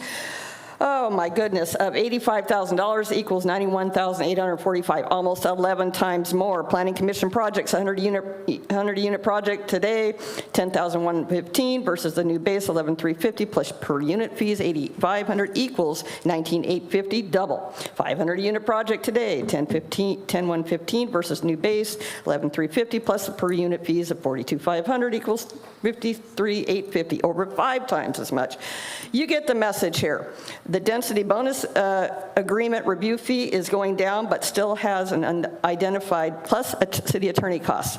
A fee schedule is set so applicants know the cost up front and must reflect actual verifiable costs. Several large multifamily projects are coming soon for the mall site. The city must be competitive to encourage and foster new development in our city. ADU building plan check fees increasing from $740 to between $2,075 and $3,595. That's nuts. This council had a robust discussion about ADU fees and even lowered them a few years ago. The goal is to streamline ADU processing, not gouge ADU builders. Backflow device plan check, 220%, lots of water fees going up. Council, you must approve reasonable fees that represent actual cost to provide services. Thank you. But don't cut off your nose to spite your face. We have no further speakers, Mayor. All right, thank you very much. And let's come back to Mayor, Council member for discussions. Do you say anything from the council? I guess I can just Yes, okay. ask a follow-up question as just according to this final speaker, is this, all those items mentioned, is that the actual cost to produce those particular applications? Is that what was the math that was done, and that's what you came up with? That's what the math came up with the ADUs. Planning changed their process. A lot of the ADU cost before was in the zoning clearance fee.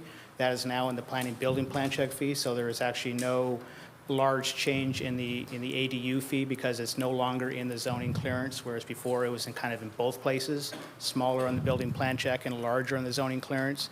And so now it's a larger number on the building plan check, but it's not in the zoning clearance. And so it's not as clear cut as that. And all the per unit costs, those were looked at how much time was spent on a project of this size. It's also looking at the projects that are typical for Westminster, a largely built out city. And so you're not getting large tracts. You're not getting 500 unit tracts here. And so it's looking at what are the projects here, what are the different sizes, and what does that turn into as far as the math on a per unit basis.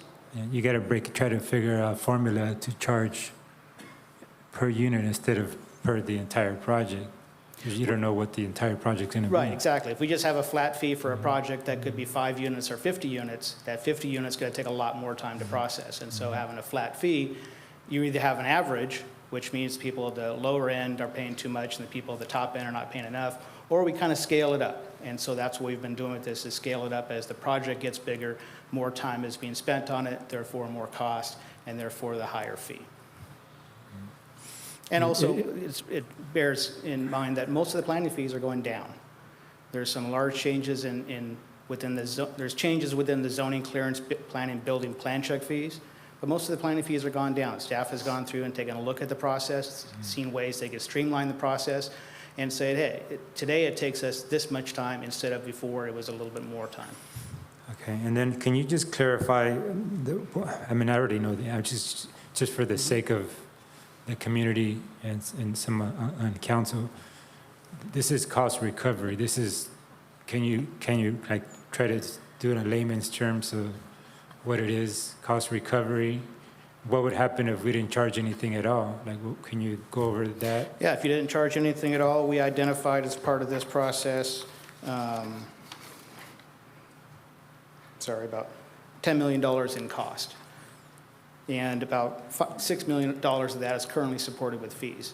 So if you made no change at all, that's $6 million that goes out the revenue that has to be backfilled with taxes. Costs are still occurring. Applications are still coming in the door. Things still need to be processed.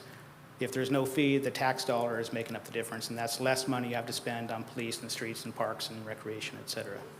So, and then by law, we can't charge more than it costs to provide that service. Cannot charge more, and that's also why the fees that are in front of you today, the fees that are going up, you don't have to make any changes to. The fees that we're recommending going down, because currently processes have changed since the last study, we're saying the fees should come down. You need to do that. Otherwise, you have this information and you would be overcharging. And that's reflective on your recommendation? Correct. Okay. All right. All right, thank you. Well, I just want to tag along with what the Vice Mayor had. With the increase that you have imposed on for the future, how is it compared to the other neighboring city? Yeah, it's fee comparisons are very difficult because every city defines it differently. Every city has a conditional use permit, but they all define it differently. There's some cities where after we've gone through this process, it's a $2,500 permit. In some cities, it's a $10,000 permit. Both of those are right because that's their process. And so it's hard to be able to say, because I've tried, to be able to say, let's compare fees from different cities. It's very, very difficult. You don't know also when's the last time they've updated their fees? Did they decide to subsidize it, even if they did? So there's a lot of questions that go in to make it very murky to be able to say, we're charging more than this city. Understand that it's difficult to compare, but at the same time, you need to know where we are in the range. Yeah, it really comes down to, as I'm going through the process with staff, like I said, I've been doing this 35 years. I know how long different steps take. So as we walk through, okay, this is our conditional use permit. Well, you take the application in, you do a site visit, you have back and forth with the applicant, you have review with other departments, you have the Planning Commission staff report. As we're going through the different steps, I have an idea of what that range should be based on my experience. And if we're outside that range, I ask questions. Why does it take this much time? Or why does it not take this much time? And so that's that process that we have with staff to make sure that we're reflecting what it takes to do it here. All right. Mr. Mayor, I have a Yes. question. Yes. So, sir, you were saying that the fees is adjust to the time that it's approved, right, from planning to building and whatnot. So the fee will increase as time goes. Is that correct? No, it's the time being spent by staff. So the process may take a month, it may take 3 months, it may take 4 months. That's not the important part. The important part is how many hours is in that period of time is being spent by that planner, for instance. That planner may be spending 10 hours on it, even if the process takes a month or 4 months. It's that 10 hours that we're focused on. Now, I know from the applicant standpoint, that's what they really care about. Time is money. But from the costing standpoint, it's looking at how much time is being spent on each individual application, regardless of how long it takes in the calendar. Right. And what I've noticed talking to different business owner and wanting to open a business in the city of Westminster, I noticed that it takes from 2 years, the soonest, to like 4 years. And that's the time frame it's really ridiculous because it means that staff is putting more time just delaying things, because what I noticed from talking to those developer or those owners, those business owner, is that they say they come with the list of what the city required them to do. They check it off. Then staff said, oh, wait, we have more. And then they go and finish what is done and then come back. And then staff say, oh, wait, there's more of this. What about that? And so the lists keep going, and that's why the time is forever. So I feel like it's not sufficient. And the longer you drag out, that's how staff say, hey, I'm putting time into it. And that's not right. If we want to be sufficient, because this is a local government, in order to bring trust from the public to the government, we need to be sufficient, not like the DMV. DMV take forever. We've all been there. And that's an issue all of us have. And you're laughing because it's funny. I laugh inside too, because it's true, right? So that's why efficiency is important. So staff cannot say, oh, I'm putting this much hour in it, because the laundry list of things to get done, they're adding more to it. Yeah. At least it's been my experience working with this staff that they have been looking at that. That's why a lot of the planning fees are decreasing, because they have looked at that process and tried to make that process take less time from a per application standpoint. Again, I don't ask the question of how much time it takes on the calendar, because I want to know how much time it takes to process that application, how many hours are being spent. And so the same thing with the business license fees. Business license fees, processing fees are going down because staff took another look at the process, contracted out part of it, and it's a more efficient process because staff did that review. Right, I appreciate that, but from what I'm hearing on the ground is that they're complaining that it costs so much money because they keep returning, and then after 6 months, the application doesn't finish, then they have to put money in to file that paperwork again. So I just feel like there's somewhere that's dropping the ball. So Councilmember West, Yes. in some areas, I agree with you. I mean, it varies from project to projects.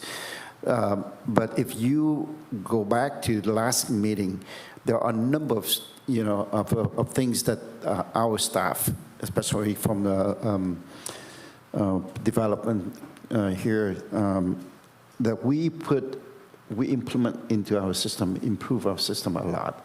And I wouldn't say that, it's all our staff, it do insufficient.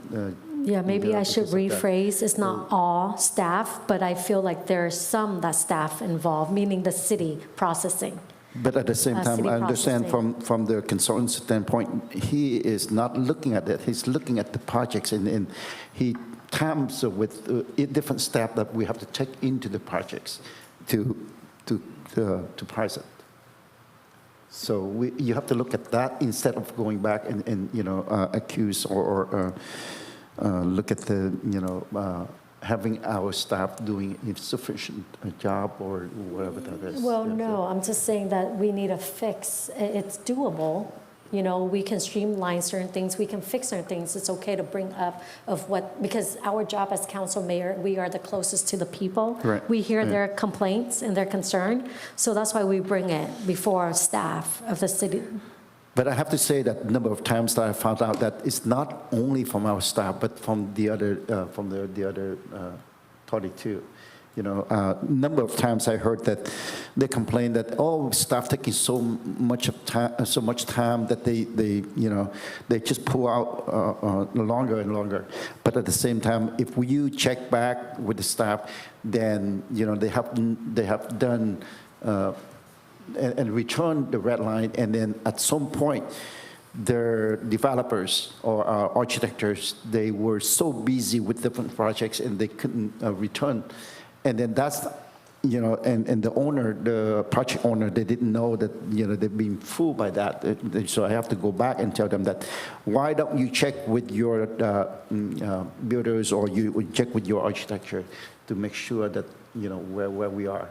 So at this time, I understand from the last meeting, we have the system implement that the project owners or anyone have the projects in pending, they can always check it out from online. Am I correct on that? Mayor, thank you very much. We have implemented systems to reduce the amount of time to process applications because I understand it has been very frustrating for many applicants and businesses. As I presented at the last meeting, we have reduced the time to process business license applications to 3 business days when it used to take weeks or even months. And we have been getting Planning Commission applications processed in 4 months when it would take a year or longer in many cases. So we have made a lot of progress in reducing timeframes to reduce that frustration. Okay, so maybe what I need to, let me revise what I said. So it's not staff, it's more of the procedure. I feel like the procedure is not really there. It's not staff fault, it's just if we have the right procedure, we can get things really done quick. So I think we have to target that procedure. Yeah, we already talked about it last meeting. We talked a lot about it. I believe that you presented to the council, and we approved that. Yeah, but the thing is that we have to keep working on the procedure. No question about it. Yeah, but thank I you, know Mr. stop Mayor. working We on that. agree. Yeah. Thank you. Okay, at this time, for council action, is there any, I can entertain any motion from the council? I don't know, I want to make a motion, but I don't know if we would have the answers for today or something that you need to bring back as far as adding a RV permit fee and what that fee would be. And then also what a special event permit fee would be. We need to adjust that, but you don't have a number that you can recommend? So we can bring the special event permit fee back to a study session to discuss. And as far as the RV permit fee, if the council chooses to if you want to charge something, we could do the study of the time that takes and provide that as well. But we could put a placeholder in this, amend this to include the placeholder, and then we could bring the fee back at the later time. And that would just be to reflect that it's still 0 right now. Correct. And then, so that would be my motion to approve the remainder and bring back those 2 items for a study session. The 2 items that you have is which one? Correct. The 2 items? Yeah, the special permit? event and the RV permit fee. RV permit. To bring us back to give us what the cost of that would be, and then approve the remainder. Well, what about the ADUs? Did we cover that? There were the large increase in ADU fees, right? But those ones you had the actual. Those reflect the actual The cost. actual cost. Mayor, if I may clarify, we used to require ADU applicants to obtain zoning clearance before they could submit a building permit application. We've eliminated that preliminary clearance now. So instead of paying a fee for zoning clearance and then paying another fee for building permit review, the zoning clearance fee is paid at the building permit stage. We do the zoning review at the building permit stage. So there's no zoning clearance fee anymore, but that fee is paid at the building permit stage. I see. So the building permit fee is larger, but the total fee has not increased. I see. All right. Thank you very much for clarification. Okay. With that, I second your motion. Thank you, Mayor. Thank you. I have a motion made by Vice Mayor Monzo, seconded by Mayor Nguyen. This is to amend the resolution to include S-151 RV permit fee set at 0, which is a resolution entitled, "A Resolution of the Mayor and City Council of the City of Westminster, California, adopting a revised schedule of fees and charges for special services and a schedule of miscellaneous fees," and direct staff to bring back a study session to discuss RV permit fees and special event permits. I'll go to call roll. District 1, Councilwoman Fan West. For me, I honestly think the fee is a little high compared to other cities. I wish that we have time to go and look into all of this fees in closed session and assess it one by one and compare, contrast with other cities. If the consultant can give us that information, that'll be great. But with that, I say no until I see the consultant comparison. Thank you. All right. District 3, Councilmember Nguyen. Yes. Vice Mayor Monzo. Yes. Mayor Nguyen. Yes. Motion carried 3-1. All right. Thank you very much. At this time, let me ask the council, do you want to take a 5-minute recess or you want to continue? We can continue. All right, you, say that again, please. Oh, go ahead, okay.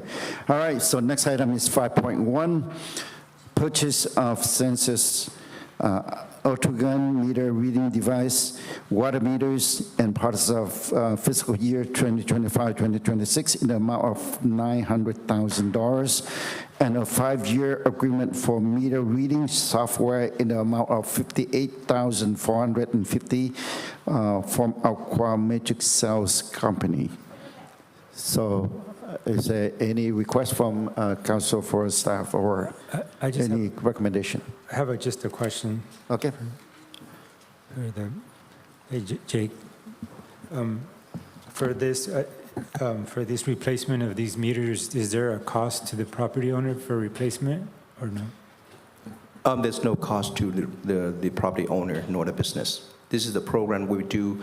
This is our responsibility to make sure that we have the infrastructure and the right meter to read the proper usage of that particular customer. So this is for, how many would you say you're replacing at residential and business, commercial? Yes. And I think in total we have about 21,000 meters in the city. And how many have we replaced so far? I think we get up to about 30% of the total number right now. I think we're in about 6,000 to 7,000 meters. So this is the second year, and we're trying to get that number a little more than what the previous year. Okay. How long do you think it'll take? We estimate about 6 years of this program. In the past, I would say more 15 years ago, we have a 5-year program which is installed by the contractor. But we have a lot of problems with the quality and the installations, control of how they've been installed. And so this particular time we'll do 6 years, but our staff will be doing in-house, and it save about several $1 million in the contractor costs. Okay. Yes, thank you. Anything else from, okay, all right. Any motion? I was on that committee before, so I understand, the water, so I'm fine with that. Then if that's the case, then I move to approve. A second. Thank you. I have a motion made by Mayor Nguyen, seconded by Vice Mayor Manzo. This is to approve an open purchase order for the purchase of Census Autogun meter reading devices, water meters, and parts from the Aquamatrix Sales Company in the amount of $900,000 for fiscal year 2025 to 2026, and approve a 5-year agreement with Aquamatrix Sales for meter reading software in the amount of $58,400.50. I'll go to call roll. District 1, Councilwoman Fan West. Fan West, yes. District 3, Councilmember Nguyen. Yes. Vice Mayor Manzo. Yes. And Mayor Nguyen. Yes. Motion carried 4-0. 5.2, award of the system construction of the Valley Street / Boca Chica Street Regional Traffic Signal Synchronization Projects. I move to approve. Second. Thank you. I have a motion made by Mayor Nguyen, seconded by District 3, Councilmember Nguyen. This is to approve an increase to the revenue for account number 55030-34490, traffic impact fee, government, county, other, in the amount of $478,080, and approve an increase in CIP account number 55031-312101, Bolsa Chica Traffic Signal Sync in the amount of $478,080, and transfer the balance from account number 55005, gas tax, to a newly created CIP project account number 55036-362503, Bolsa Chica Valley View RTSSP in the amount of $140,365, and approve the award of contract to AET and Associates for the grant-funded system construction of the Valley View Street, Bolsa Chica Street Regional Traffic Signal Synchronization Project in the amount of $668,259, and authorize a 10% contingency in the amount of $66,826 for potential change orders and authorize the city manager to execute the agreement on behalf of the city in a form approved by the city attorney. I'll go to call roll. District 1, Councilwoman Van West. You know, it's funny that we just passed through this without having the council have any comment. The thing is that this is in District 1. Mayor, you're in that area too. I talked to a resident on the ground. They said this is more of a waste of money. They live there. They drive that street up and down. They don't see a problem with it, and we shouldn't waste any more money to look at the signal light there. So Boca Chica, I think it should be fine. But with that, I vote no. District 3, Councilmember Nguyen. Yes. Vice Mayor Monzo. Yes. And Mayor Nguyen. Yes. Motion carried 3-1. Before I go on, I just want to mention it to Councilwoman West. Even though we have a motion and second, and if you have comments or you want to have questions, you can always ask. Okay, we are not going to, so you don't have to complain about it, okay? We have 3 minutes, so that's why I let you speak, but, you know, you guys already have a motion If you say on the that floor. you have question, I won't And stop a you. second already. But still, you still have the right to That's ask. why during this vote, Okay. I made my comment. Okay. Because it seems like you guys want to rush this through.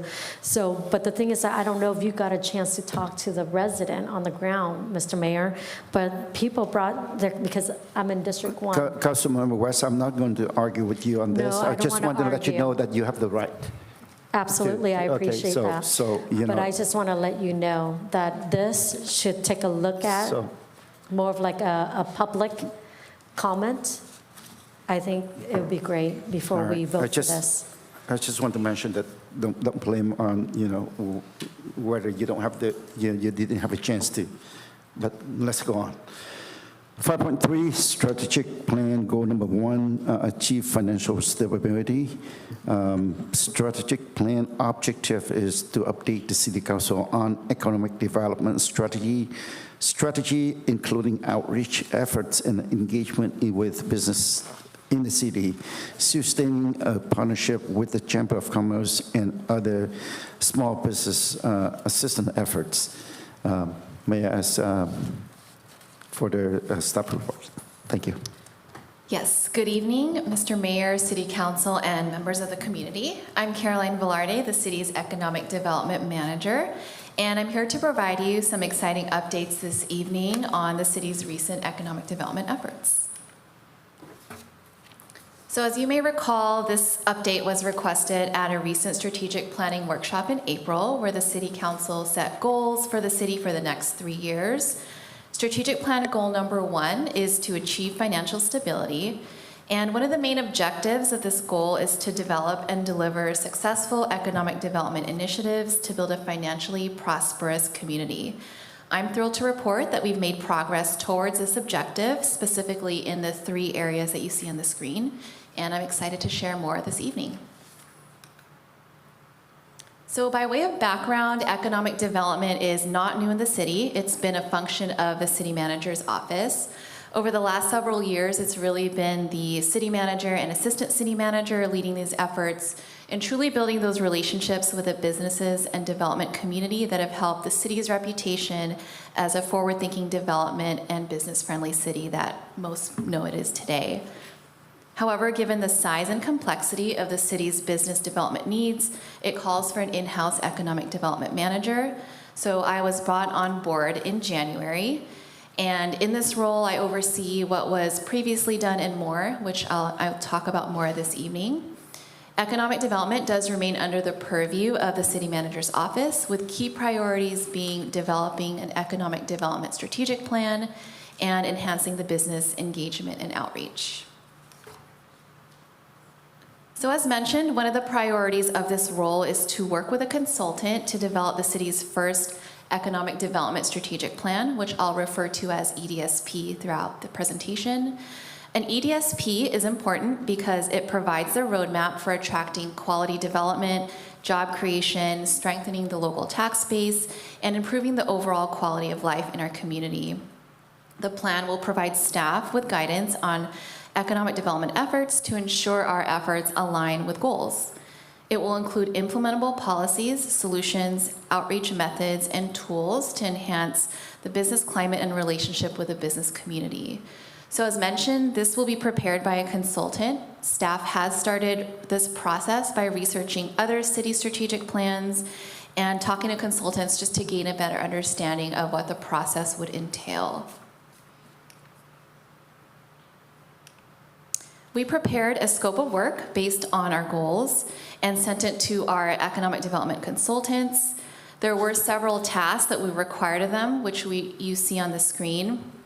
These tasks are pretty common for consultants who do this type of work, but we did add specifics to each task that make it unique to our community. For example, with task number 4, strategic goal setting, we made sure to include a focus on business support, attraction, and retention because we know those are key priorities for this council and administration. In response to the scope of work, we received 3 proposals from our consultants, and we are reviewing those now. As part of our evaluation, we are taking into consideration several factors, including their understanding of the project, our unique community, and any experience they have in working with and in culturally diverse communities. It's our goal to recommend a consultant to you, the City Council, to consider in the next few months, with the consultant expected to begin working on the plan shortly thereafter. So another priority for economic development that I'm really excited to share is our progress on business engagement and outreach. We've made significant strides in this area over the last few months. One of the factors that have helped in this is the new marketing material, which I'll go over soon. And it really helped amplify our outreach efforts. So whether it's a new business who just started in town, businesses visiting a city booth at an event, or we're out and about in the community, I'm really proud of the personalized boots on the ground approach that we've taken over the last several months in truly getting to know our business owners, understanding their needs and challenges, and educating them on the city's resources. So the photos on this slide and the next ones will show the culmination of those outreach efforts and how they've really impacted the success at these engagements recently. We're also proactive in seeking opportunities and events where we can meet our business community. For example, the Little Saigon 50th Anniversary of Resilience event, the Small Business Expo, which we organize in partnership with the Small Business Development Center, where over 100 small businesses and dozens of resource providers attended. So it really was a great information exchange that we had in our community. Our engagement and outreach efforts have also helped the success of our grant programs. There were over 50 applicants between the city's 2 tech grants. Recently, over the last several months, the city and the SBDC held classes and a graduation for the 20 recipients of the city's Level Up grant.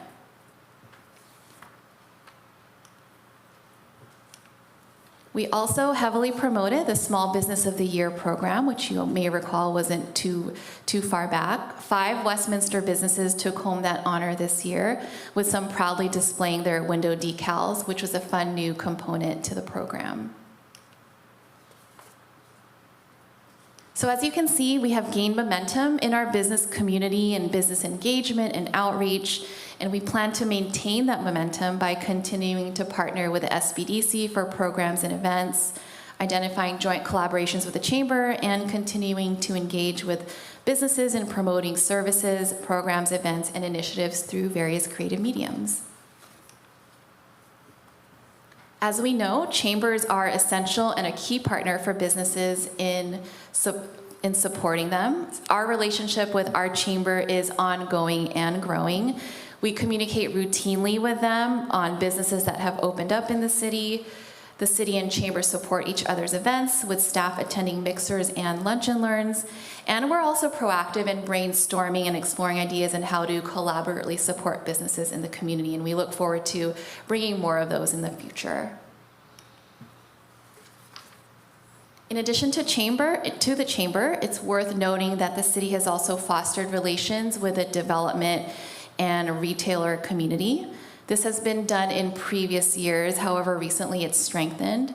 This includes networking at major retail events, such as those organized by the Association of Commercial Real Estate, also known as ACRE, and most recently, Innovating Commerce Service Communities, also known as ICSC in Las Vegas. Like the Chamber in networking and working with a broker and developer community, we promote the city's initiatives such as the ongoing zoning phase studies, and overall, just the city as a successful place to do business and accomplish projects. So all of our business outreach and engagement really began with improving our marketing materials, including the division website, just to have a more user-friendly, enhanced experience. As I went out into the community being new, I really felt the need to update our material because, as we know, it's very forward-facing. So it was my priority when I first took on this role. The website, like all of our forward-facing materials, reflects our image as an agency. So it's important. It's updated and relevant. So now the website is more organized. Whether you're a new business, existing or prospective business, it's easier to find information. Updating our website and marketing has really set us up for more meaningful and impactful engagements with businesses, as you saw in the previous slides. So everything is updated regularly to ensure the information we're putting out there is timely, accurate, and helpful. On this slide are some pieces of kind of the new information we include, so new businesses, graphs on the vehicle incentive program, and demographics. A lot of this material was always included. We just took a fresh new retake on it with graphics, make it more interesting and more relevant and helpful to our community. The improved website also includes a comprehensive business resources guide, which is also an attachment in your report, a GIS story map highlighting some key development projects, and a monthly newsletter, which is sent to approximately 2,800 business owners every month. Again, all of these were updated and created with a business community in mind and the question of how can we be a resource, how can we be relevant to our businesses. And we're pretty proactive in sharing these resources vocally and in person at events and outreach sessions. So finally, it is worth noting that the Economic Development Manager has, my position, I believe, has helped improve customer service in the city, which is another one of the city's adopted goals. So whether it's the business community with inquiries on city programs, applicants going through the entitlement process, or even brokers inquiring about what's available in our city, this role has really helped to serve as a nexus between the applicant, the public, and other departments, kind of making any process at City Hall more smooth for them. It dedicates a specific individual in the varying needs and requests of our community, and ultimately has facilitated communication between the city and the public. So with that concludes my report, and I'm happy to take any questions at this time. All right, I have a thank question. you very much. Okay. Because I'm going to leave soon. Do you mind if I Okay, sure. ask a question quick? Okay, so thank you and welcome on board. It's been what, maybe 2-3 months, right? 3? Six. Oh, wow, it seems, wow, I didn't know it that long, but that's amazing. Yeah, I guess we have a lot of activity in the city, that's why. But anyways, what I was looking through this, what I noticed is that are there a protocol procedure manual for goal number 3? Because I know that you say attract, develop, and retain well-qualified staff members. Do you have a protocol procedure manual that you go by? Do we have that? I think that is a goal that pertains to other departments. From what I recall, I think that it was an HR directed goal. But right, yeah. So, she did mention that last time HR did, but I wonder if they have a protocol that they give to you, since you're going over all the goals. Do they produce a procedure, a protocol procedure, like a manual that they look at to do the hiring or to attract, develop, and retain well-qualified staff? Because that was a concern last time, right? That was a concern last time. That is one of the goals, but tonight, our economic development manager is here to talk about strategic plan goal number 1. Yes. And to report on the strategic objective that is in the title. Okay, so are you going to have HR come up and address number 3? It's not an agendized item. Yeah, She would I think be- the introduction just kind of over-expanded on just basically all the goals. Yeah. Today, we're only focused on Just a the one. recap. Okay. Then I'll Councilmember go West, if back I to may, one. Councilmember West, if I may, like 5.3, you can see it's strategic plan goal number 1. I Achieve understand that, financial but stability. in there, it has In the one that just, all of it it, so just that's why the I wanna touch it. background. Right, and I want to touch on the background. So if that was, I mean, that's agenda item, it's on the agenda, that's why I was trying So to touch on that, the to re- see any follow-up, that's all. So there will be follow-up items that will be placed on a future agenda for all of these goals and objectives that were approved by the council. I guess I'm jumping ahead. Yeah, so tonight we are prepared to answer questions on this item. Just one.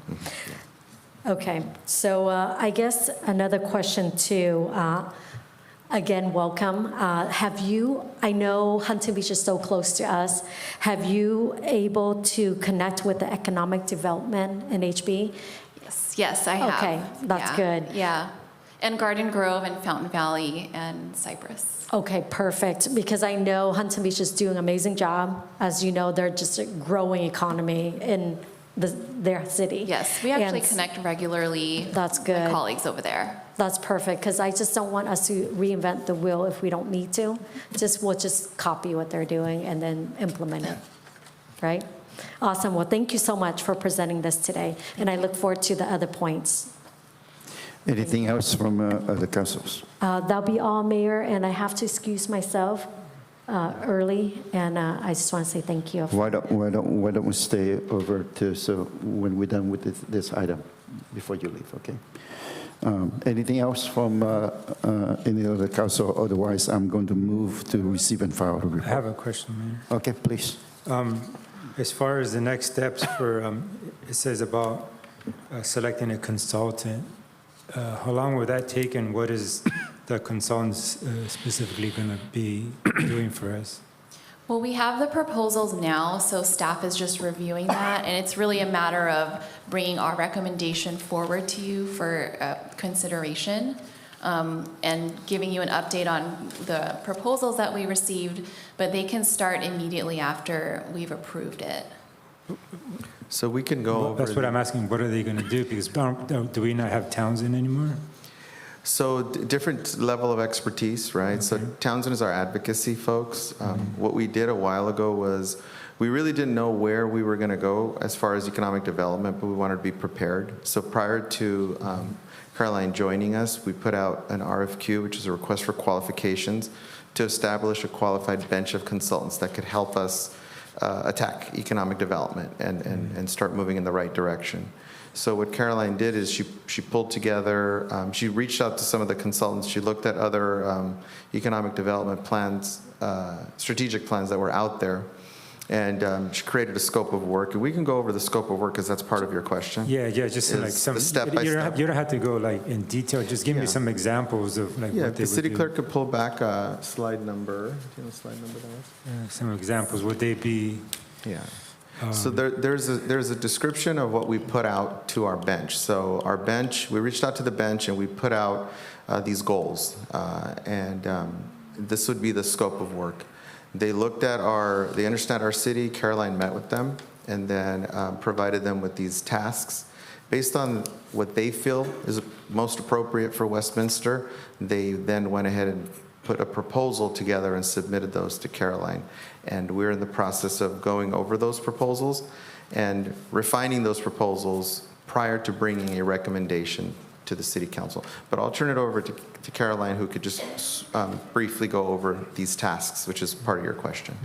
Yes, so we developed this task based on the research I pulled from other cities, especially our neighboring cities. And as I mentioned in the report, this is pretty standard for kind of the development of economic development strategic plans. However, the scope of work is a lot more extensive than this, and we included priorities that we know is important to this council, specifically business retention, attraction, and expansion, a focus on small business support.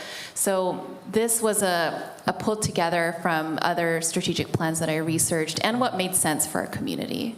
Like in between the, now and then, or I guess what in the last few months since you've been here, I know there's, a lot of the community has wanted certain, for example, give me an example.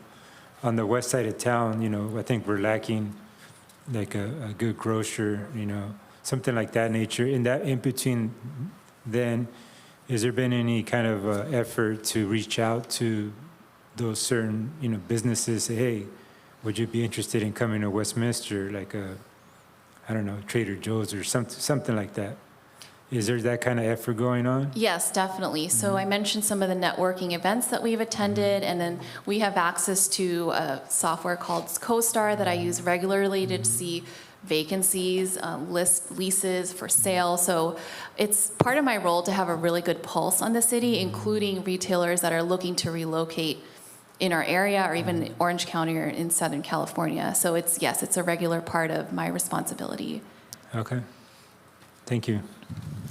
All right, thank you very much. There's a motion on the floor. Is there I a second it. All right, okay.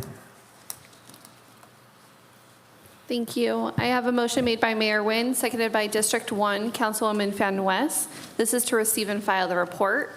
I'll go to call roll. District 1, Councilwoman Fan West. Fan West, yes. District 3, Councilmember Nguyen. Yes. Vice Mayor Monzo. Yes. Mayor Nguyen. Yes. Motion carried 4-0. All right, thank you very much. Thank you, Councilwoman West, for staying over and voting for this item. Thank you, Mayor, and happy summer All right. to all. You are Thank excused. you. Yeah.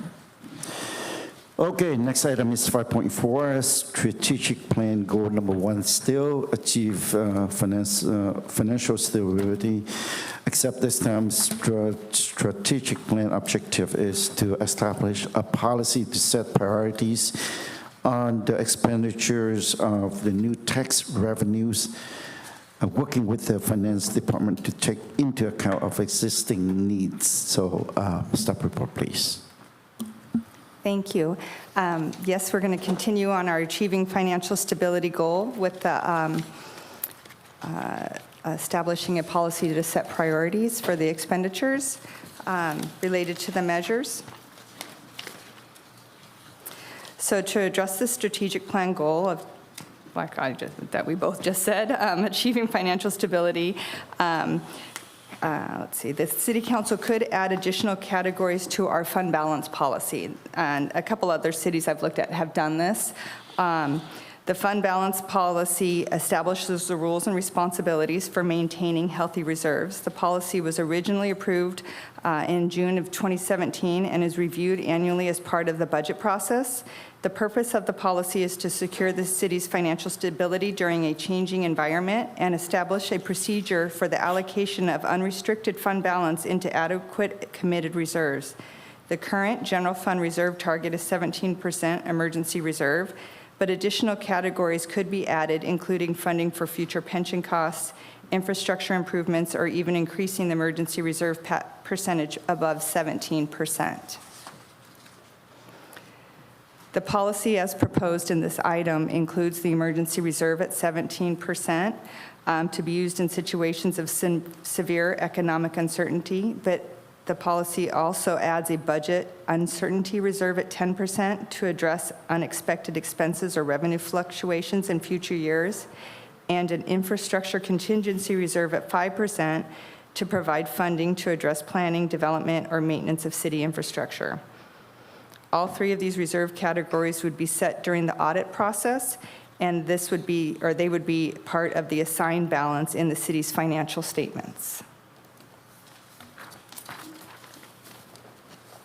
In addition to the reserve policy categories, the City Council could choose to add additional funding to the Section 115 Trust for pension and OPEB liabilities. In the event of a general fund actual audited surplus, the city council could add 20% of the surplus, or any amount that the council chooses, to the PARS Pension Section 115 Trust, which can only be used to pay pension costs. In future years, when the budget is tight, the pension payment could be paid from the trust instead of the general fund to help relieve some of the burden on the general fund. The annual payment for the liability is currently $14 million, but increases to $18 million over the next few years. As of June 30, 2024, the outstanding pension liability was $146 million, and the current trust has a balance of $6.2 million. Additional funding could also be added to the other post-employment benefits, OPEB, Section 115 Trust. This proposed policy includes a recommended 10% of the surplus be transferred to the Section 115 Trust, which can only be used to pay OPEB costs. The annual payment for OPEB liability is $3 million, and this could be paid from the trust in the future years in future years when the general fund is tight. As of June 30, 24, the outstanding OPEB liability was $43.4 million, and the current trust balance is $6.2 million. The transfers of these funds to the 115 trust accounts would be presented to the City Council for action as part of the review of the annual financial reports, and would be transferred in the year following the year that the general fund has a surplus. So if in 23-24 we had a surplus, but the transfer would not occur until 24-25 because it's after the end of the fiscal year. Also, these transfers would not happen without council approval, so they wouldn't happen automatically. They would just be a recommendation that's included in the policy. So on this slide, I just gave an example of what it would have looked like if this were the policy in fiscal year 23-24. So the general fund ended with a surplus balance of $7.1 million in 23-24, which set the 17% emergency contingency at $13.1 million. If we would have had the other reserves, the 10% budget uncertainty reserve would have been $7.7 million. The infrastructure contingency reserve would have been $3.9 million. And then the other two items, which were allocated to capital projects and unassigned, or would have been 9.5, and then the unassigned would have been reduced from 31.2 million down to 19.6. But the total fund balance would not have changed. It would have just been reserved into different categories. So the total fund balance would have remained at 53.9 million. And following the same process, if we would have allocated 10% to the pension trust, that would have been 710,000 additional funding to the trust, and 5% to the OPEB trust would have been 355,000. So this is just an example. This did not happen, and this would not be implemented until the fiscal year 24-25. The internal service funds have a current reserve target minimum of 500,000, and this continues in this policy. Nothing's changed other than to add an inflation factor starting in 2025.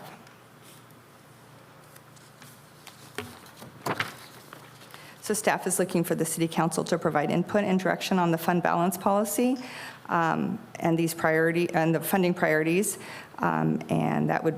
The current policy includes the emergency reserve, or the recommended policy, excuse me, includes the emergency reserve, the budget uncertainty reserve at 10%, the infrastructure contingency reserve at 5%, the recommended additional 10% of surplus to the 115 trust for pension, and 5% of surplus for the OPEB 115 trust.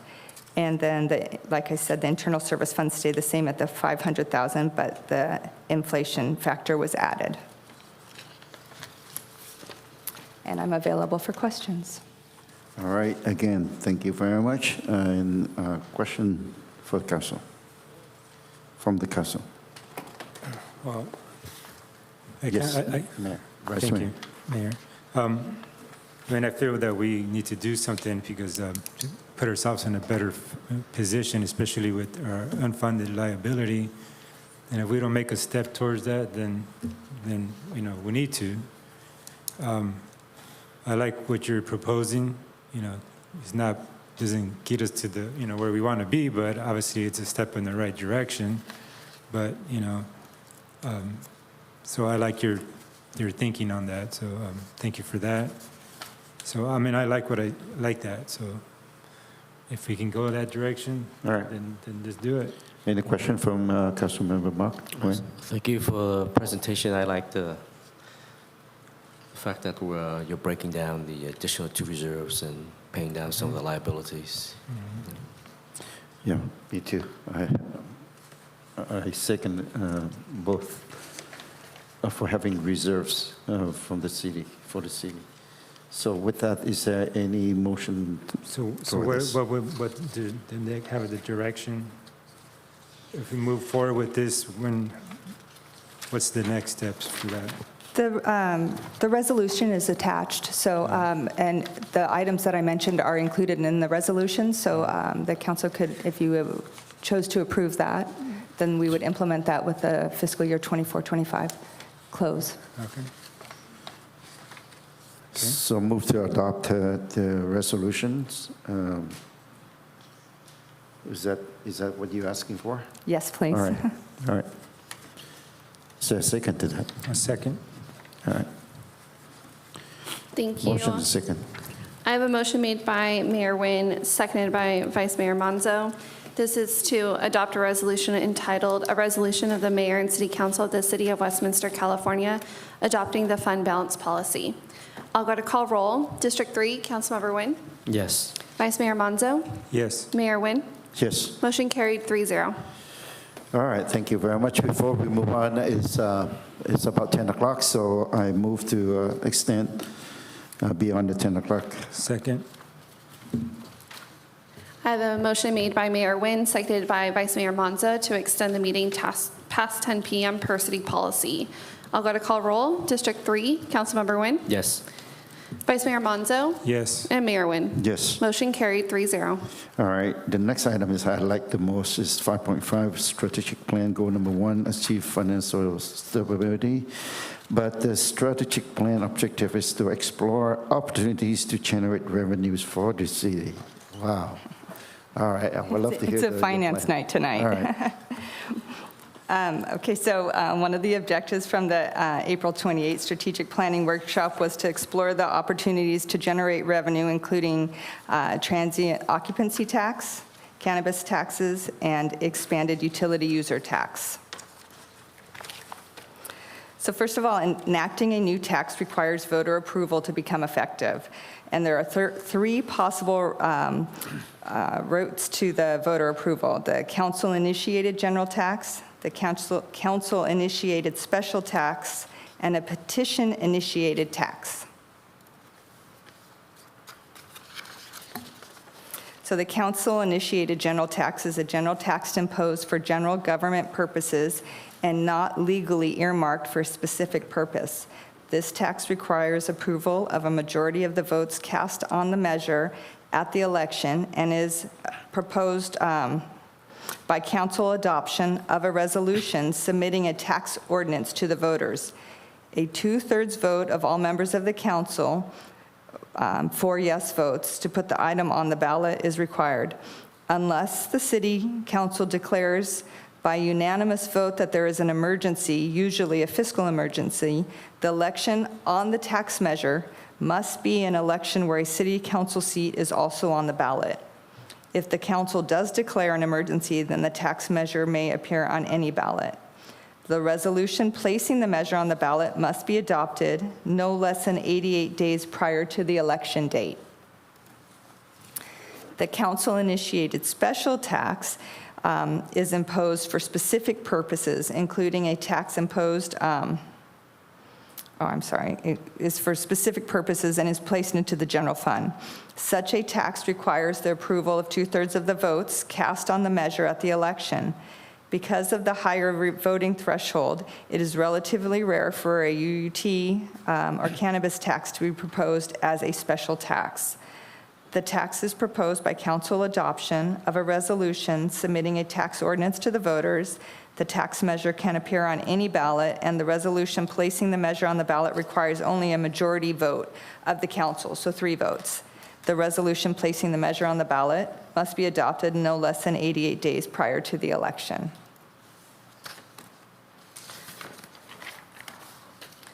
Either of the petition-initiated tax may be a general or a specific tax, and to qualify by petition, the petition must be signed by no less than 10% of the voters of the city. If a tax ordinance qualifies for the ballot by petition, the ordinance can, but is not required to, earmark the funds for specific purposes. Whether or not the funds are earmarked, the tax measure will be adopted if a majority, 50% plus one of the votes cast on the measure, are in support of the measure. If a valid petition is submitted and certified by election officials, the council has a duty to adopt a resolution placing the measure on the ballot. The measure can be placed by the council on the ballot of any general or special election. However, the election can be no later than the city's next general election occurring not more than 88 days after the call of the election and can be no sooner than 88 days after the call of the election. The transient occupancy tax, or the TOT, is known as the hotel tax and is imposed for the privilege of occupying a room in a hotel, an inn, a motel, and such occupancy is for a period of 30 days, or not for 30 days or more. More than 400 cities and 55 counties in California impose a TOT, and the most common rate is 10%, but ranges from 4 to 15.5%. Westminster's current rate is 8%, which generated $897,000 in revenue during fiscal year 23-24, and is projected to generate $902,000 in the current fiscal year 24-25. A 1% increase to the TOT would generate approximately $113,000 in additional revenue, and if the city were to impose the 10% rate, which is the average in California, that would generate an additional $226,000. This is a list of the Orange County cities and their TOT rates. Anaheim has the highest at 15%, and Westminster is in the lowest group at 8%.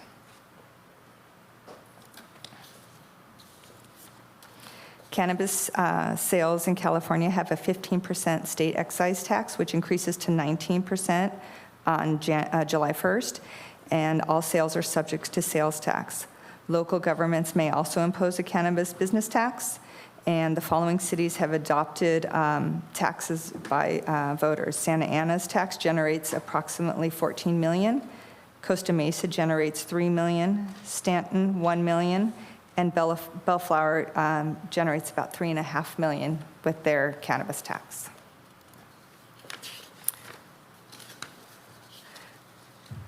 Westminster's current utility users tax, or UUT, rate was adopted by the City Council in 1986. The tax may be imposed on residential and commercial consumers of any combination of electric, gas, cable TV, water, sewer, and telephone services.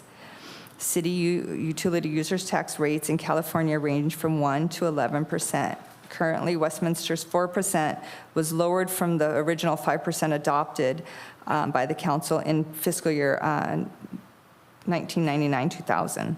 Westminster receives $5.3 million in revenue from the UUT in fiscal year 23-24 and is projected to receive $5.8 million in the current fiscal year 24-25.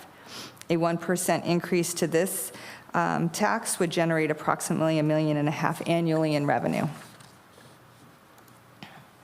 These are the UUT rates in Orange County. Seal Beach has the highest at 10%. Irvine's is the lowest at 1.5%, and Westminster is in the middle at 4%.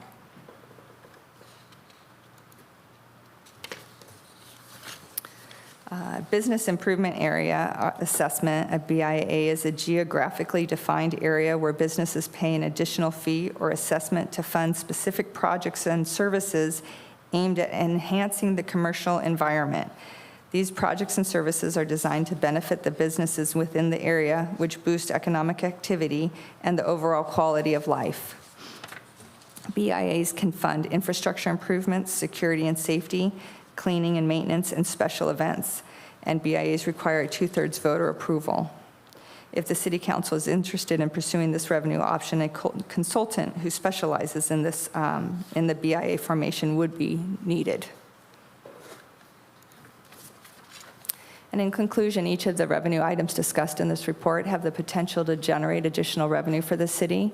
They all require a vote to be enacted, and staff is looking for council to provide input and direction if there is an interest in pursuing any of these. All right, thank you very much. Helping me to understand. I was excited at the moment. I thought that we come up with different economic strategies to bring in the revenue for the city, but then you are trying to tell me that we are trying to explore the opportunities to generate tax revenue for the city by taxing our resident left and right.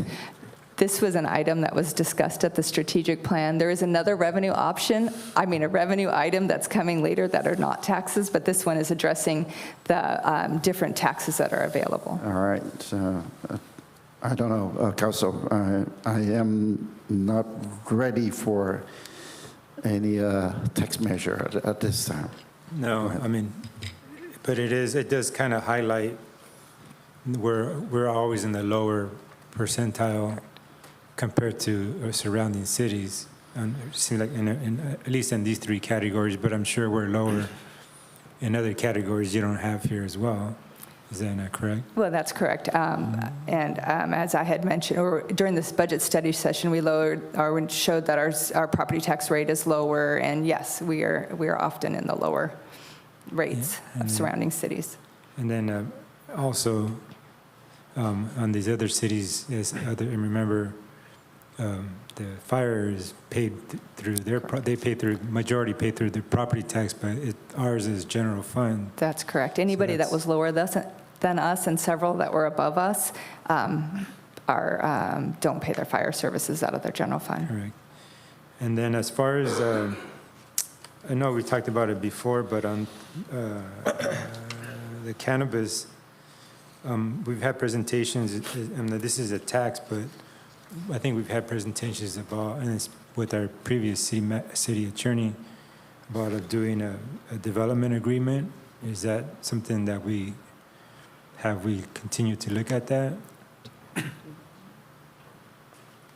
We would have to go back and look at that. I don't. City attorney? So as developments come in, there are some applicants that are interested in development agreements, and I've had discussions with developers from time to time here in Westminster in my short time period. So that's certainly an option that is on the table, and we'll continue to explore as the opportunities arise. And to me, that's obviously we're in dire straits as far as generating revenue. I think we need to face reality that I don't think there's an appetite on this council for these types of options of increasing taxes, but we need to generate more revenue, and something like that, to me, a development agreement is the less painful and more kind of way that we can go about generating revenue. As you can go back to the examples of those other cities that are what they're generating on that topic, Stanton and Bellflower, Santa Ana, what they're generating. And some of at least two of the proposals that we heard a few years back would put us in that ballpark as well, as I remember correctly. Do you remember that, Assistant City Manager? I do remember those dollars were in line with some of the numbers that were shown in the slide. Yeah, so I think we need to make sure that we don't forget that where we're up against and what we need to do. So, all right. Thank you. Well, appreciate for the presentation and the text outlined there. It's just that at this time here, there's no requirements for the council to take any action, right? It's just file. Just to receive and file, yes. All right. We were talking. Vice Mayor brought up the item that the CalInvest item, and our city attorney also addressed that. We will continue to look into that, but at this time here, with all the tax measure that you identified, it's not very much interest me at all. So I'm okay to receive and file the report, but for taking any action then no, I'm not ready for that. So move to receive and file the report. Second. Thank you. I have a motion made by Mayor Nguyen, seconded by Vice Mayor Monzo. This is to receive and file the report. I'll go to call roll. District 3, Councilmember Nguyen. Yes. Vice Mayor Monzo. Yes. Mayor Nguyen. Yes. Motion carried 3-0. All right, thank you very much. And the next item is 5.6, fiscal year of 2025-2026 proposed budget. I know that we have number of, at least twice, we have the study session for this. And I don't, unless you have major development or major changes, if you have anything updates on this, and I'm ready to move forward. There are just a few things that changed, if you'd Okay. like me to point those out. but- Please. Okay.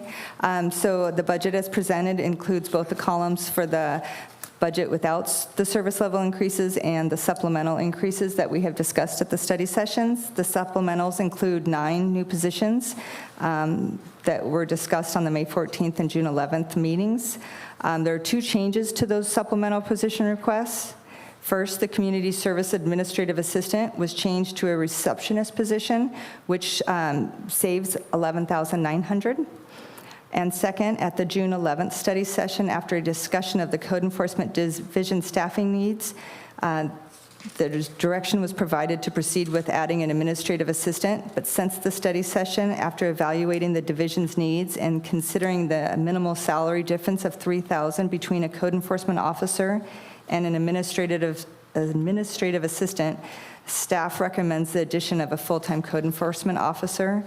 This will have a more significant impact on enforcement efforts in the city and will enable the division to reorganize, provide better customer service, and improve efficiency. Plus, the Community Development Department Administrative Assistant will provide the necessary administrative support for the Code Enforcement Division. The proposed budget also has been updated for a few things. The gas tax revenue sources have increased the projections of $126,000, which in turn increased the capital projects funded from gas tax by $126,000. The OCFA final contract number came in $25,000 higher for facility maintenance, so that has been included. The contractual budget for the ambulance program was reduced by $50,000 based on the approval of the ambulance transport and billing services agreements at the June 11th meeting. And then the Housing Authority program budget was reduced $240,000. So the budget is balanced as submitted. The general fund budget shows a contribution to reserves of $711,000 without the supplementals, and with the supplementals, $250,000 positive. The total proposed budget for all funds for 25-26 is $149 million in revenue and $154 million in expenditures, and transfers between funds are $13.6 million. And also, I wanted to just add, earlier when we had the discussion, because it's a revenue item, Westminster Nursery School contributes $500 a month approximately, so $6,000 a year. And those are the only changes. So with the recommended from changes from staff, we can see the overall is reduced. Financial budget is reduced, not to increase, right? I'm sorry, say that again? With the recommendation changes that you just from the outlined. fees? Yes. Are the ones that I just mentioned? Yes, you just Those are all mentioned. incorporated in this document. Right. And so the net change to the general fund, there wasn't much of a change. It was Right, actually okay. a little bit better than what we had originally. That's what I thought. That's what I thought. So, Yes. I don't know if you have any question on that for Vice Mayor and Councilmember Mark Nguyen. I move to approve. I'll second it, but I just have a question on, I want to approve, Mayor, with the supplement, to include the supplemental positions. Okay. That's correct. Is that what you're proposing? I'm okay with that. Yep. All right. I know I asked this question, but I want to just get this clarified.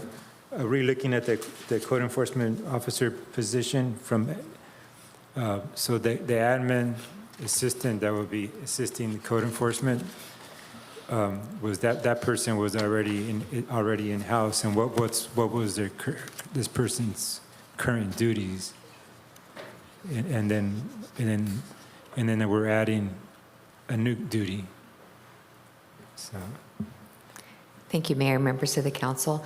The Community Development Department currently has an administrative assistant who provides administrative support to the department. Her primary role is providing support to the Planning Commission. So she won't be available full-time to support the Code Enforcement Division, but when she's not supporting the Planning Commission, she will be available to support the Code Enforcement Division. and if that was something that's doable, that's this position can handle? Or this person, I don't know who this person is. When she's not working on Planning Commission, yes, she can certainly help out as much as she can with code enforcement. But not fully take away like their task of inputting information. The code enforcement officers will still have to do some She of won't it. be able to fully take that on, obviously, because she does have to write minutes and assemble packets. But I don't know if you fully keep up with the Planning Commission, but we typically don't have more than one meeting a month. So, so the schedule will only be impacted, generally speaking, once a month. Oh, okay. And then so before this, or currently I should say, because it hasn't happened yet. So since, what did she have, did this person have a task besides what you described for the planning? Well, she's already been helping with phones for code enforcement and helping to issue the notices of violations for them. Okay. So she's already providing some support. So she wasn't just waiting around, waiting for planning for something to do? Well, Keep her busy. I hope she wasn't, but no, she's already been helping out with code enforcement. All right, thank you. All right. All right. So we have motion and second on the floor. Thank you. I have a motion made by Mayor Nguyen, seconded by Vice Mayor Monzo. This is to adopt a resolution entitled, "A Resolution of the Mayor and City Council of the City of Westminster, California, adopting and appropriating the budget for the 2025 to 2026 fiscal year, and authorizing the city manager to increase the 2024 to 2025 operating budget." And adopt a resolution entitled, "A Resolution of the Mayor and City Council of the City of Westminster, California, establishing Article X11B, appropriation limit for the 2025-26 fiscal year." Adopt a resolution entitled, "A Resolution of the Westminster Housing Authority adopting and appropriating the budget for the 2025-26 fiscal year." And approve the job descriptions for police communications manager, receptionist, parking control officer, and building inspector. And adopt a resolution entitled, "A Resolution of the Mayor and City Council of the City of Westminster, California, revising Resolution Number 5270, amending the salary schedule for the management, administrative, and confidential employees for the period of July 1, 2023 through and including June 30, 2026. And adopt a resolution entitled, "A Resolution of the Mayor and City Council of the City of Westminster, California, revising Resolution Number 5271, amending the salary schedule for the Westminster Police Officers Association, WPOA, for the period of July 1, 2023 through and including June 30, 2026.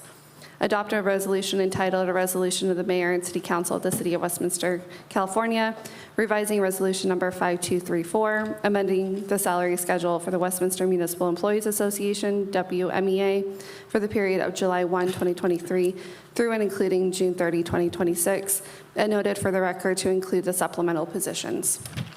I'll go to call roll. District 3, Councilmember Nguyen. Yes. Vice Mayor Monzo. Yes. And Mayor Nguyen. Yes. Motion carried 3-0. All right, thank you very much. Thank you, staff. All right, moving on to 7.1, resolution to reestablish the meeting schedule for the Westminster Youth Committee. I don't think they have any problem with that, so I move to approve. Second. I have a motion made by Mayor Nguyen, seconded by Vice Mayor Monzo. This is to adopt a resolution entitled, "A Resolution of the Mayor and City Council of the City of Westminster, California, amending the meeting schedule for the Westminster Youth Committee." I'll go to call roll. District 3, Councilmember Nguyen. Yes. Vice Mayor Monzo. Yes. And Mayor Nguyen. Yes. Motion carried 3-0. All right, coming to oral communication concerning up non-agenda items. So at this time, I would like to open for non-agenda items for oral communication. Madam Clerk, go ahead and read the instruction into the record. Thank you. This is the time in the meeting that members of the public may address the City Council regarding any non-agenda items that are within the subject matter jurisdiction Unless otherwise extended by a majority vote of the City Council, comments shall be limited to 3 minutes per speaker. Any person wishing to address the City Council in person should complete a yellow speaker slip that is provided at the entrance to the council chambers and submit the card to the city clerk. When your name is called, please step to the podium at that time and state your name and city of residence for the record. Our first speaker is Diane Saldinar. Not seeing her. Moving forward, I have Tom Houston.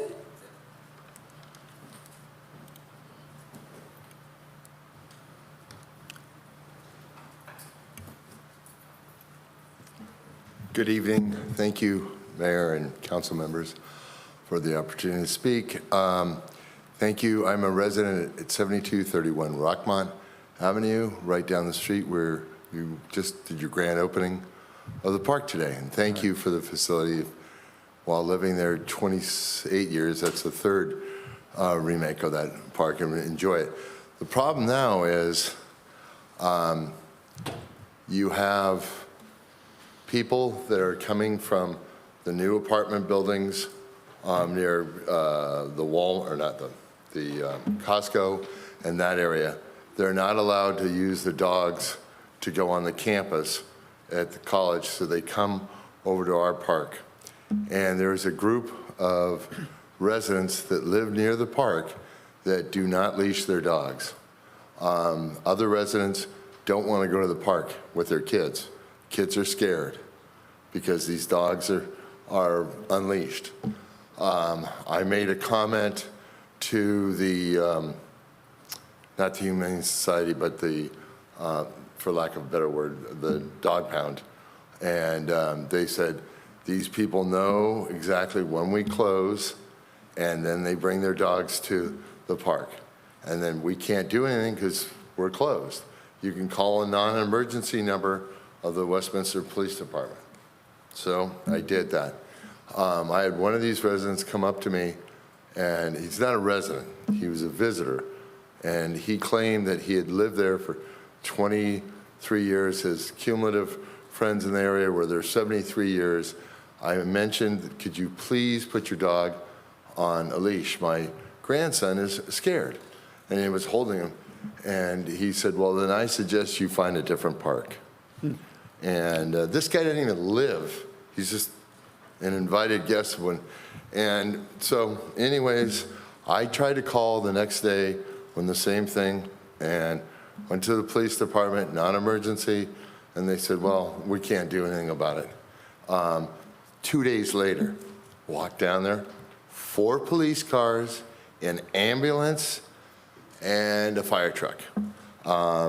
What happened is 2 dogs got in a fight. One of the owners was local. One of them were over there in the Huntington Beach apartments. And they started swinging at each other. And so it's like like I said, it's a beautiful park. You've done a great job remodeling it, but the residents can't use it because there's no enforcement of the dog leash law. And there's too many young kids in the neighborhood that don't want to use it. Their grandparents, their parents won't go because of the fear of the dogs getting attacking. Thank you. All right, thank you very much. Thank you for bringing it to our attention, City Council attention. Why don't you work with our code enforcement and to follow up with that? Is that how are we going to do it? Any response from? I don't know if our chief wants to highlight park rangers that will also be patrolling relatively soon to help with having presence out there. All right, I think that our deputy chief working on it already. So thank you very much. Next. Well, I want to have our chief highlight that. We're really proud of it. All right, okay. We're proud of it. Yes, Mayor. We are meeting with the gentleman outside and letting him know the proper process. We do have animal control, 5 animal control officers that work 7 days a week that can respond to calls like that if he calls us. In addition to that, we hired 2 park rangers. I'm happy to report. One started last week. The other one starts next week. And they're going through an orientation process that will last a few weeks and then some training and should be out in the field this summer. And we will bring them, city manager thought it would be a good idea to bring them to city council and introduce them to you. So when you come back from the summer recess, I'm sure you'll be meeting them. Thank you very much. Are you happy now, Yes, I'm happy. Vice Mayor? Okay. All right, thank you. Next speaker, please. Our next speaker is Diane, and then it's followed by Danielle Houston.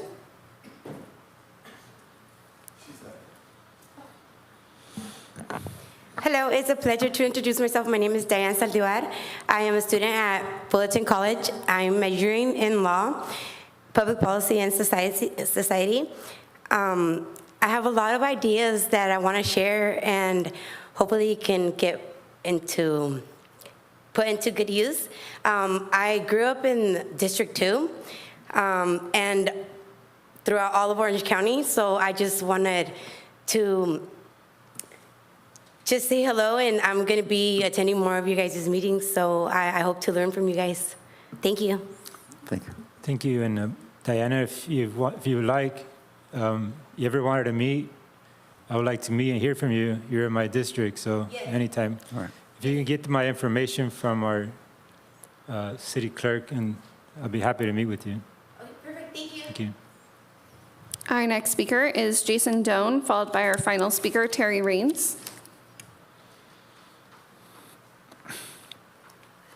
Yeah, thanks for allowing me. I've been here before, so I'm Jason Doan. I live in the city of Westminster, and I'm glad to be here because this is a very important time of America. So, yeah, the non-agenda items that I want to talk about is regarding the, national security on the budget deficits and cost of livings, and then also cyber hacking.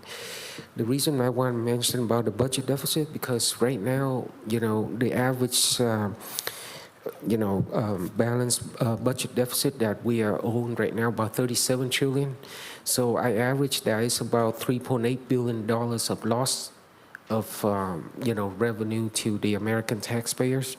So this money is going to the oligarchy, owning the budget. So whoever owns the government will own the budget.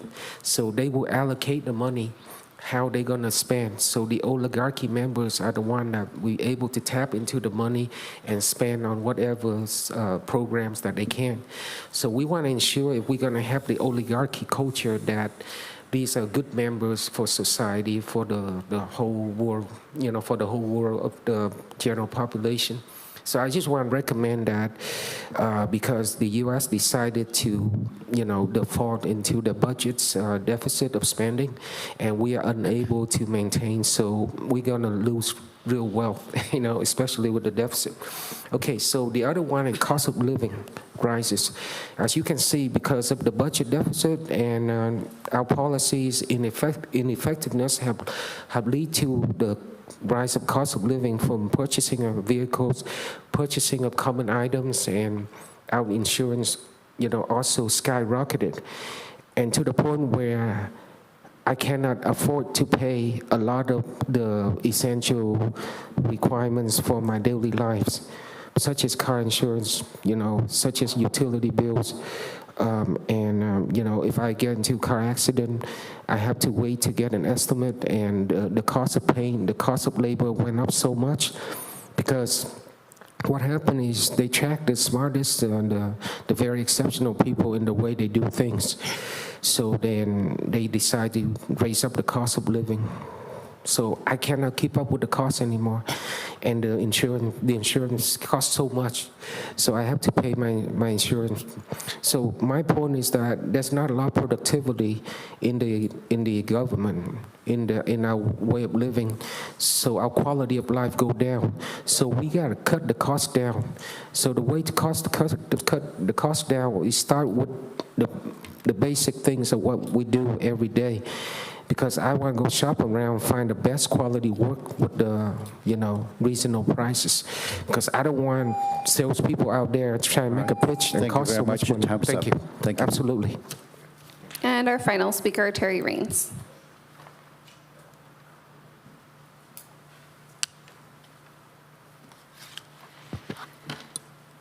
I commend our police officers who responded to the Quality Inn on Father's Day where a protest had formed due to a tip that federal agents were staying there. The military convoy that rolled down Westminster Boulevard and into the site to rescue the agents was unsettling, but our officers were there just to keep the peace, and they did so respectfully, so thank you, WPD. Court updates today. Judge Spaeth granted the city's motion to dismiss Joseph No's First Amendment complaint with leave to amend in his case against the city, Mayor Nguyen and Chief Lene. No has until July 9th to file a second amended complaint. If he doesn't, it's over. If the city prevails, reimbursement of all attorney fees must be sought. In Andrew Doe's case, final orders of forfeiture were entered June 16th for the bank funds of VAS and Aloha Financial, Doe's daughter's home in Tustin, and Aloha Financial's property in Santa Ana, all bought with stolen taxpayer money.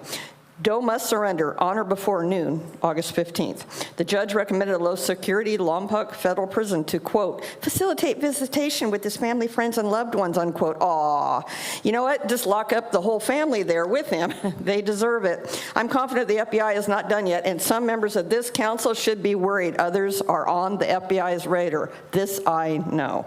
Next Tuesday is a settlement conference for Amy's criminal bribery case. Hell no to any deal for the little narcissistic twat waffle. Prosecute this case to the fullest extent because our officers deserve justice. In the city's case against her and Nam Quan, a case management conference is set for July 22nd, 2 p.m. in Department C25 in Santa Ana. Amy's motion to strike will also be heard that day. Former HLO Nicole Brown's arraignment and bail hearing is set for July 9th at 8:30 in Department W12 at our local courthouse. Assuming Brown complied with the booking and release order to show proof on June 16th, following more cases held against the city, the criminal case from Noki's Academy Award-winning performance of his injury at the mobile home park BS press conference with Amy and Nam Quan and Joseph No, several cases against Nam Quan, and a lot more. Happy belated 45th, or is it 43rd birthday, absent Amy. She announced a new show, Unfiltered with Amy Fan West, Monday through Friday, 7 to 8 p.m., but provided no details, just that it's a vibrant show with over 2 million awesome viewers.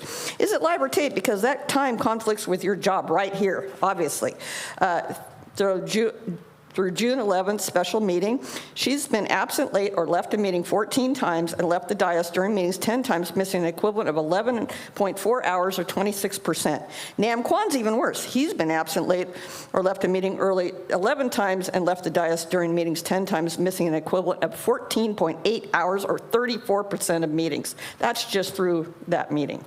They both also fail to attend most city events and obviously don't give a crap about our city or their chump change jobs. So they need to step the hell down. And there has to be consequences for this obstructionism of government and work from somebody. And if you guys don't do it, I'll find an agency that will. Mayor, that concludes public comment. All right, thank you very much. I will close the public comments. And moving on to comments and requests for agenda item from City Council agency members, including AB 1234 report when required. Starting with Council Member Mark Nguyen.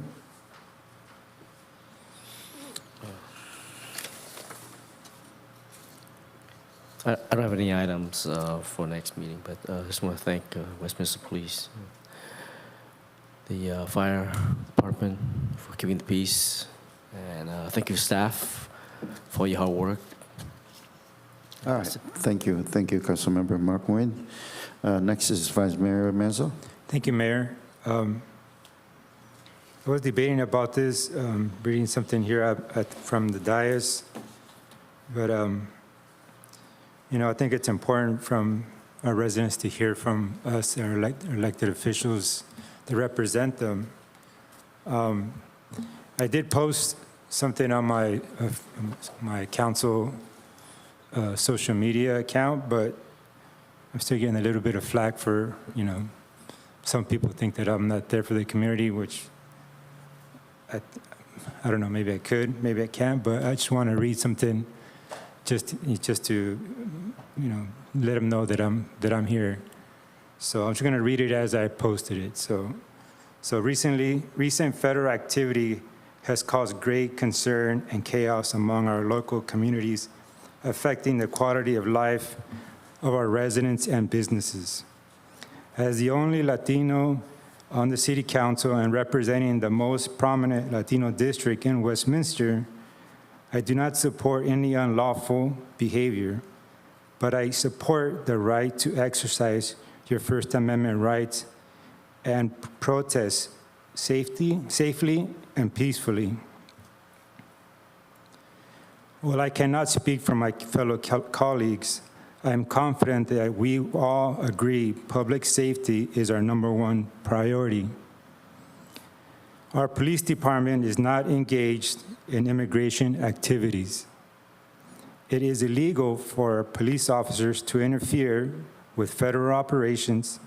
However, our police department will continue to respond to calls to ensure public safety within our city limits, regardless of who they are. It is important to know your rights and stay vigilant. I had posted on my social media phone numbers for community call and for information as far as defense law centers, immigration policies, and other services. Our Family Resource Center, and for OC Rapid Response Network. If you're experiencing any of these issues, you can look for them on there and get those phone numbers. But regardless of your race, creed, or color, or immigration status, we're all humans, and we deserve to be treated with respectfully and with dignity. And yes, I know it's scary out there, and I mean, the bottom line is if there's somebody that's trying to, come at you and they're not identifying themselves, I can understand the fear in the community. I think I myself would be in fear as well if somebody's trying to just interrogate me, but they're not identifying who they are. I do not believe in those tactics. I strongly believe that we need, any law enforcement agency wants to enforce the law, but they need to do it, and they do it, at least RPD, by following the law. And they need to follow the law by enforcing the law, and that's a really, really big responsibility that they have, and I can understand the fear in the community. So I'm right there with you. I don't like it. There is other ways to go about it, but unfortunately, we have here at City Council, we do not have jurisdiction over federal agents. So that's just those are the facts. So, but I'm here for the community. Anybody wants to talk, my door is always open. Besides that, I want to thank staff. I know at this time of the year for staff, it's a lot of work. For the budget, Aaron and your team, thank you for all your hard work. All the staff, I really appreciate each and every one of you. Our police department for keeping us safe. And I want to concur with the Resident Terry Raines. I was out there, and our police officers conducted themselves very professionally out there. So thank you. Chief, please extend my thanks to your team. And I just want to wish everybody a very happy 4th of July. Go out there, celebrate safely, and enjoy your families. So thank you. And happy 4th of July for all of you up here on the dais. Thank you. All right, thank you very much. Thank you, Vice Mayor Menzo, and also Council Member Mark Nguyen. I want to thank you, every one of you, for being here. I know that it's a long night, but you are still here just because you care for the communities, and I appreciate it very much. I have to say, I have to confess that I am very happy with our current operation city right now. From every aspect of the city employees, I can tell you that I'm happy with our city managers, start from the city managers, and also from our assistant city managers. Let's start out with the dais here. I think we are doing very well right now, along with the city councils. So I appreciate for that. We're working along. We understand each other. We respect each other. From our police, I know that, and then our public safety in general, fires and police. I know that you care for the communities. You've been, doing all you can for the communities from the safety standpoint. The presentation today is very helpful and very meaningful for every one of us. So I appreciate that. From public standpoint, from public works standpoint, you did great. Everything, every project in the city, and from the recreation and parking recreation. I can't say enough about what you put in, the effort that you put in for the city. And there's a number of activities that are coming up. And I know that you will be busy with the summer, programs here. And the next one is going to be the Fall Festival. A lot on your plates. And I appreciate for all the work that you do. And giving you the message that I want to thank you and your team for that too. From economic development, thank you for being here with us, and I know that you've been doing a lot, and the presentation today helped a lot, updates the city council of what you've been doing. From the community development, wow, you have implemented several system over the months, and I'm sure that it will help with the process.